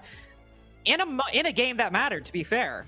This core got a big win over FaZe, so it has happened, but when it comes to the broader history, yeah, that's not the case. Yeah, most definitely. And honestly, this just comes down to the fact that FaZe Clan has been such a dominant force in Brazil for so very long. W7M, for all intents and purposes, they're kind of, fresh to the show a little bit here. And although there's 3 stars above that logo, Lynx, it has been in decent recent history since, we've been doing this for 9 years now here in Siege, and FaZe has been a part of that history for what feels like eons. So a little bit of checkered past for W7M up against FaZe Clan, but with this roster, I definitely think they've got some positives to look forward to. And for me personally, I mean, obviously, you got to pay respect to the veterans. That Karen FaZe roster is very, very legendary. But for me, this FaZe roster, I mean, they have been playing major winning, SI winning form for the past year. And only recently, unfortunately, alongside Fury, ironically, have they started to drop off ever so slightly. It's something that the coach of W7M mentioned in that interview when Norris was talking. He said, I think some of the pieces aren't firing, aren't showing up. And when you look at the stats, that's the case. When FaZe are typically making deep run in tournaments, everyone is around a 1.0 rating minimum. Right now, KDS and Cyber both below that line. And Sam, we've casted Cyber for a long time. You especially have casted Cyber for a long time. He can sometimes get the short end of the stick because everyone has to shut him down. And if you don't, you're probably going to lose the game. So he kind of gets a rough go of it sometimes. But having both Cyber and KDS not doing very well, it puts so much weight on Handy and Souls, and in this case, even Vidaking, who has clearly stepped up to the plate. Yeah, 100%. I guess there is one positive in that, right? It's the fact that the rest of the FaZe roster has more than done their part in soaking up what has been left remaining from Cyber and KDS, but it does also bring this into the works. If Cyber and KDS are in better form here today, then this might be a very serious moment for W7M where they have to try and bring everything to bear. We haven't really delved too deep into W7M's roster because at the very bottom of this entire pile and this entire server, actually, Carter, is Dash. A 0.78 for him so far this stage. Negative 22 on his KD spread and 7 and 15 on entry. That's not what you want to see out of a player that's allowed a lot of rope for this roster. I mean, he's on Doke, he's on Legion, he's on these operators where you do see a pretty even keeled affair the majority of the time, and it has not been working out for him. No, it has not, unfortunately. Even Loban as well, though we got some credit from Vidiking. He can do a hell of a lot in the server, but this stage, we are even looking to him to try to step it up on W7M. But they've made it this far off the back of a monumental performance from Volps and Dodaz, the newest pickup on this roster overall, though coming in alongside Volps, but a little bit lesser in the experience. Also making waves. Finally, we get into Consulate, a map that, to reiterate, a 6-game win streak do FaZe have, which they had a lot of win streaks on a lot of maps. Oregon in particular last stage was the most criminal. I think at one point there it was going up to the 12 or 13 line. So not the most dominant map they've ever had, but one that is very, very good for them as the ban phase begins. Remember that operator you mentioned, Sam? 2 players like to play Dokkaebi on W7M, Volps and Dash, and they said, we don't care. We don't want to deal with it on this defense. Yeah, it's a proper ban here for Consulate. This is a map where you really want to allow yourself from a defensive perspective to thrive. You want that roam game access. You don't want these operators that allow very easy pressure towards your defensive setup like that. And Dokkaebi is going to be the stark thing that stands in contrast to a solid realm game. So they'll get rid of that. The Ying also going to get banned out from FaZe Clan. But an interesting one comes into the fold here. Vigil is going to get banned out. This is a map where he finds a lot of influence due to the size of it and due to that roam game that we were talking about. Bringing an SMG 12 and a Boss G to boot. He is a lethal force if allowed to exist. And FaZe Clan are going to circumvent that with a ban. Yeah, really not the kind of operator you see all that often. You can come up with reasons why and understand it, but just not an operator we see get a lot of focus. Maybe they're just really anti-Boss G. You were talking about it last night. It hit like a truck, especially if you got somebody, maybe Cyber, having a good game. I know FaZe banned it, but kind of operator where a player that's doing really good, especially a team like W7M that is really individual focused, who has a lot of star players. I mean, well, really only 3, but boy, do those stars shine bright when they're performing well. They want to have that Boss G in their hands. W7M are starting out on the defense, though. So it's FaZe on the disadvantaged side, their worst side, comparably. Joda didn't quite do it justice, I have to say, only because I think the number really puts into perspective this stage how dominant FaZe were on the defense, because he is correct. They're in the lead on the defense by about 8 or so %, but the number, 73% defensive win rate in stage 2 for FaZe Clan. 73%, 8% more than Liquid with 65. Or sorry, 8% more than Furia with 66, but basically the same. That is ridiculous. No, that 100% is. That is a wild statistic. And I'm sure not only will our analysts be getting more into that, especially if FaZe continue to find success on these defenses here inside of the semifinal, but also something that will more than likely be touched on at LAN if they end up making it that far. You always have to leave it up in the air, especially when it comes to Brazil and especially when it comes to this lot. I said it yesterday when we were in our series for NA. I think we got the best that we had available in NA from the stage, but the same can be said here when it comes to this FaZe Clan with a very, very strong start here, and Cyber already on the board. Yeah, looking more like BDS versus W7 on Consulate, unfortunately, right now. FaZe just walking into the building, getting 2 free gunfights, and some response. Oh, hello. All right. Oh, hello, Volps. Very much in the picture. Brings you back to the 3v3. A couple SMG 11 shots. Makes me eat my own words. Vocabulary is not a tasty snack. Neither is Let. FaZe Clan will become well aware of that fact, as he still holds dominion over the middle floor. C4 to ward off any further aggression. He wants more. Volps feels that presence around bottom spiral. He's got the shotgun to back up if he wants to use the CQC. But he can just burn time. He's called Dots in for support as well to create a crossfire that Handy might walk into. Position revealed, smoke goes down, and Volps, well, ironically, gives his life away in a position where he held all the cars, it seemed. Yeah, he tried to risk it. It could have paid off, but sour taste is the only thing that's left in W7M's mouth, as there's an entire minute remaining. The next punch might just be around the corner. Their Jackal's going to creep downstairs. Handy doesn't want to sell his soul just yet. Dots could be in the area. He'll get rid of that camera. Continue to creep forward. Going to have a fantastic mark now, but this should read back onto him as well, as Dots more than likely knowing that he's only occupied that space over in the hallway, and you can see he's ready for anyone to try and swing into this. Do you believe he is going to apply another barrier as this last tick is just warming up? Nobody going to try and get aggressive too quickly. Does FaZe Clan know what's at stake in this first round? Dots certainly does. Baited Handy perfectly right there. off the back of Volps, W7M now have a winnable round where it seemed impossible. Dots going huge. 2K right now. 1v1. Souls has been on 32 HP this entire round. Second to last flashbang misses. Diffuser not in his collection. And Dots can just wait. He can hold fast. Final flashbang should miss. Dots has his full vision, has full line of sight. 3K and a 2K. Shout out to Volps and Dots for a first round from the jaws of defeat. There we go. Yeah, a huge moment to start that round for FaZe Clan, but no dice when it came to actually getting towards the site. That's where W7M stood tall. That's where they were able to make all these angles start working for them, but specifically Azami. A lot getting done there, a lot of areas that FaZe Clan thought they could exploit, but just that little extra layer of utility, just making things weird, really allowed W7M to work their way back into this round. Obviously, some nice shots to boot, but you expect that out of this W7M roster at the end of the day. And Consulate, at least for the first round, is going to go their way.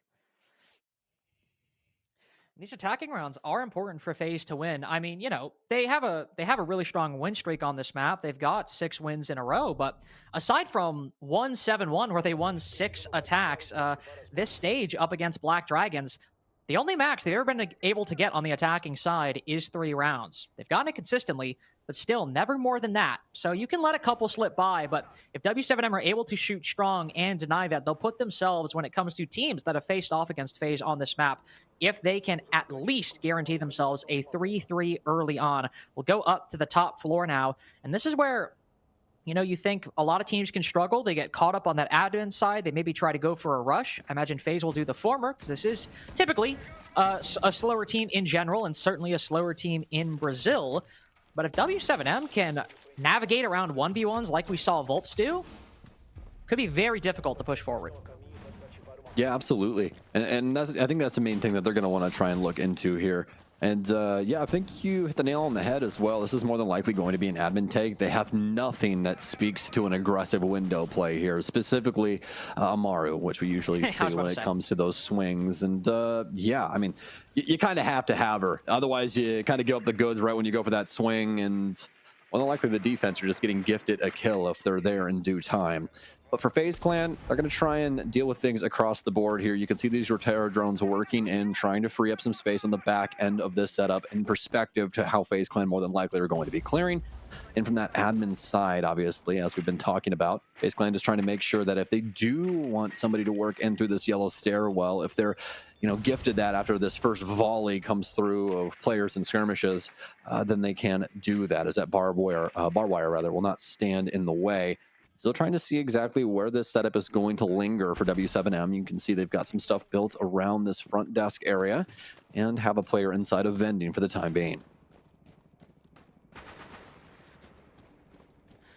And FaZe will get a good look at that. There's still utility to deal with. The castle barricades and the Kibas are always going to be difficult. Always going to be a problem. Especially if you're using Rotero drones to destroy barbed wire, you'll have to be concerned about it. No surprise, they will take their time. Nice find by Loban there, shutting down the shock drone. There aren't a whole lot of electronics, but the ones that can be destroyed, or excuse me, stuff that can be destroyed by a Twitch drone, you've got the Goom Ions and the Electroclaws, more importantly. So finding that is very, very good. An attacker now makes their way into yellow stairs. A second joins him soon after. Air jab on the close corner. Cyber will take the fight, but the flashbang bounces. Ooh, just perfectly. It'll force Loban off the angle momentarily, but that's why that smoke grenade lands in turn. Nobody can push forth, and that ultimately serves to favor the defense. The stalemate now breaching past the minute mark, and Dodez is the one that breaks the tension. Cuts down Cyber. This yellow stairs push has been nullified. KDS just unaware of the player in vending that's been there the entire time. FaZe just collapsing at the seams in that attack. Once Cyber falls, everyone seems to run around like chickens with their head cut off. Yeah. Well, we see why that top floor is so hard to try and full clear, you know? They start to read things out as to what's going on with this top level, and FaZe just do not like the look.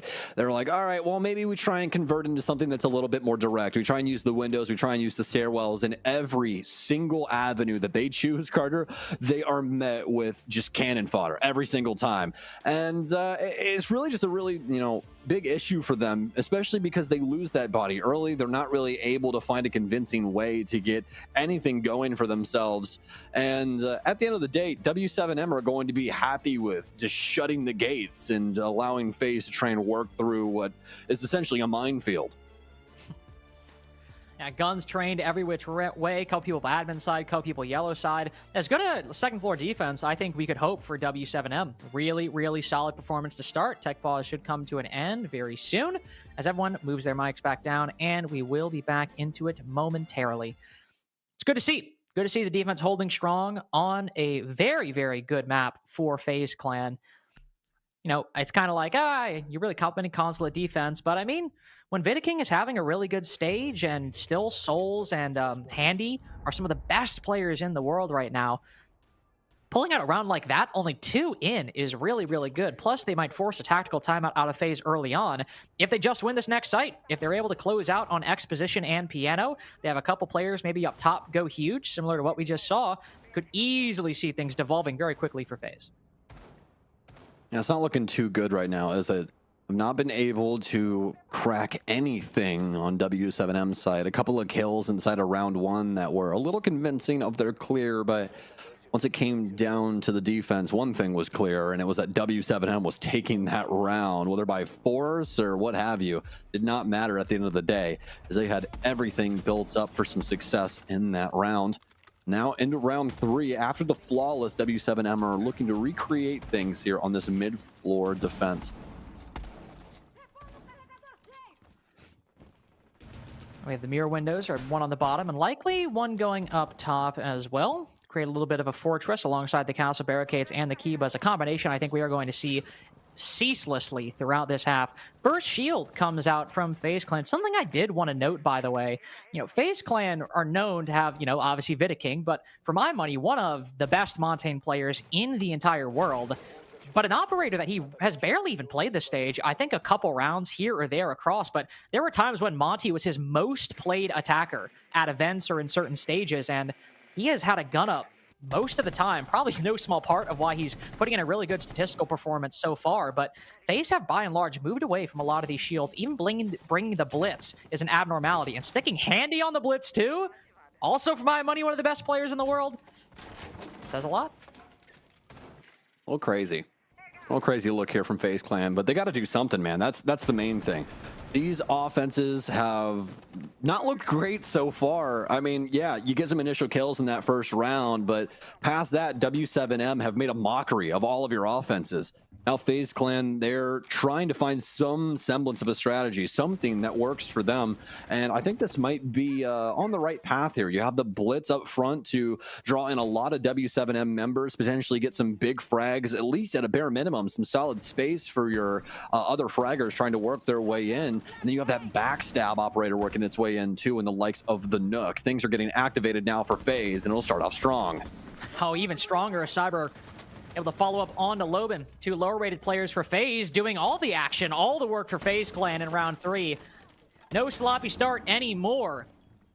Dominant 5-2. We haven't even needed to see the Blitz or the Nook whatsoever. Dots, trying his best to find one.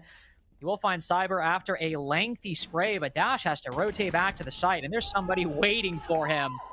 Beautiful stuff for FaZe. 2 rough attacks to start, and then it looks like business as usual in round 3. Like it didn't even happen.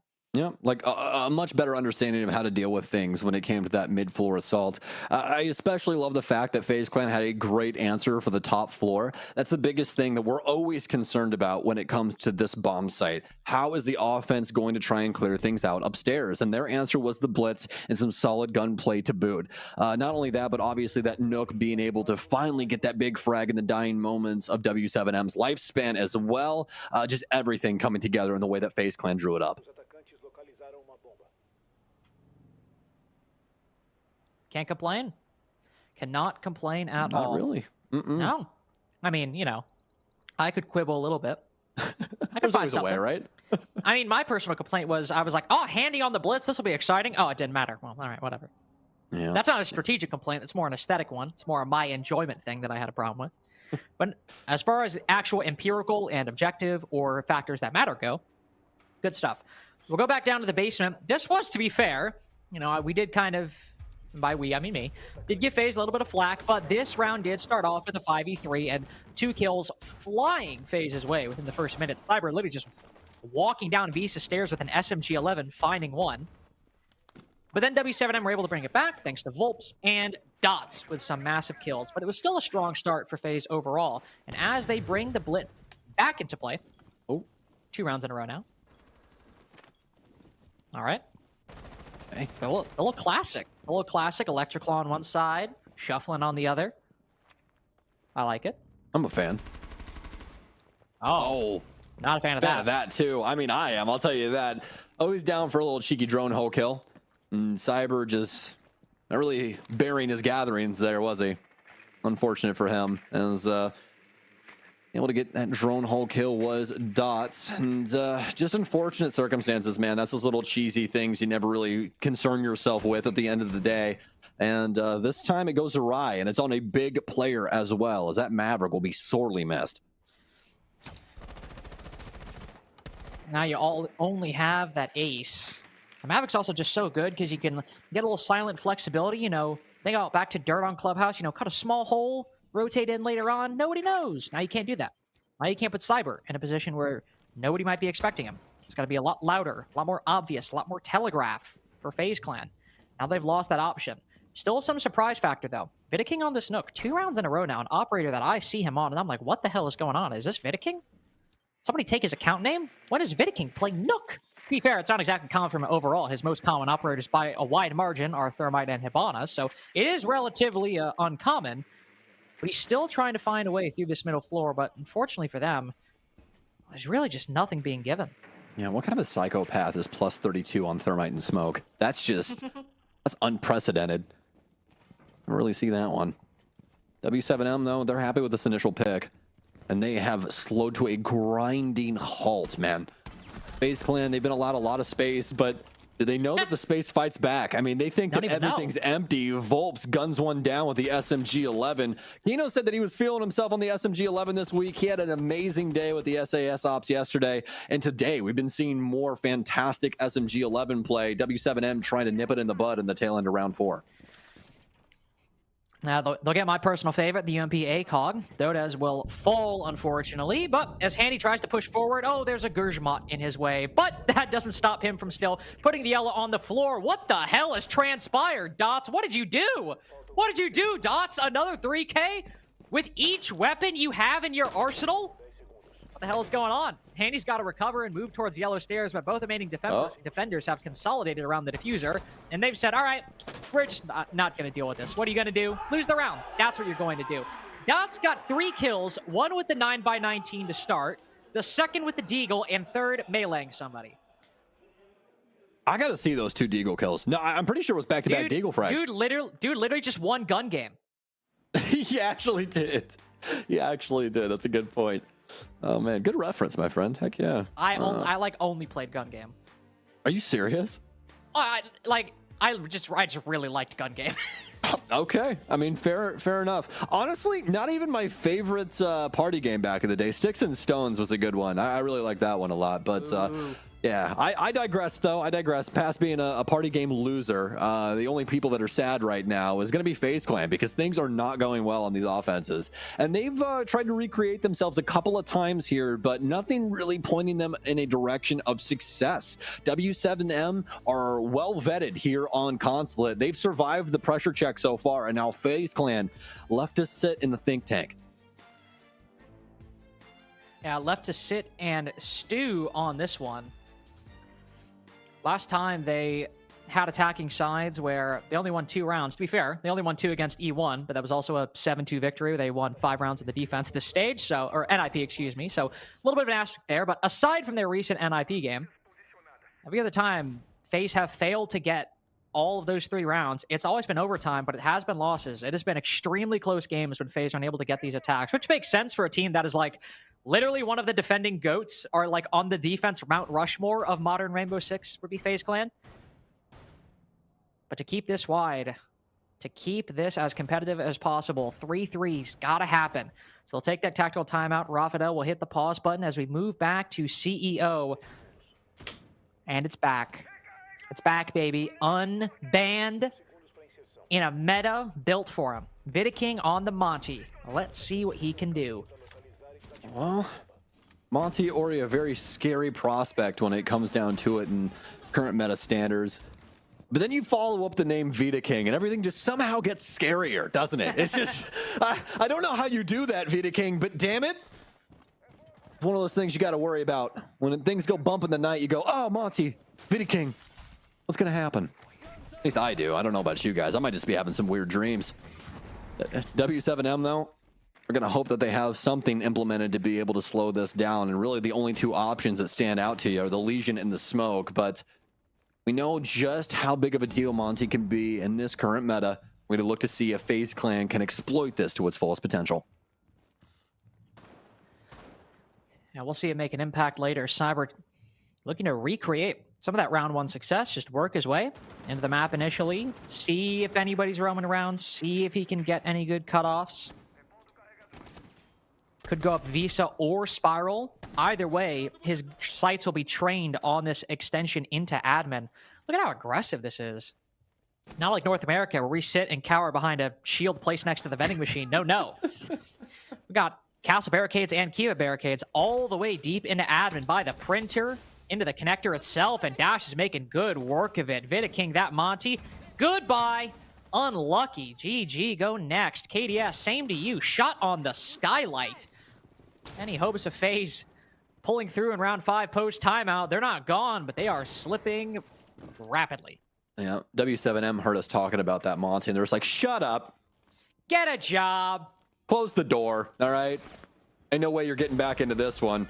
Dribble peeks out, some stuns too, and I mean, I don't even think that he's really been dislodged from there. No, the stun's coming out. Yeah, you're going to blind me, but you still got to push it and deal with all of these crossfires from W7M. The hand grenade will finally work its way, and that's what I was waiting on, and we'll finally get it, as that'll be handy there. As he's trying to work in as striker. Cyber with a nice kill. Speaking of striking, he'll be able to take down yet another one and make this somewhat palatable now for FaZe Clan, but they got to get past checkers. They do have to get past checkers, but I'm not laughing or smiling anymore. This now is a very serious affair. Uh-oh. One close on the corner. Oh, how does he win that? Oh, it's Volps who does it. I was about to say, like, there's no planet Dash won that fight. That's why you have support. That's why you rely on your teammates. But Handy triggers the goo mine, and there's 2 from W7M ready to fight him. Souls will lob off 1. This is a 1v1 with 20 seconds remaining. Dash is on the floor, has been for an eon. Lewin might be on higher HP, but it doesn't matter if you hit the headshot. Back over the line. That's why Souls is one of the GOATs. And the 1v1 keeps FaZe breathing in a round where they almost drowned. That's why you always got to be scared of FaZe Clan. Even in those moments where it seems like they're slipping away, they're still able to have some hot guns and bring it back to bear. W7M just not capable of shutting them out, and the important gunfights go the way of the offense. I mean, strategically, it wasn't great. FaZe Clan are able to get in on admin side, but that checkers hallway gave them a lot of grief, a lot of bodies going down from all of these different crosses being held by the defense. But at a bare minimum, they're able to keep things equal and get it down to the 1 versus 1, where really it's anybody's ball game. There's no info going either way. It's really just about who sees who first and who's quicker on the trigger. And this time around, it's going to be FaZe Clan. In a game where attacks will matter quite substantially to who comes away the victor, around that might very well make the difference for how map 1 actually ends. W7M will try CEO another time. We've got the Monty again. Vita King will try it. Say, all right, we never got the opportunity to implement the strategy we wanted, and in the face of a repeat setup from W7M, all 5 of the same operators brought 2 times in a row, they will also try at least the same operator lineup in turn. Though, instead of the striker, Handy will be on the Nook. I gotta say, I like Handy on the Nook. I'm a big fan. I like Handy on anything. You could say, hey, Handy's just stuck in this one corner the entire round. I'd be like, okay. Handy was living on recruit last round. Yeah, essentially. I mean, it's recruit on steroids. Let's be honest. It's a little bit better. Not exactly recruit, but you know. At least this guy can have attachments. I mean, come on. That's true. I was about to say, like, essentially it is. He can just use attachments now. Same thing otherwise. Yeah, I mean, but past that, much better secondary utility options. I mean, nowadays you can go EMP, secondary hard breach. You can be your own access, man. It's pretty slick. I'll give you that. Speaking of access, Cyber always finds an easy way into the building. When your team sets you up for success, it's easy to. He's got a drone right in front of him. He's got game sense galore. And despite this wide open hole on yellow stairs, he's not concerned, but there's barbed wire and goo mines in his way. I think W7M will expect that. They're fine with the explosion, but the fact that Cyber is already up here and uses the explosion to cover the noise of any remaining push. All right, well, there's a Monty there now, so I think people are well aware that there's presence by FaZe Clan over on yellow. The smoke is going to delay things out quite handedly. That's exactly what you want from the defensive perspective. Start getting these smokes out, deny this space away from the Monty, and they will continue to do so. This will get us down underneath a minute, and that's when it's going to be all hands on deck. But speaking of hands, Handy's got hands for Dash, and he'll punch him right in the face. Down goes the castle. Down goes Carter's favorite gun on defense for some reason. And W7M now down for the count here with a minute remaining. He said that was for Vidiking last round. Punishes Dash for that opening pick in round 5. FaZe have still yet to move beyond this yellow stairs position, try to get everything in order. The Legion lets the Monty pass, but Cyber's still got to be concerned. He knows he's there, right below the head. The Legion will back off at the exact right time, but now Vidiking's support is a little separated. It doesn't really matter. FaZe are shooting everybody in the face, and Vidiking is relaying this intel to the entirety of the defense. That FMG9 kicks a little bit, but with C8 on the support, you can get the job done. Basically a flawless round at this point for FaZe, as Dodez will fight back on it too. But Vidiking, he pushes. This is not a Monty that sits by and just holds the diffuser and stands stalwart. He gets in your face. He gets aggressive. Tie game for FaZe. Yeah, the delay's solid from W7M. They have a general understanding of what the take's going to be from FaZe. A lot of this centralized around yellow. But with all of the harebrained schemes that they're cooking up over on that end of the fence, it ends up falling apart because Handy finds that initial pick. Once that goes down and they run out of utility to try and delay things out over on this yellow stairwell, all of the kills start coming FaZe's way, and there's nothing really to be said by W7M. Nothing to be had until the dying moments when it's a 1 versus 5 and the plant's already down. And that is an incredibly difficult retake when it comes down to it on that top floor. A lot of the times those plants going down centralized around those window crosses, and that's exactly what we get out of FaZe Clan here. They berate the defense, are able to not only do that, but soak up all of that deny utility, or rather delay utility, and make the most out of the situation. Very well done from them to get things going off of that big play over there on top of yellow. And combined with that clutch 1v1 from Souls. 3-3 half when it was looking a little dire, looking a little problematic, like W7M could have gained the upper hand and close it out with a 4-2. Probably not a 5-1, but 4-2 certainly a possibility. Instead, they get that 3-3 that they get so consistently when they're able to close out this map in a regulation victory. One of the best defensive teams in the league, just to reiterate, because I want you to go home. Well, you're home right now probably, but if you're not, go home. If you're not, go to your bedroom. Just do whatever you want to do. I don't care. But I want you to retain this number, okay? 73% defensive win rate in stage 2. Almost 3/4 of the rounds they have won on defense.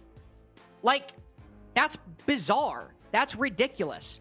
That's when you combine that with the fact that their attacks are below 50%, you understand why FaZe have decreased from their normal performance of topping Brazil and not losing a single game like they did that stage, and instead go for the measly 3rd place. Or 4th place, excuse me. Yeah, it's pretty crazy too, especially given the fact that offense has some pretty crazy characters right now, especially something that favors FaZe a lot with the Monty. But being able to make matters most when it comes to the defense, that's where things have really worked out for them. And they were more than likely very happy with this split here on Consulate. Not only since it is obviously their map choice, but I mean, these offenses coming a little bit easier here, able to split things 50-50 and now work into their favorable side. And oh my, Cyber starting things off with a hot take on this defense. Dude, like, what is happening? Is like Cav meta? Like, are we just getting the in most, Brazil? Like, is this the most? I mean, like, but Gunnar ran it last night. This has got to be the most biased sample size for Cav picks like I've ever seen. You and I have casted now 3 different maps that have had a Cav pick. Like, what is going on? Yeah, I really like it on Lair. I think that's a great pick just because the map is so vast and it forces you into that full clear. But Consulate's been a map where every single offense practically full clears for ages. So I'm interested to see if W7M end up hitting some rocky roads due to the fact, Cyber is on this cav, but it'll be hard to say until we get about halfway through the round 7. Well, yeah, we'll have to see if it has any impact. No interrogations. No interrogations in the 3 times that, well, the 2 times that we've seen it. Still could happen in the 3rd, being this one. I hope so. Cyber has played it before. At least when I think of the times I've seen a cav, it has been Cyber typically wielding the Lucian pistol. Is it Lucian? Is it Lucia? I actually don't know like the exact pronunciation because it appears so little. You said Lucian last night, so I'm going to take your word for it on that one. Yeah, well, that's how everybody said it to me across my 9-year tenure of playing this game. Oh, well, bless your tender heart, because Cyber is right around the corner. I'm not liking this. The smoke is taking up, or the mute, excuse me, is taking up all the attention. Come on. He knows a buck is out there. Oh, goes for the angle. Oh, spots him. You're not getting the interrogation outside, though. But they know there's a cav now, as Handy has soaked up a lot of damage from the push in from Connector. The cav is still full HP. What? Dotas, all right, I don't even know how that happened. There's nobody over there. All right, Dotas has just executed dots on the Monty, too. He hops out the window. Interrogation! Outside of the building. Can't believe I blew my one F word last night. This one is far more worthy of a curse. Handy will shut him down. What an insane first defense from FaZe. You say curse, man, it feels like a hex has been put on W7M from the very start of these offenses. Not only do they gun down one of their own teammates, but then Cyber comes flying out of the top window, and the damage of that Lucian pistol in close range, Carter. That's the one thing that I always have to give credit for Cav. She's got a pseudo shotgun in her pocket at all times, and speaking of shotguns, I think we're about to see a quick resolution, but no, Vita King's got the angle from the other side. It's Tellers that finally seals the deal here for FaZe's first defense. And yeah, that defensive percentage, it's gonna keep on singing. It's gonna keep singing till the cows come home if W7M can't find a way into these rounds successfully. Bro, an interrogation outside the building in a competitive Rainbow Six Pro League match. All right, whatever. The Silvers are winning this one today, man. I'm telling you. There's some moments. See, it works, and I'm like, oh, shut up. It works once in a, exactly. Just shut up. It works once in a blue moon, and your name has to be Cyber Zera in order to make it happen. Oh, that's incredible. Positive game from Cyber as well with that performance cav. He was 5-6 now. Well, I suppose 7-7, but positive performance in my mind.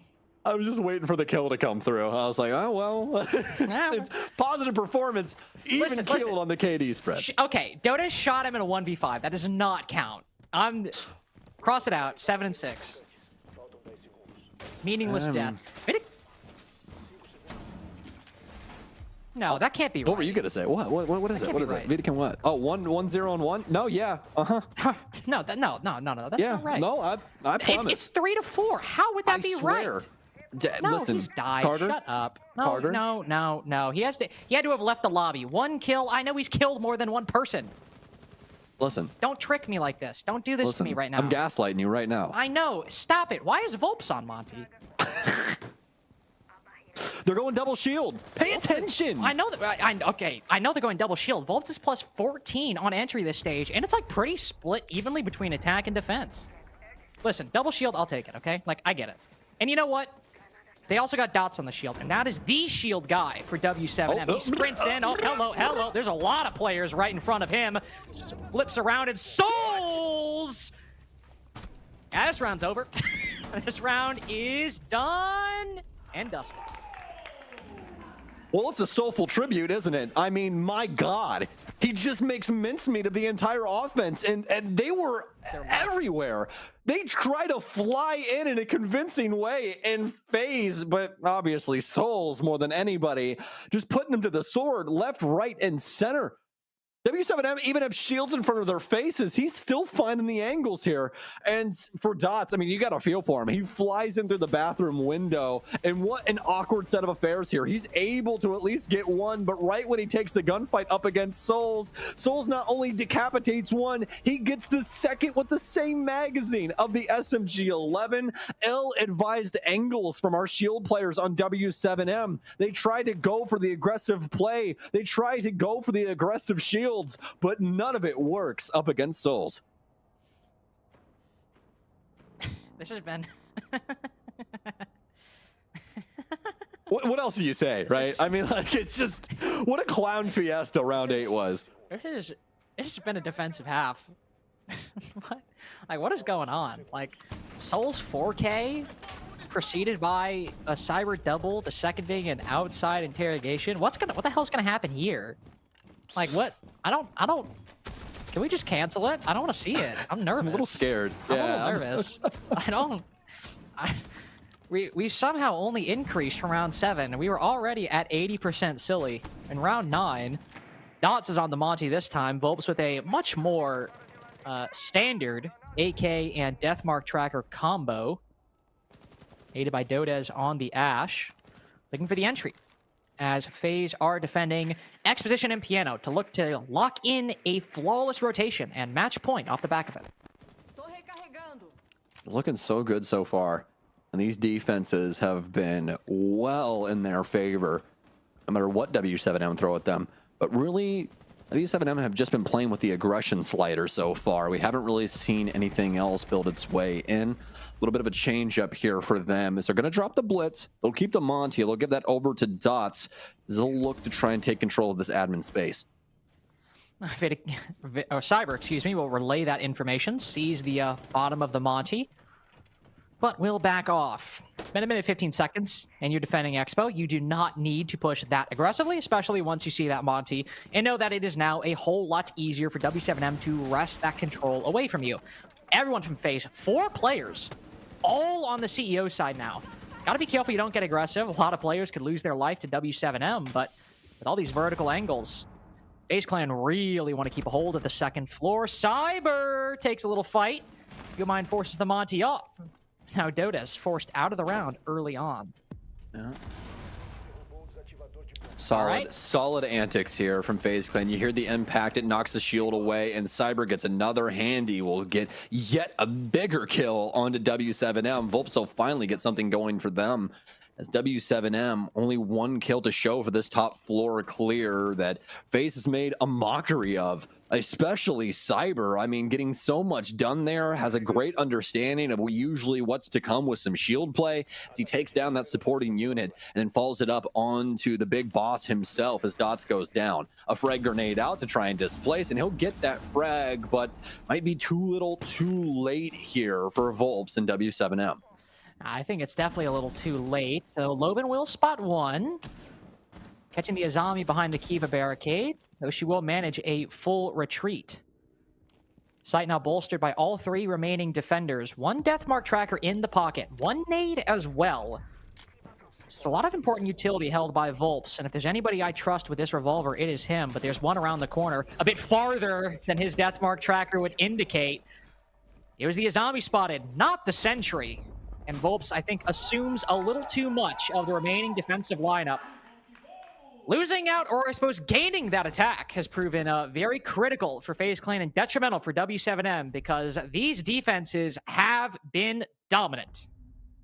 It's looked so very good for FaZe Clan so far. Picturesque on these defenses as W7M is constantly trying to figure out a solution. They've gone slow, they've gone fast, they've gone for rushes, they've tried to just work themselves through on the top floor, building off the back of a shield, trying to make some space, and absolutely none of it is working. FaZe Clan have stumped W7M over and over again. And you can see just from the look on W7M's coach's face that things are not going well right now. Trying to find some way, some force to break down these defenses that FaZe Clan are providing. tried. I mean, something being the important word there, because everything What do you do? they've tried, yeah, everything they've tried has just been completely null and void. I mean, I guess you could say, oh, well, it's consistently been, a shield-based strategy. 7 and 9, the Monty. Round 8, Monty and Blitz. So they've got a lot of options that they could, switch to. That's true. They could. But Dots is the shield guy on this team. He's one of the shield guys in my mind. Not even necessarily because he's like one of the best, but Dots has always played shields. Even back when Cameron was IGLing this team and they were Los, Dots was the shield guy. That's his thing. It's something that W7M and Los before them were known for. So switching away from it, all right, I'm fine with that. But let's try to see Dodes get set up a little bit more. Let's see Volps get set up a little bit more. Cyber and Souls have gotten the entry every single time this half. And whereas W7M were evenly contesting the early round, 3 opening kills for W7M to 3 to FaZe, it's been the defense setting things off right every single time. And in the case of last round, with 2 more kills afterwards. So maybe try to inform Volps and Dodes' entry a little bit more. Maybe try to activate Lobin, who's 2 and 8 right now. Dots is doing great, but all those kills were on the defense. Yeah, absolutely. And that's the main thing, right? W7M haven't had anything going on this offensive side at all. And I know we've been really harping on this throughout this, but FaZe Clan have just honestly shut them down in every conceivable way. And they're looking to do it again here with this last round. We'll have the tack time out from W7M that's finally expended as they now try and work their way through this, what could be last round. Some crazy shots out of Lobin. They're going to finally find something with this blitz. And if we're just speaking off of hand gestures, I think W7M did exactly what their coach wanted, which was try and find that ISO pick on the top floor and collapse on top of him. You saw him doing that circular hand gesture there, right, Lynx, as he was trying to be like, hey, we got to find that guy. We got to bring in all the forces to make it to where they cannot get out of our iron grip. And W7M finally get away scot-free after picking up Cyber on the roam. He actually said there's this really good dumpling place around this area in South. Yeah, well, we're going to lunch after this, guys. Yeah, we're going to lunch somewhere in this area. If we're here, it's over here. No, I think you might be right on that. And it certainly works out. First opening pick going the way of W7M. This attacking half. Aww. Unlucky. Yeah, Yokai just slips away. I got worried he shot the air jab for a second, so I'm just glad that's still alive. Always something to worry about. Speaking of air jabs. Another one. Maybe? That's not going to get around the bend, but honestly a solid position there. Just making sure he blocks off that Teller stairwell. So a few bodies around here for FaZe, and a lot of ways that they can work their way back in if this pick does end up going awry. Oh my God! Oh, no way, he downs him. He probably has no idea either, as that M590, it seems fleeting at first, but King, he's actually going to stick around. I mean, as he should. He can just waste some time here. He can bait Dash effectively or just force the attack to burn time as Dash crawls to a safe position. Lobin will be able to pick him up as he's around the corner, and the Bucks should be able to shield himself pretty effectively behind this. Yeah, nothing will come as a result. Dots reduced to half HP in literally an instant. I don't know exactly where that came from. Maybe a C4 from KDS or a Vidiking that got used, but either way, the Monty softened up heavily. Dash also very low HP. They got that 5v4. They still have the opportunity to convert, but FaZe's utility and their gunplay clearly so strong. Vidiking has been undealt with, and as Dash walks right back into the same guy who downed him with the shotgun earlier, I assume was aware of it, but still somehow the loser of it. And the W7M are stalling so badly. They're focused on Vidiking, and Dots will be able to put the diffuser down, and nobody actually reacting because all the C4s have been burned and all the smokes are too late. The Monty's able to move in and put the diffuser down effectively, but the smoke will finish him off. Vidiking so good with this SMG. Souls will move for the retake. Dodes locks it down. One up above, one down below, who's doing all the talking. So how can Vidiking and Handy handle the 1v1s? Vidiking gets his. Handy shuts it down. 4 in a row, no match for FaZe Clan. Gotta make sure you get that defuse, as they are all a bit away from the diffuser, but Handy will hopefully finish it off. And it's a 7-3 for FaZe on console. Oh my gosh. You just saw FaZe's coach. They're like, hey, go defuse the case, man. Dude, I was literally about to say, I was like, okay, wait, like, I know Handy's cheering. I do not see a finger on that F key. Listen, I've been watching esports for a long time, Lynx, and let me tell you, there has been a couple of those instances in FPSs where, hey, just somebody gets a little too excited on their big map win, and the bomb ends up going off, and you gotta keep going. Quick aside, I think it was like the Star Ladder Berlin Major for CS. I just tuned into a random game and a random round, and like 2 rounds later, that was the round where it was 15-14, and G2 couldn't find the bomb on Nuke and literally lost them a series because of it. So I've seen some pretty big moments like that, and thankfully FaZe able to finish it off here 7-3, really quite a strong showing on a map that, I mean, let's be fair, Sam. If anybody felt like they were going to come away with it, I think in theory we all thought it was FaZe, and the moment those first couple defenses hit, it seemed like a foregone conclusion. Well, all I'm gonna say is I think the last thing I want to do with my time is play FaZe Clan on Consulate. That seems like a terrible moment to experience for, at a bare minimum, 45 minutes here. As FaZe Clan just running W7M through the meat grinder. Did have some highlight moments from W7M, but as we got to their offensive side, they became few and far between.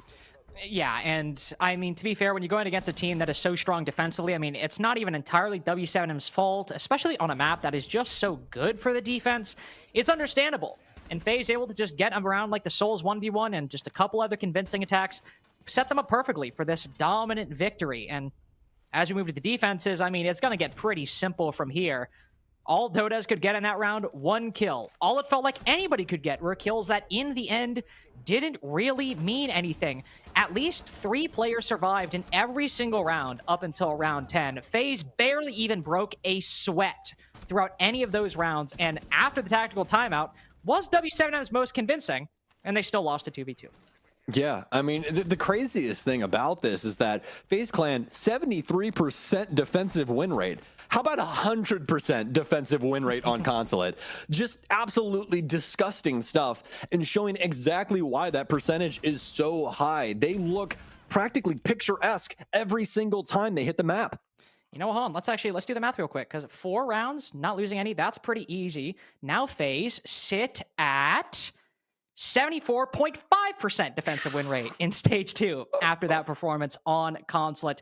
Really, really, really good stuff from FaZe Clan that happened. But we still have more maps to get underway soon, of course, because, Sam, we've got Lair coming up next, our second of the day. So don't go anywhere. We'll be back with Lair right after this.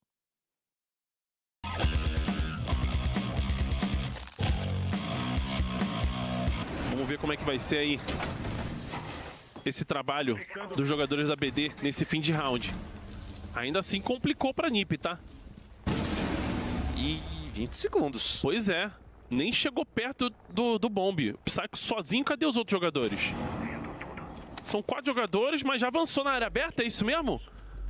Olha o Pino no ADM, pode tentar varar, Psycho...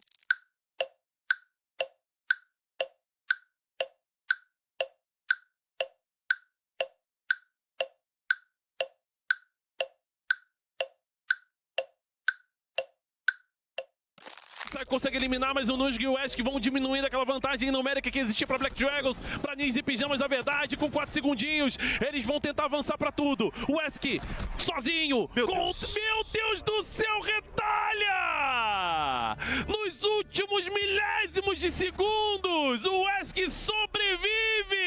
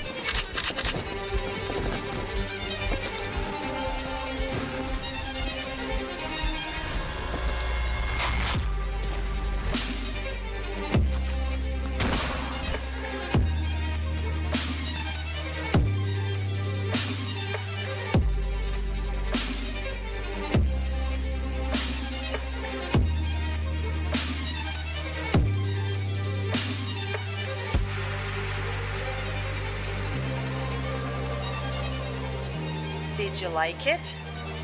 Then buy it.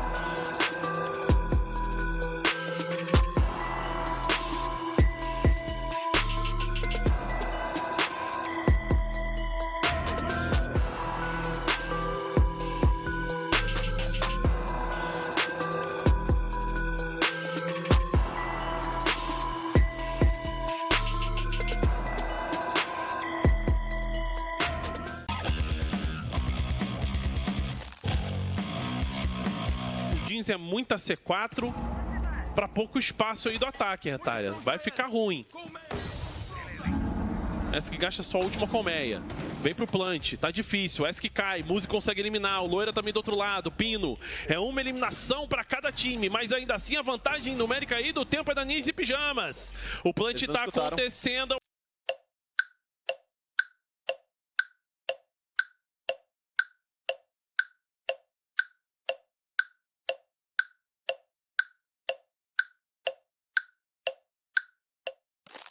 Eu acho que eles realmente não ouviram. Retalha, pegou na C4 no ar.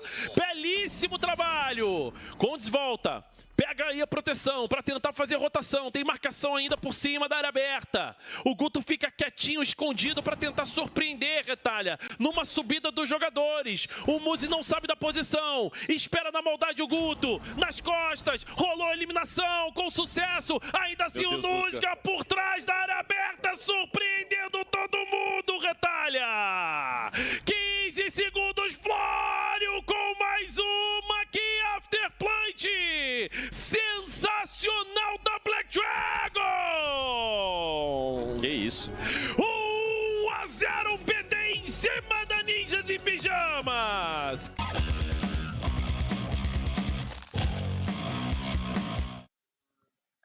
Well, quick work for FaZe Clan on their own map pick of Consulate, and now we have our second layer of the day, our only repeat map so far. Of all the maps, shocking to be that one. Sam, it was not particularly close by that second half between FaZe Clan and W7M. FaZe only lost to 2 teams this whole stage, W7M being one of them. Does it look like it might happen twice, or do you think FaZe will get the best of them?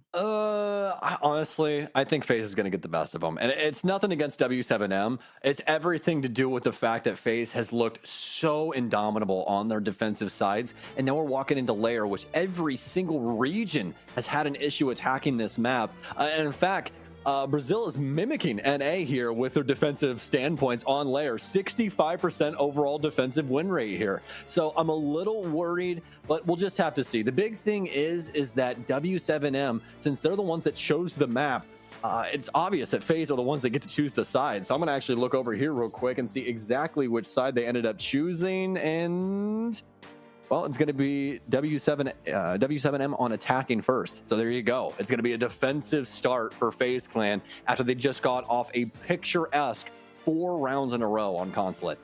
Yeah, and when FaZe have played this map, of course, twice in Brazil so far, as Ann It was a 1 win, 1 loss. That 1 win was a really close OT victory against Vivo Key, 7th place team in Brazil. And the second time was a 7-2 loss to E1, where FaZe got 1 round on attack and defense. And that was it. It was a very, very strong performance from E1. And FaZe, even on the map they won, 2 attacks in an OT game on Lair. This team is great on defense, but unfortunately, they might start there first, but they'll need better numbers than that if they want to close this series out 2-0. Yeah, and as we delve deeper into this map, we're just going to touch on the sites here because it's a new one. Everybody's trying to get accustomed to what happens on Lair. The 2 big areas that we've been seeing a lot of play, at least in Brazil, are the Master R6 room as well as Lab and Lab Support. That's the mid-floor area, and you know it's been a rather downstairs area. Apologies, but it's been a little interesting because the top floor 80% success rate for the defense, Carter. But then we talk about that basement level, the one where when everybody first saw the map, they're like, "Oh, this is going to be obviously the breadwinner of the entire set." But no, 40% defensive win rate. It's actually the worst one so far here in Brazil, although less plays for the other 2, gleaming in success in comparison to what Lab and Lab Support have to offer. So for FaZe Clan, are they going to stand here in stark contrast of Lab Support and find some success to really change up the fate of at least that bomb site? We'll just have to see.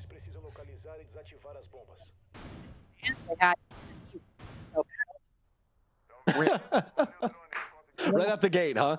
Looking rough. Well, no, I'm getting nervous. Red flags everywhere. He and Castle are good bands. Defense is able, you obviously don't want to play your hand, but if they're able to hold a pretty large section of the map, not a lot you can do as the attack with so many other things you have to consider. If they make you fight too hard for even one section, that you're gone. You have to start downside pretty quickly. I think the second floor side as to start is pretty understandable, as FaZe will be on the defensive side first, and we've got Immute Mozzie set up, an old favorite, old reliable that we don't see that much anymore. Oh yeah, you don't ever see Mozzie anymore. He is he's kind of worked his absolutely. He's kind of worked his way out of the meta, man. Not only is the Ronin just not all that great of an option anymore, it actually has less bullets than the SMG-11. Oh my god! But remember when the Ronin was like Ronin 1.5 was literally like the greatest weapon of all time. Oh yeah, absolutely. I mean, there was a lot of guns that really got boosted by the 1.5's effectiveness. I mean, one of my favorites back in the day, and still to this day, just gun-wise for defense, is the MX4 Storm from Alibi. The 1.5 on that thing, Carter, I'm telling you, man, I was a demon. I was a demon. I mean, I was there. I did see it too, but it's just like, you know, I know what you're talking about. I'm not that young. It was something else. It really was. Yeah, well, definitely. No 1.5s anymore. 8 cogs all day for the attacking side. 50 seconds in. This very long-range setup for W7M, taking their time to get a full handle on things, as FaZe are looking to contest these points of entry. No. You're kidding me, man! Walks outside, reacts to dash, turns outside, Dots is still on camera. That is so crazy. I don't know what Dokkaebi down 2? I don't know what Kino put in the air talking about how he felt solid on the SMG-11, but it feels like everybody is just world beaters with this gun right now. I don't know if I Pavloved myself, but like even watching it, it does feel snappier. Like it feels good to watch. Yeah. Definitely say so. At least the confidence behind it definitely showing some signs, right? And I think that's the key thing, especially for me. How often do you expect Smoke of all characters to be taking aggressive angles like that to the outside of the building? Practically never. But for W7M, they are going to be sent reeling because of that fact. A frag grenade and the shotgun still in hand and just waiting for anybody to step up to the plate. If somebody dawns this door, they're dead. That's just how it works. There's nothing you're going to do. It's an M590, and we've all bore witness to what this gun can produce, and it will do so yet again. Bulbs is going to be the only one with a frag in this entire round. Doesn't matter if he aces. He's going to be the only person at this party, and FaZe Clan will nip it in the bud. That will go into the win column for Master R6 room on its 11th play of the entire stage, and that 80th percentile will continue to rise. That 80th percentile, and FaZe have now won 7 of the 8 defensive rounds that or sorry, not 7 of the 8 defensive rounds. That math is so wrong, but they've still run the vast majority of defensive rounds overall. on Lair so far. So very, very good stuff. We'll have a bit of a tech pause. And frankly, I think one sorely needed for W7M because this is your map pick and it might be the defense. But FaZe are like, oh, like I'm looking at that. And the more I think about it, was there just a default up? Was there a default that maybe got left up that spotted the Doke be outside? So, yeah, you're 100% correct, because that's the only way you get a yellow ping in a position like that. Cams can't be outside anymore. Nothing can really be outside anymore for that long of a time. And I do believe we did have Echo there for a split second, but I don't even think it was him. I didn't really see anybody occupying the drones at that time. But either way, it was one or the other, because that ping was outside and able to get that kill. Still crazy he was able to react to that guy on the top of the stairwell, though. That is not an easy gunfight, Carter. That's like 70 yards with an SMG-11. I saw Dash speed around the corner. I was like, oh, Handy dies here. And he didn't. Handy got both of the kills, and frankly, a moment that I think will probably not be repeated pretty consistently, just because I think Dash or anybody in that position will probably react more often than not. But in this particular case, it basically gifts a round win to FaZe early on, as afterwards you then have to push through the claustrophobic Skybridge corridor with a shotgun right around the corner and an MP5 supporting him, if playing anti-flash, ready to swing. Like, just a killer setup from FaZe to close out that 5v3, as you would hope and as we expect. Bunk's briefing now as our second site. We'll still see a defense of the top floor. I think of all the maps in the pool, I think it's not like too much of a stretch as we see Lair develop more, Sam, to see maybe Mozzie play a little bit more of a role. Same with Mute, just because of how tight these corridors are. You can get so much coverage with just a Mute Jammer or a Mozzie Pest. Yeah, 100%. That's a great way to think about it as well, because a lot of these areas of effects have been affected, right? Mozzie, not so much, but definitely for Mute. And having these tighter alleyways and that kind of stuff to work throughout the map definitely makes it to where these two are a little bit more potent. Past that, the ability to steal drones for Mozzie on a map like this is so conducive to success, Carter, because you're able to turn those onto your opponents. And in a map where clearing is just a necessity, you need to understand where these defenders are, because they can sorely punish you on a map that's just so vast like this one. It can definitely put a spanner in the works for that info game of the offense. W7M down 4 drones moving into the action phase, so that's already a little bit of a problem rearing its head. A little bit more creep in, though. Already shielded from the default camera, but it's not even activated. So fully unknown quantity on Lair right now. He's made his way to the middle floor. Dota is trying to find the tight angle through this hatch as Volps dodges a C4, trying his best to open up this single panel through the wall. You can see Cyber looking to find a couple shots through that wall, but it's unsuccessful. W7M will make that initial entry point valid and full. It's almost half the round in. W7M, we saw Loban enter earlier, but beyond that, it has been quiet and patient. I was going to say, check in on Loban. Are we moving? I think so. I think we're about to go in through this breach and then have Loban go for this backstab, but so many players still up for FaZe Clan. Nitro Cell's still readily available. This is going to become a pretty quick Hell in a Cell, especially now that the jig is up, at least on the back end. 2 big kills for W7M, though. They're not going to go quietly into the night. They are not going to let Lair slip through their fingers. KDS has something to say. He'll get one. Almost is able to take turn and kill the Blitz, but now this is starting to fall apart. Nobody has the case. Volps is down on the ground and more than likely in a position where he cannot be rescued, and FaZe Clan doing their damnedest to take round 2 away from the grip of W7M. Yeah, Volps was actually the first player from W7M to go down, planting that diffuser, so this execute has tumbled out of control ages ago. They will manage to recover him, but the Blitz and the Maverick both so low, and vertical angles right above them. Hanny will eliminate one, 5-0 so far through the first 2 rounds. And this vertical angle could be even more impactful. Dots will try to go for the retake up top, but he is on for 4. Switch to the SMG-12. Can he make it happen? 3, 2, 1, gone. FaZe Clan, what a showing here. W7M, that was one of their best looking offensive rounds through these 2 maps, Carter. What do you do in a moment like this? I mean, just have a fool made of yourself. You don't even think about that top floor. This is a site that plays out very similarly to what we see on piano on console. The map that we just left, you have to be concerned with this verticality, and you see why. W7M, they don't think there's any cause for concern. They don't think that there's any way that FaZe Clan is going to be able to shut them down once they work their way in and start attempting this plant, but it's anything but. In fact, the last 2 remaining FaZe Clan members, they make it work from upstairs. In W7M, it will behoove you in the future to have some semblance of an idea as to how to get rid of these important factors.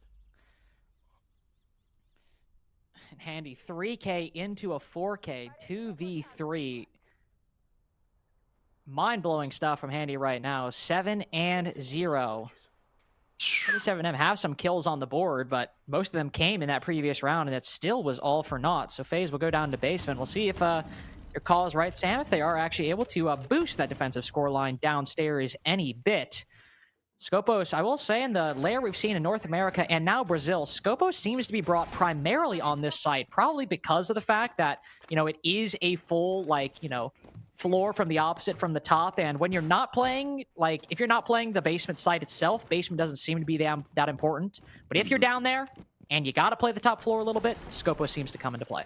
Yeah, it's, I mean, it's the leading strategy right now for Scopos, right? I don't think that we're going to see very many people defer from this as well, just because there's really no other way to implement it in a very safe and successful way. So I think that everybody's hitting the nail on the head here. Okay.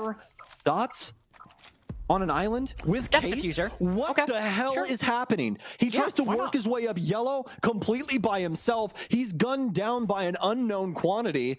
And now FaZe Clan, they've got everything at their disposal to try and take round 3 as well. Oh my goodness.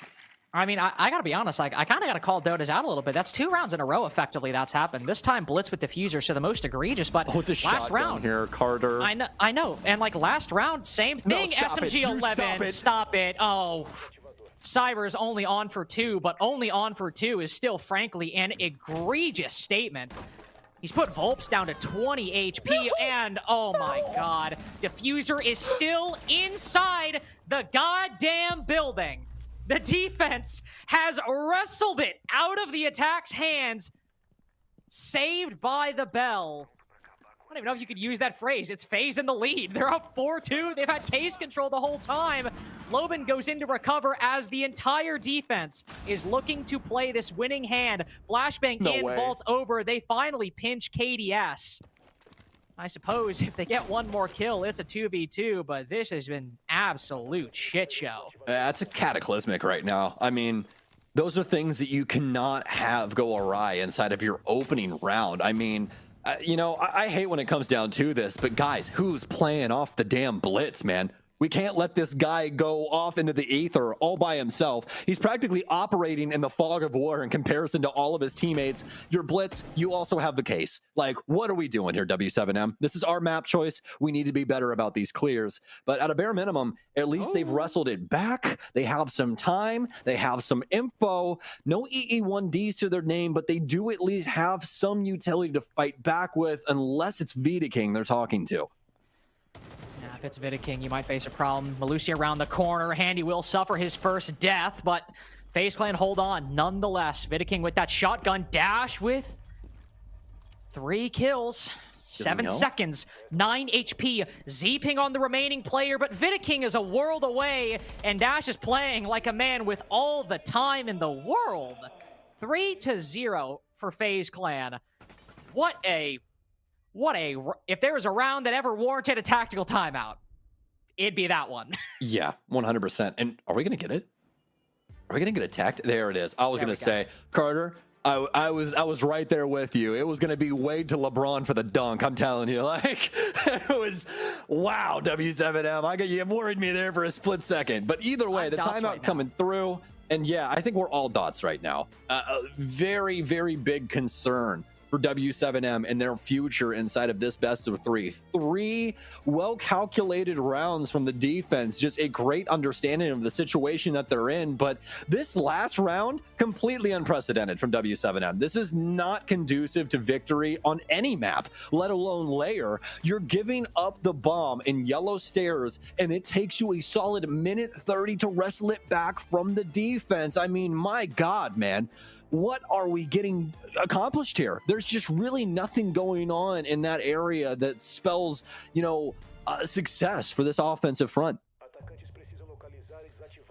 And it's similar strengths or similar problems to like what I've seen from W7M in stage 1 and stage 2. Like, these guys have immense mechanical skill. I mean, Volps, Dodaz, Lobin, like even Dash and Dots can have moments. Like, they're definitely like low performers compared to the other 3, but the star power on W7M is really quite strong. But who is, wrangling these figures? Who is calling? Like, those rounds happen a bit more often than a team that has gotten second place in Brazil 2 stages in a row. Far more often than those kind of plays should be happening. And I mean, sure, you get the tactical timeout. Sure, it happens. But again, like Sam said, this is your pick. You knew you were probably going to start on the attacking side when the defense is not only FaZe's strongest side, but by far and away their strongest side on this map in the close games and losses that they've had. Gotta see better in round 4. Gotta see better in round 4. Yeah. They've been the golden boy this entire year, really. I mean, haven't found the victory to back things up in the way that they really would want to, but every single time that you think of Brazil, you'd be remiss if you didn't talk about FaZe Clan and just how successful they have been, how close they have been. And yeah, they burned up a couple of times, but at least they were in the conversation, right? You can't say that about many a team, especially in Siege's recent history, and FaZe Clan seemed to be commonplace. Now, making the most of the moment here in the playoffs, looking to go to the grand finals of Brazil up against Liquid. I mean, that is a match made in heaven when it comes to organizational crossovers, especially for Brazilian Siege.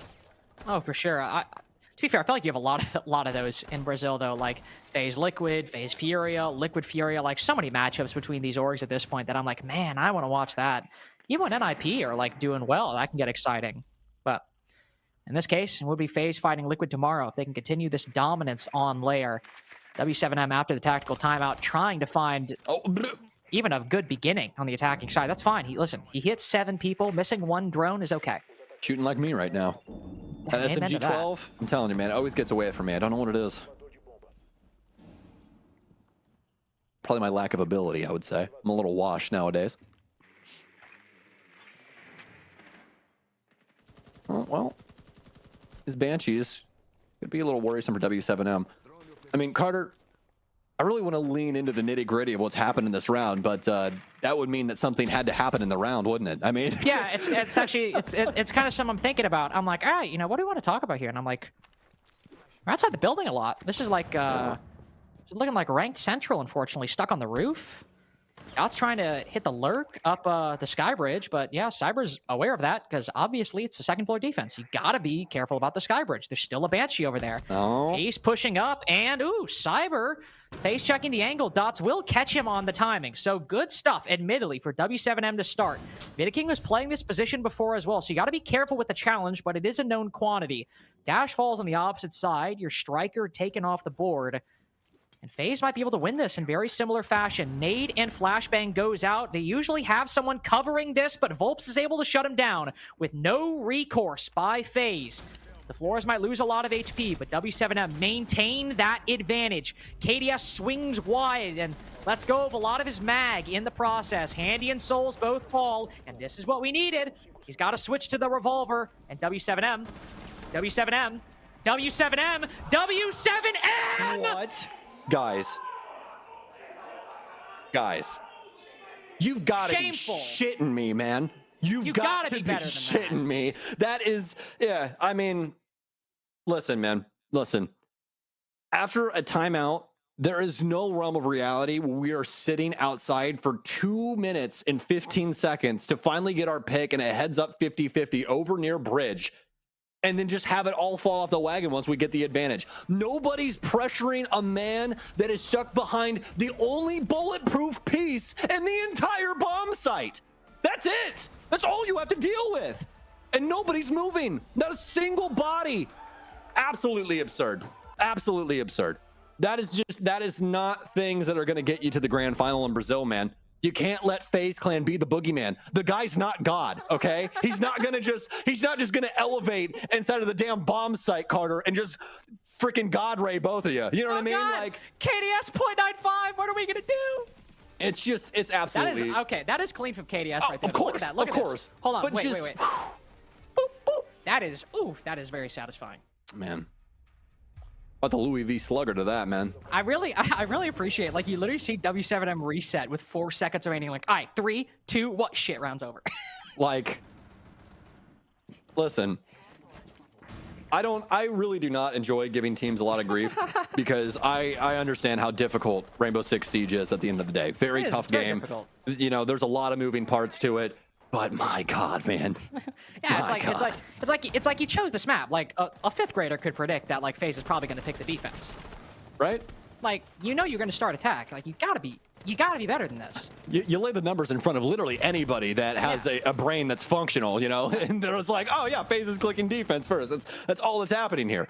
And W7M have not provided the best game plan to be conducive towards success. It's just not there right now. FaZe Clan are running amok of absolutely everything, especially in these last handful of rounds. Man. I mean, Cyber is off on his own island. We are existing in this man's carnival, and W7M don't have a single thing to do about it. Dude, Dokkaebi, you just called. You just called. He is around the corner. Why are we face checking un-ADS'd? What are we doing, man? Like, what is going on? Oh, Cyber, this is just, that's just like, come on. Can we get a flag on the play? Can we report that? Can we ban this guy for toxicity? Like, what do you gain from that?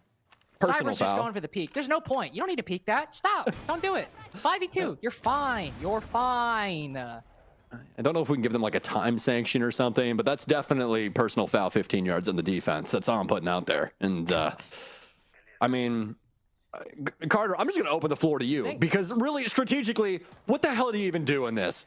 I mean, come on. I can tell you. Vidaking just sits at this corner with a shotgun. Easy. Oh, nope, he's swinging. Oh, boy, we're swinging. And he won the fight. Oh, stop it. Don't do it to him. Like, what do we even do here? What do we even do here? Dash is on Sky. Dash has flashed himself in a 1v5. What am I supposed to say? What am I supposed to say at this point? Flawless round. High-low. Whose map pick is this? Whose is it? I'll take FaZe pay off the W7M. ref? Did FaZe bribe the officials? Did they get 2 picks? They might have paid off the coach for W7M at this point. I don't know if he just put him in the worst way. It's, I mean, like this is what I like don't understand. I mean, like I'm actually going to check and make sure I didn't mess up. Like this is I double checked it. I promise. This is W7's pick. This is their pick. Like, what is this level of play on your pick? FaZe has played this before. Like, they've obviously listened. These defenses are looking great. Like, don't get me wrong. FaZe are doing everything they need to. Yeah. Cyber's getting activated. Handy performed really well the first couple rounds.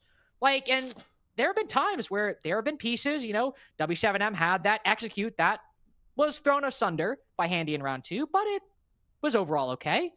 Basement, they're able to make some progress a little bit, but, like, beyond that, like, they look worse after the timeout. Yep. How is that possible? I mean, big thing is, like, Handy got a 3K and a 4K in round 2. Yeah. Nobody has got a multi-kill since then. In a round that FaZe have won. I get Dash got a multi-kill, but they lost. But, like, that aside, nobody from FaZe has a multi-kill. yeah.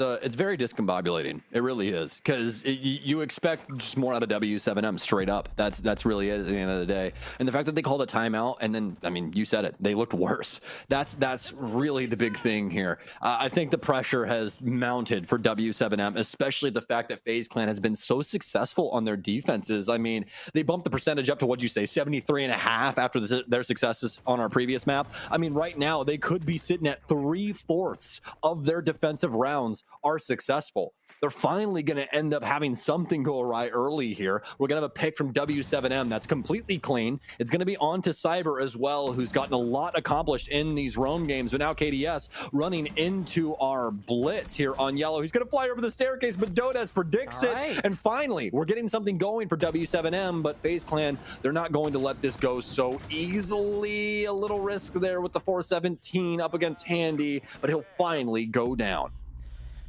And it seems FaZe might go down in round 6. Finally, the Blitz will spot him. Dots, Domes, Vidaking, and that's it for Souls. A round that was as necessary as any could be. A complete morale stomp for W7M through the first 5.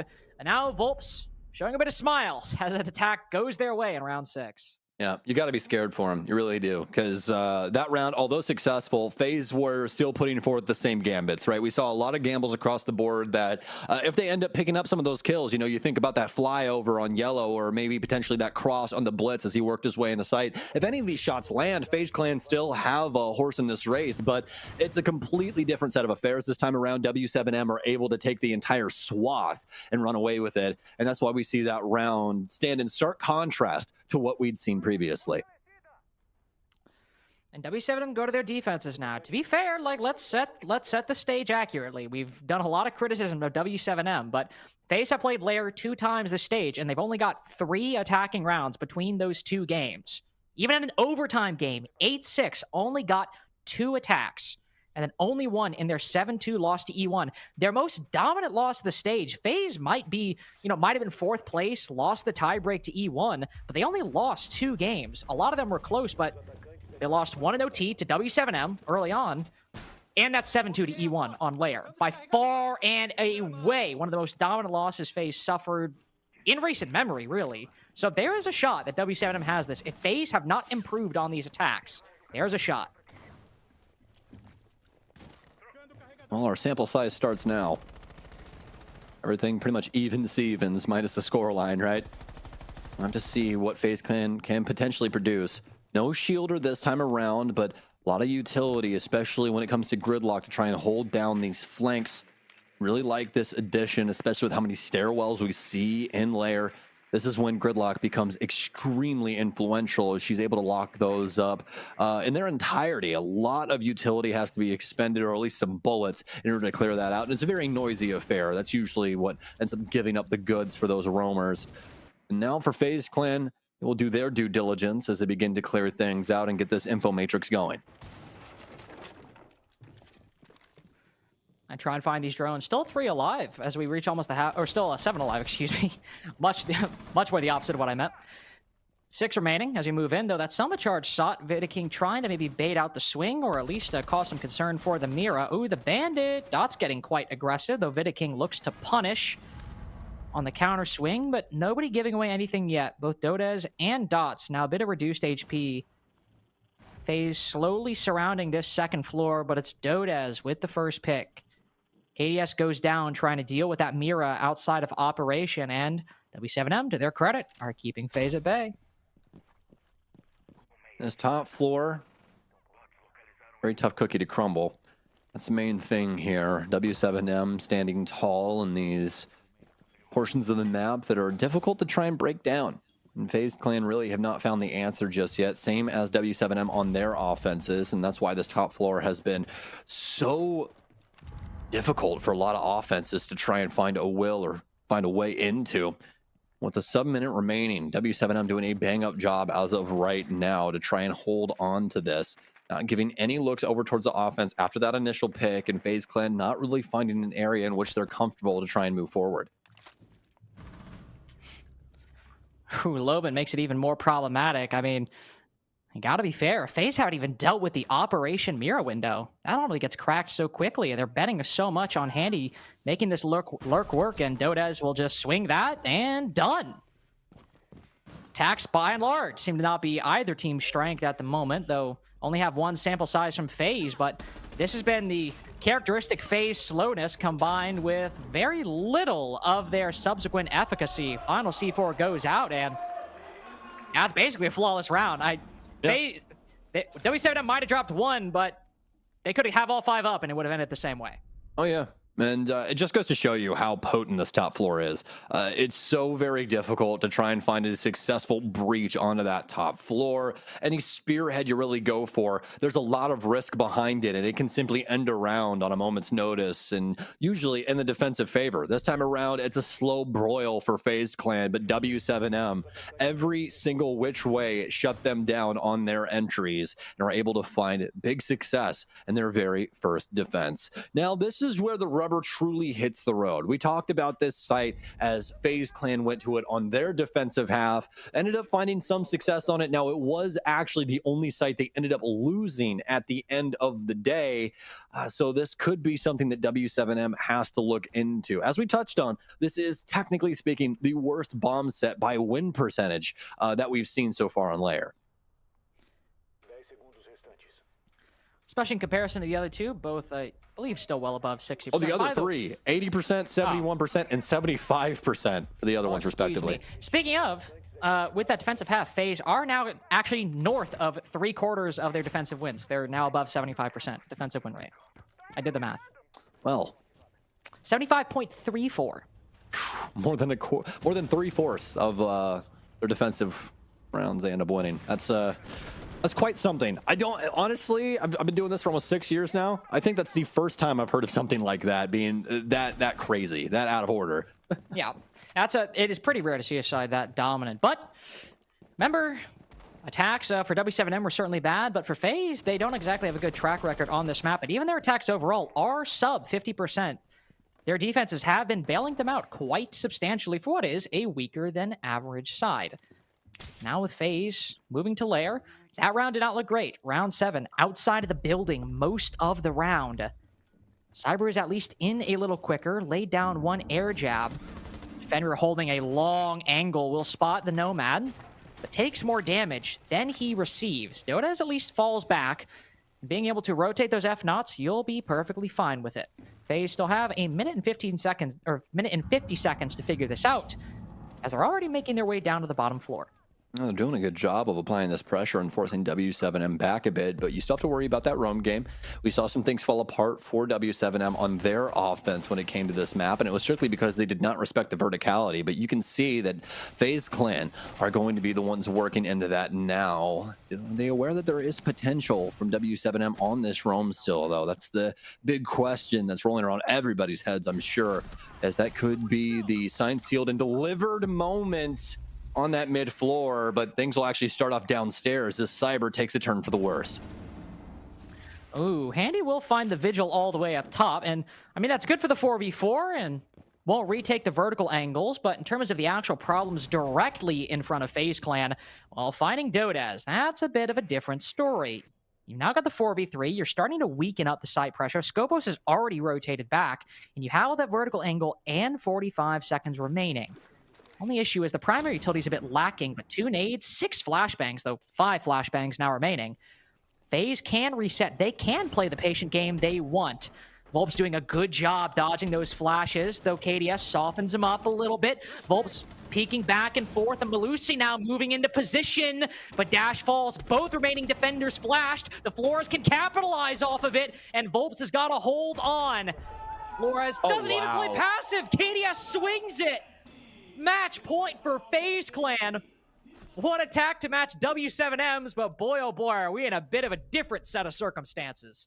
I like how wide FaZe keeps the play there, Carter. They get all that work done on the mid floor. They don't get too antsy downstairs and try and fly in and get a plant down. Instead, they get all of these different facets opened, and then they start shutting down the W7M plays. We see that clear the top floor, the visual soaked up, the verticality start to be occupied again by FaZe Clan, and then the pressure starts to roll in on the site. And how successful with that was that, especially with KDS and his patience around this area right here, constantly pouring those flashes in, just giving a little shoulder look, not trying to give away the goods just yet. And as soon as that plant goes down, then he activates, then he takes those big swings, and he's successful on both of them. He's successful for FaZe Clan, as they have been not only through Consulate, but here on Layer 2 as they reach the precipice of the grand finals here in Brazil.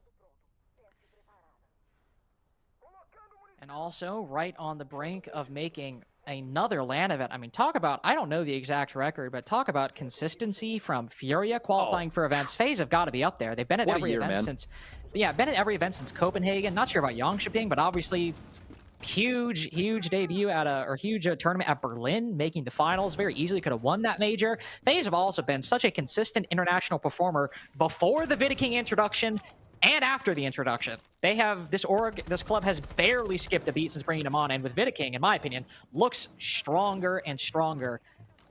Did dip a little bit. I predicted them to win Manchester, and they went out in quarters. I'm a little bit bitter about that, but they did lose to Beast Coast, so not really bitter about that. Yeah. What do you do when Beast Coast is feeling themselves? Exactly. Probably nothing. Yeah, exactly. Especially that tournament. Yeah, Gunnar was actually just a world beater for that entire tourney. It was absolutely insane. But, hey, what confidence can do for you. And shout out to Fett for that as well, as he was very conducive to that roster, finding their heart and soul and getting that big dub. But the same can be said about a lot of these coaches. The same can be said for FaZe, is their roster of analysts and coaches, some of the best in the biz, and continue to be so. Not able to find that kill over on the bridge side, as Lobin will skedaddle across those windows. A little worrisome there for just a split second, but the smoke's still alive and well. Yeah, Smoke doing all right. The Cyber takes control of operation. The initial entry successful for FaZe. 4 players on this top floor playing that vertical denial strategy that we've seen teams start to run pretty consistently. Oh, Lobin regrets taking that fight. Oh, Dots does too. Is this how it collapses? Is this how FaZe punch their ticket? Drop 1 round, then win 2 attacks in a row. There's still 2 more defenders up here. FaZe have got to keep a handle on it, but this seems not even a problem. Volp's down below. Where's Dash? Oh, he's still up there. Dash might be able to find one pick, but a drone lands in front of him. They have found the last vestige of this failed roam. And a kill would make this, a 1v5, but Volps from down below will lend some support. 2v4 established. KDS is in the site, and that's it! FaZe make another major, looking for redemption from Manchester. They now move to Montreal to see if they are still one of the world's best. Incredible look from FaZe throughout this entire series. Very successful on Consulate, and then when it rolls over to Layer, it is all their domain still. And it really makes you question what W7M wanted walking in with this map choice. I mean, FaZe Clan have looked so very dominant on defense throughout this entire stage, Carter, and Layer being that star gleaming hope for defensive sides, the highest percentage available in any map. And W7M is the one to pick it. That means FaZe get to choose which side to start, and they make it matter most on that defensive end. And I'm not going to make like a full-blown call here, okay? I'm not going to make a full-blown call. But I remember, I said it at the top of the show, I remember stage 1. I remember when W7M got second in groups, made it to playoffs. And what happened? They didn't make the major, and they didn't win LCQ. I'm not saying they'll lose tomorrow, but they're facing Furia again, just like they did last stage. Didn't come away the victor there. Either way, it could be an okay match for W7M tomorrow, but Sam, you just gotta be honest. Consulate clearly FaZe with it better. That's their pick. We gave them a pass, especially as W7M had a good first half. But not only when you pick Layer, not only when you give FaZe the starting choice, you pick this map. These attacks had to look better than they did. These attacks had to be better than they were. Yeah, 100%. And don't get me wrong, if they were a closer affair on a round-by-round basis, we would still be going, oh, W7M, you tried your best. Things really worked out. But at least at a bare minimum, 2 of these offensive assaults that we saw out of W7M, they were piss poor, man. They were not good at all. Yes, it was just so unbelievably poor, especially for W7M standards. We're used to these players being able to just kind of take whatever they want, especially when it comes down to these gunfights. And FaZe Clan forced them to respect things time and time again, let alone the fact that W7M did not seem to have a solid understanding of where FaZe Clan were trying to hold on to these key portions of the map and just punishing them left and right. And then obviously that last round that we just saw there in the replay, just a moment from W7M that you simply cannot have happen. That is one of those moments where you see the little wind slider for your favorite team in traditional sports and it goes, oh, 99% to W7M. And then it fires right down into FaZe Clan as they take that round on timer.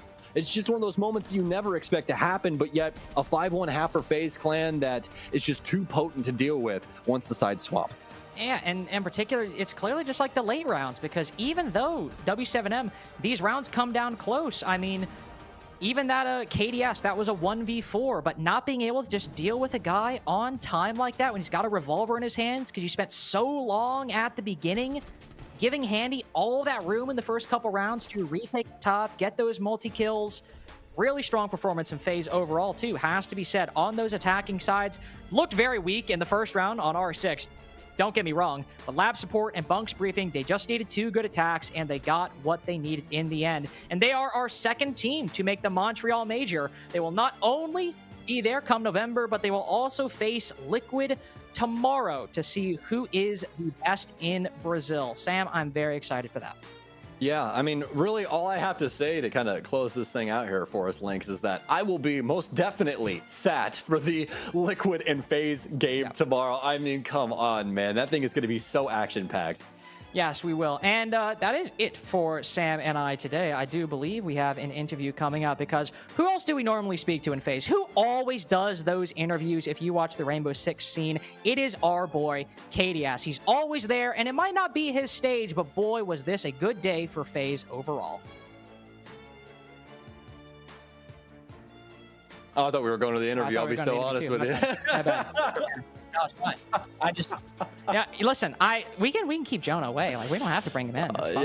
Yeah, honestly. Jonah, he likes baseball too much anyway. But no, we do have KDS. Oh my god. I don't like baseball too much. I like it just the right amount, which is a medium amount. No, but this is about Siege. This is about FaZe Clan, and this is about the ticket they just punched to the Montreal Major, joining Liquid alongside, going to international competition once again. KDS, welcome in, my friend. We'll bring him in now as we look to get things underway. KDS? Hello. KDS? Hey, KDS. Congratulations on your win. Parabéns, my friend. Thank you. Really, an amazing win. How is it feeling now out the other side of the stage with a ticket to Montreal?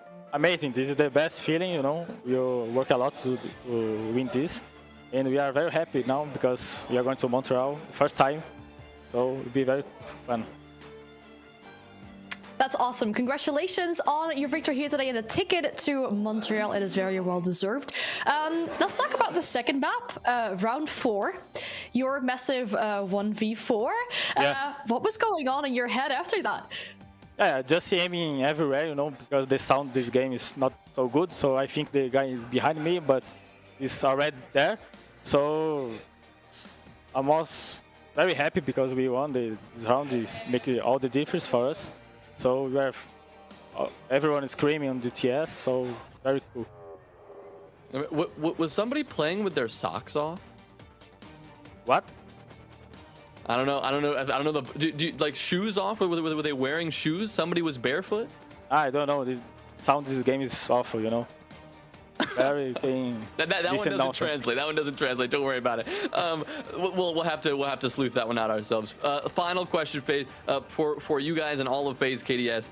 Are you looking forward to playing anybody specifically internationally at the major? I think BDS because they destroyed us on the Araba. So I think BDS is the team we want to win. Amazing. Thank you so much, KDF. you. We'll see you in Montreal. Bye-bye. Awesome. Well, a fantastic FaZe victory. We talked about their defensive prowess coming into this game, and if there's anything that really showcased that, I mean, we just saw 2 back-to-back defensive titans performances from FaZe to start things out on Consulate. They win all their defenses there. They go 5-1 defense on Lair. It's just such a consistent factor for this team, and it's why they're winning games left and right. It was a run of 11 rounds in a row they won, specifically on those defenses. Once they got behind 1-3 on console, they were like, all right, this is where it stops. 11 rounds in a row. Fantastic performance from them, but specifically on Lair, on their defenses, it felt like FaZe was ready for whatever W7M was trying to throw at them, and it worked out great for them. I think just dashing out some mental hits left, right, center, not just the interrogation on Consulate, that run out by Handy in round 1 on Lair. What a way to start the map, what a way to set things up here. That must not feel nice if you are a W7M player or a fan. And then afterwards as well, just seeing them on their attacks, it was just looking great for them today. Well, Handy, you mentioned that. Was he like 7-0 through the first couple of rounds? I mean, he was going back-to-back multi-kills, really, and not someone we talk about all that often, I feel like. So it was really good to see him say, you know what? Talk about me, guys. Put my name in the spotlight a little bit there, because he ended up with an incredible start to Lair, and then he continued that throughout, maybe cooling down a little bit to give the rest of the team a chance, but 11-4, your top performer on map 2, and a very clear reason why FaZe were just jumping all over W7M every second on Lair.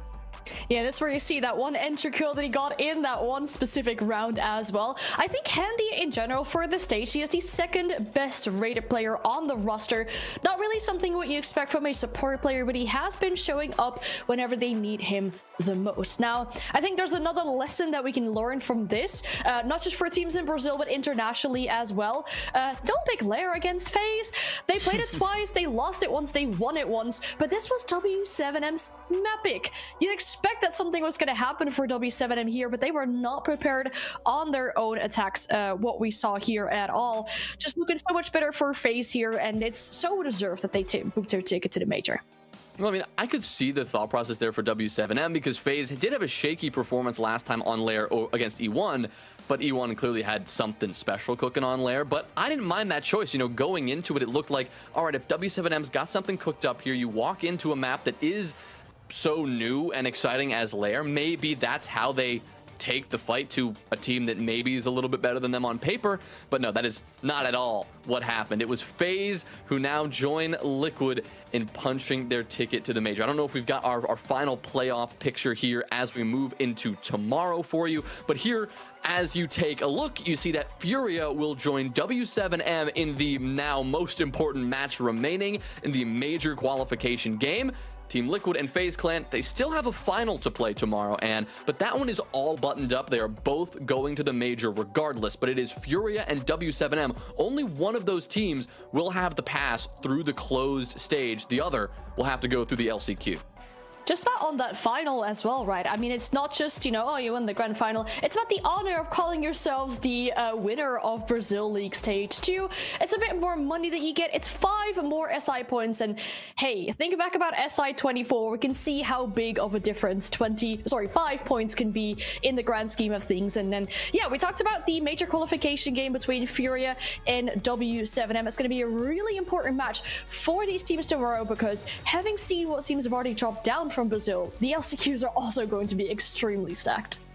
Well, I've been told we got some final stats to give you a look at the W7M FaZe Clan matchup as a whole. You see this best of 3 shaken out just so. You see Lobin and Dash not quite getting the contributions you'd expect to see from 2 players like that on the W7M side, but on the FaZe side, we mentioned Handy. We did so much talking about Vidiking. We talked about what Souls brings to the table, but Handy today, his performance again, so impressive. When Cyber wasn't necessarily finding the success on the entry, you had Handy and Souls to take his place. Yeah, and this is where we hyped up Vidaking coming into this match, him being the best rated player on this roster, now being at the very bottom of the scoreboard. But that doesn't matter if you've got these players to back you up around you. Whereas if we look at the individual performances on W7M, and you briefly touched upon it, players like Lobin, we expect him to do great on the entry. He's going negative there, and the only player going positive is Dot. Is not what you want from such an important major qualification game. Well, a big win there for FaZe, and as we said, it is of course Handy, your MVP of the match, the semi-final match that gets them to Montreal. Handy taking that top spot. We mentioned Vidaking being one of the top 5 guys overall, but Handy coming into today, your 8th rated player and continuing to show why he is one of the best players in Brazil. But here is your final playoff picture for tomorrow. We will open the day with Liquid and FaZe, get our grand final out of the way, because yes, as we said, that's an important game. You got some SI points on the line, there's prize money, there's bragging rights, but the major qualification game, Furia and W7M, the game to watch, happening immediately after the best of 3 to start the day. We talked about this a little bit already, but let's emphasize this again, and because Furia, a team who is built of world champions, could miss out on their first international competition in a while if they can't win that game. Yeah, I hate to bring it up to them, but if they would not win that game tomorrow, they would lose out in LCQ. It would break their streak of making every single international event since the summer of 2022. So that's over 2 years of making it to every single event and, you know, doing quite well at the majority of these events that they attend as well. So they're, of course, looking to regather themselves, show that Furia that has been great, that we have seen this stage, but they really need to put everything on the line tomorrow. Well, as you said, LCQ still a factor, of course. So if they lose that game, they would still have one final chance in a packed field of LCQ hopefuls, but they would still have a chance regardless to make it to that major. So not necessarily their final opportunity, but one that they're not going to want to miss out on, because you lose there, you go to the LCQ and you have to play not only against the other teams who make it to that LCQ, the teams who lost here in that opening round of the playoffs, but everyone else who got a chance to fight in the open qualifiers and then the open qualifier playoffs. It really can get messy when you put that many stacked Brazilian rosters in one place. Yeah, it's that, but also sort of playing into the unknown, right? Sometimes when there are these tier 2, tier 3 rosters, you're not 100% sure what they're going to bring out, as there is less VOD material on these teams. And we see in so many regions what happens when you play a map against an opponent where you don't know what they've done on, for example, Lair or Tidehaven Labs, and it just turns out to be completely different than what you prepped. And to have to adapt to that is so difficult to do on the run. Well, that is what these teams will have to focus on in the LCQ. But first, tomorrow, once again, it will be Liquid up against FaZe for the grand final, W7M and Furia for the major spot. The last major spot on the line here in the closed league. But that's all the action here for today. Again, we are right here again tomorrow.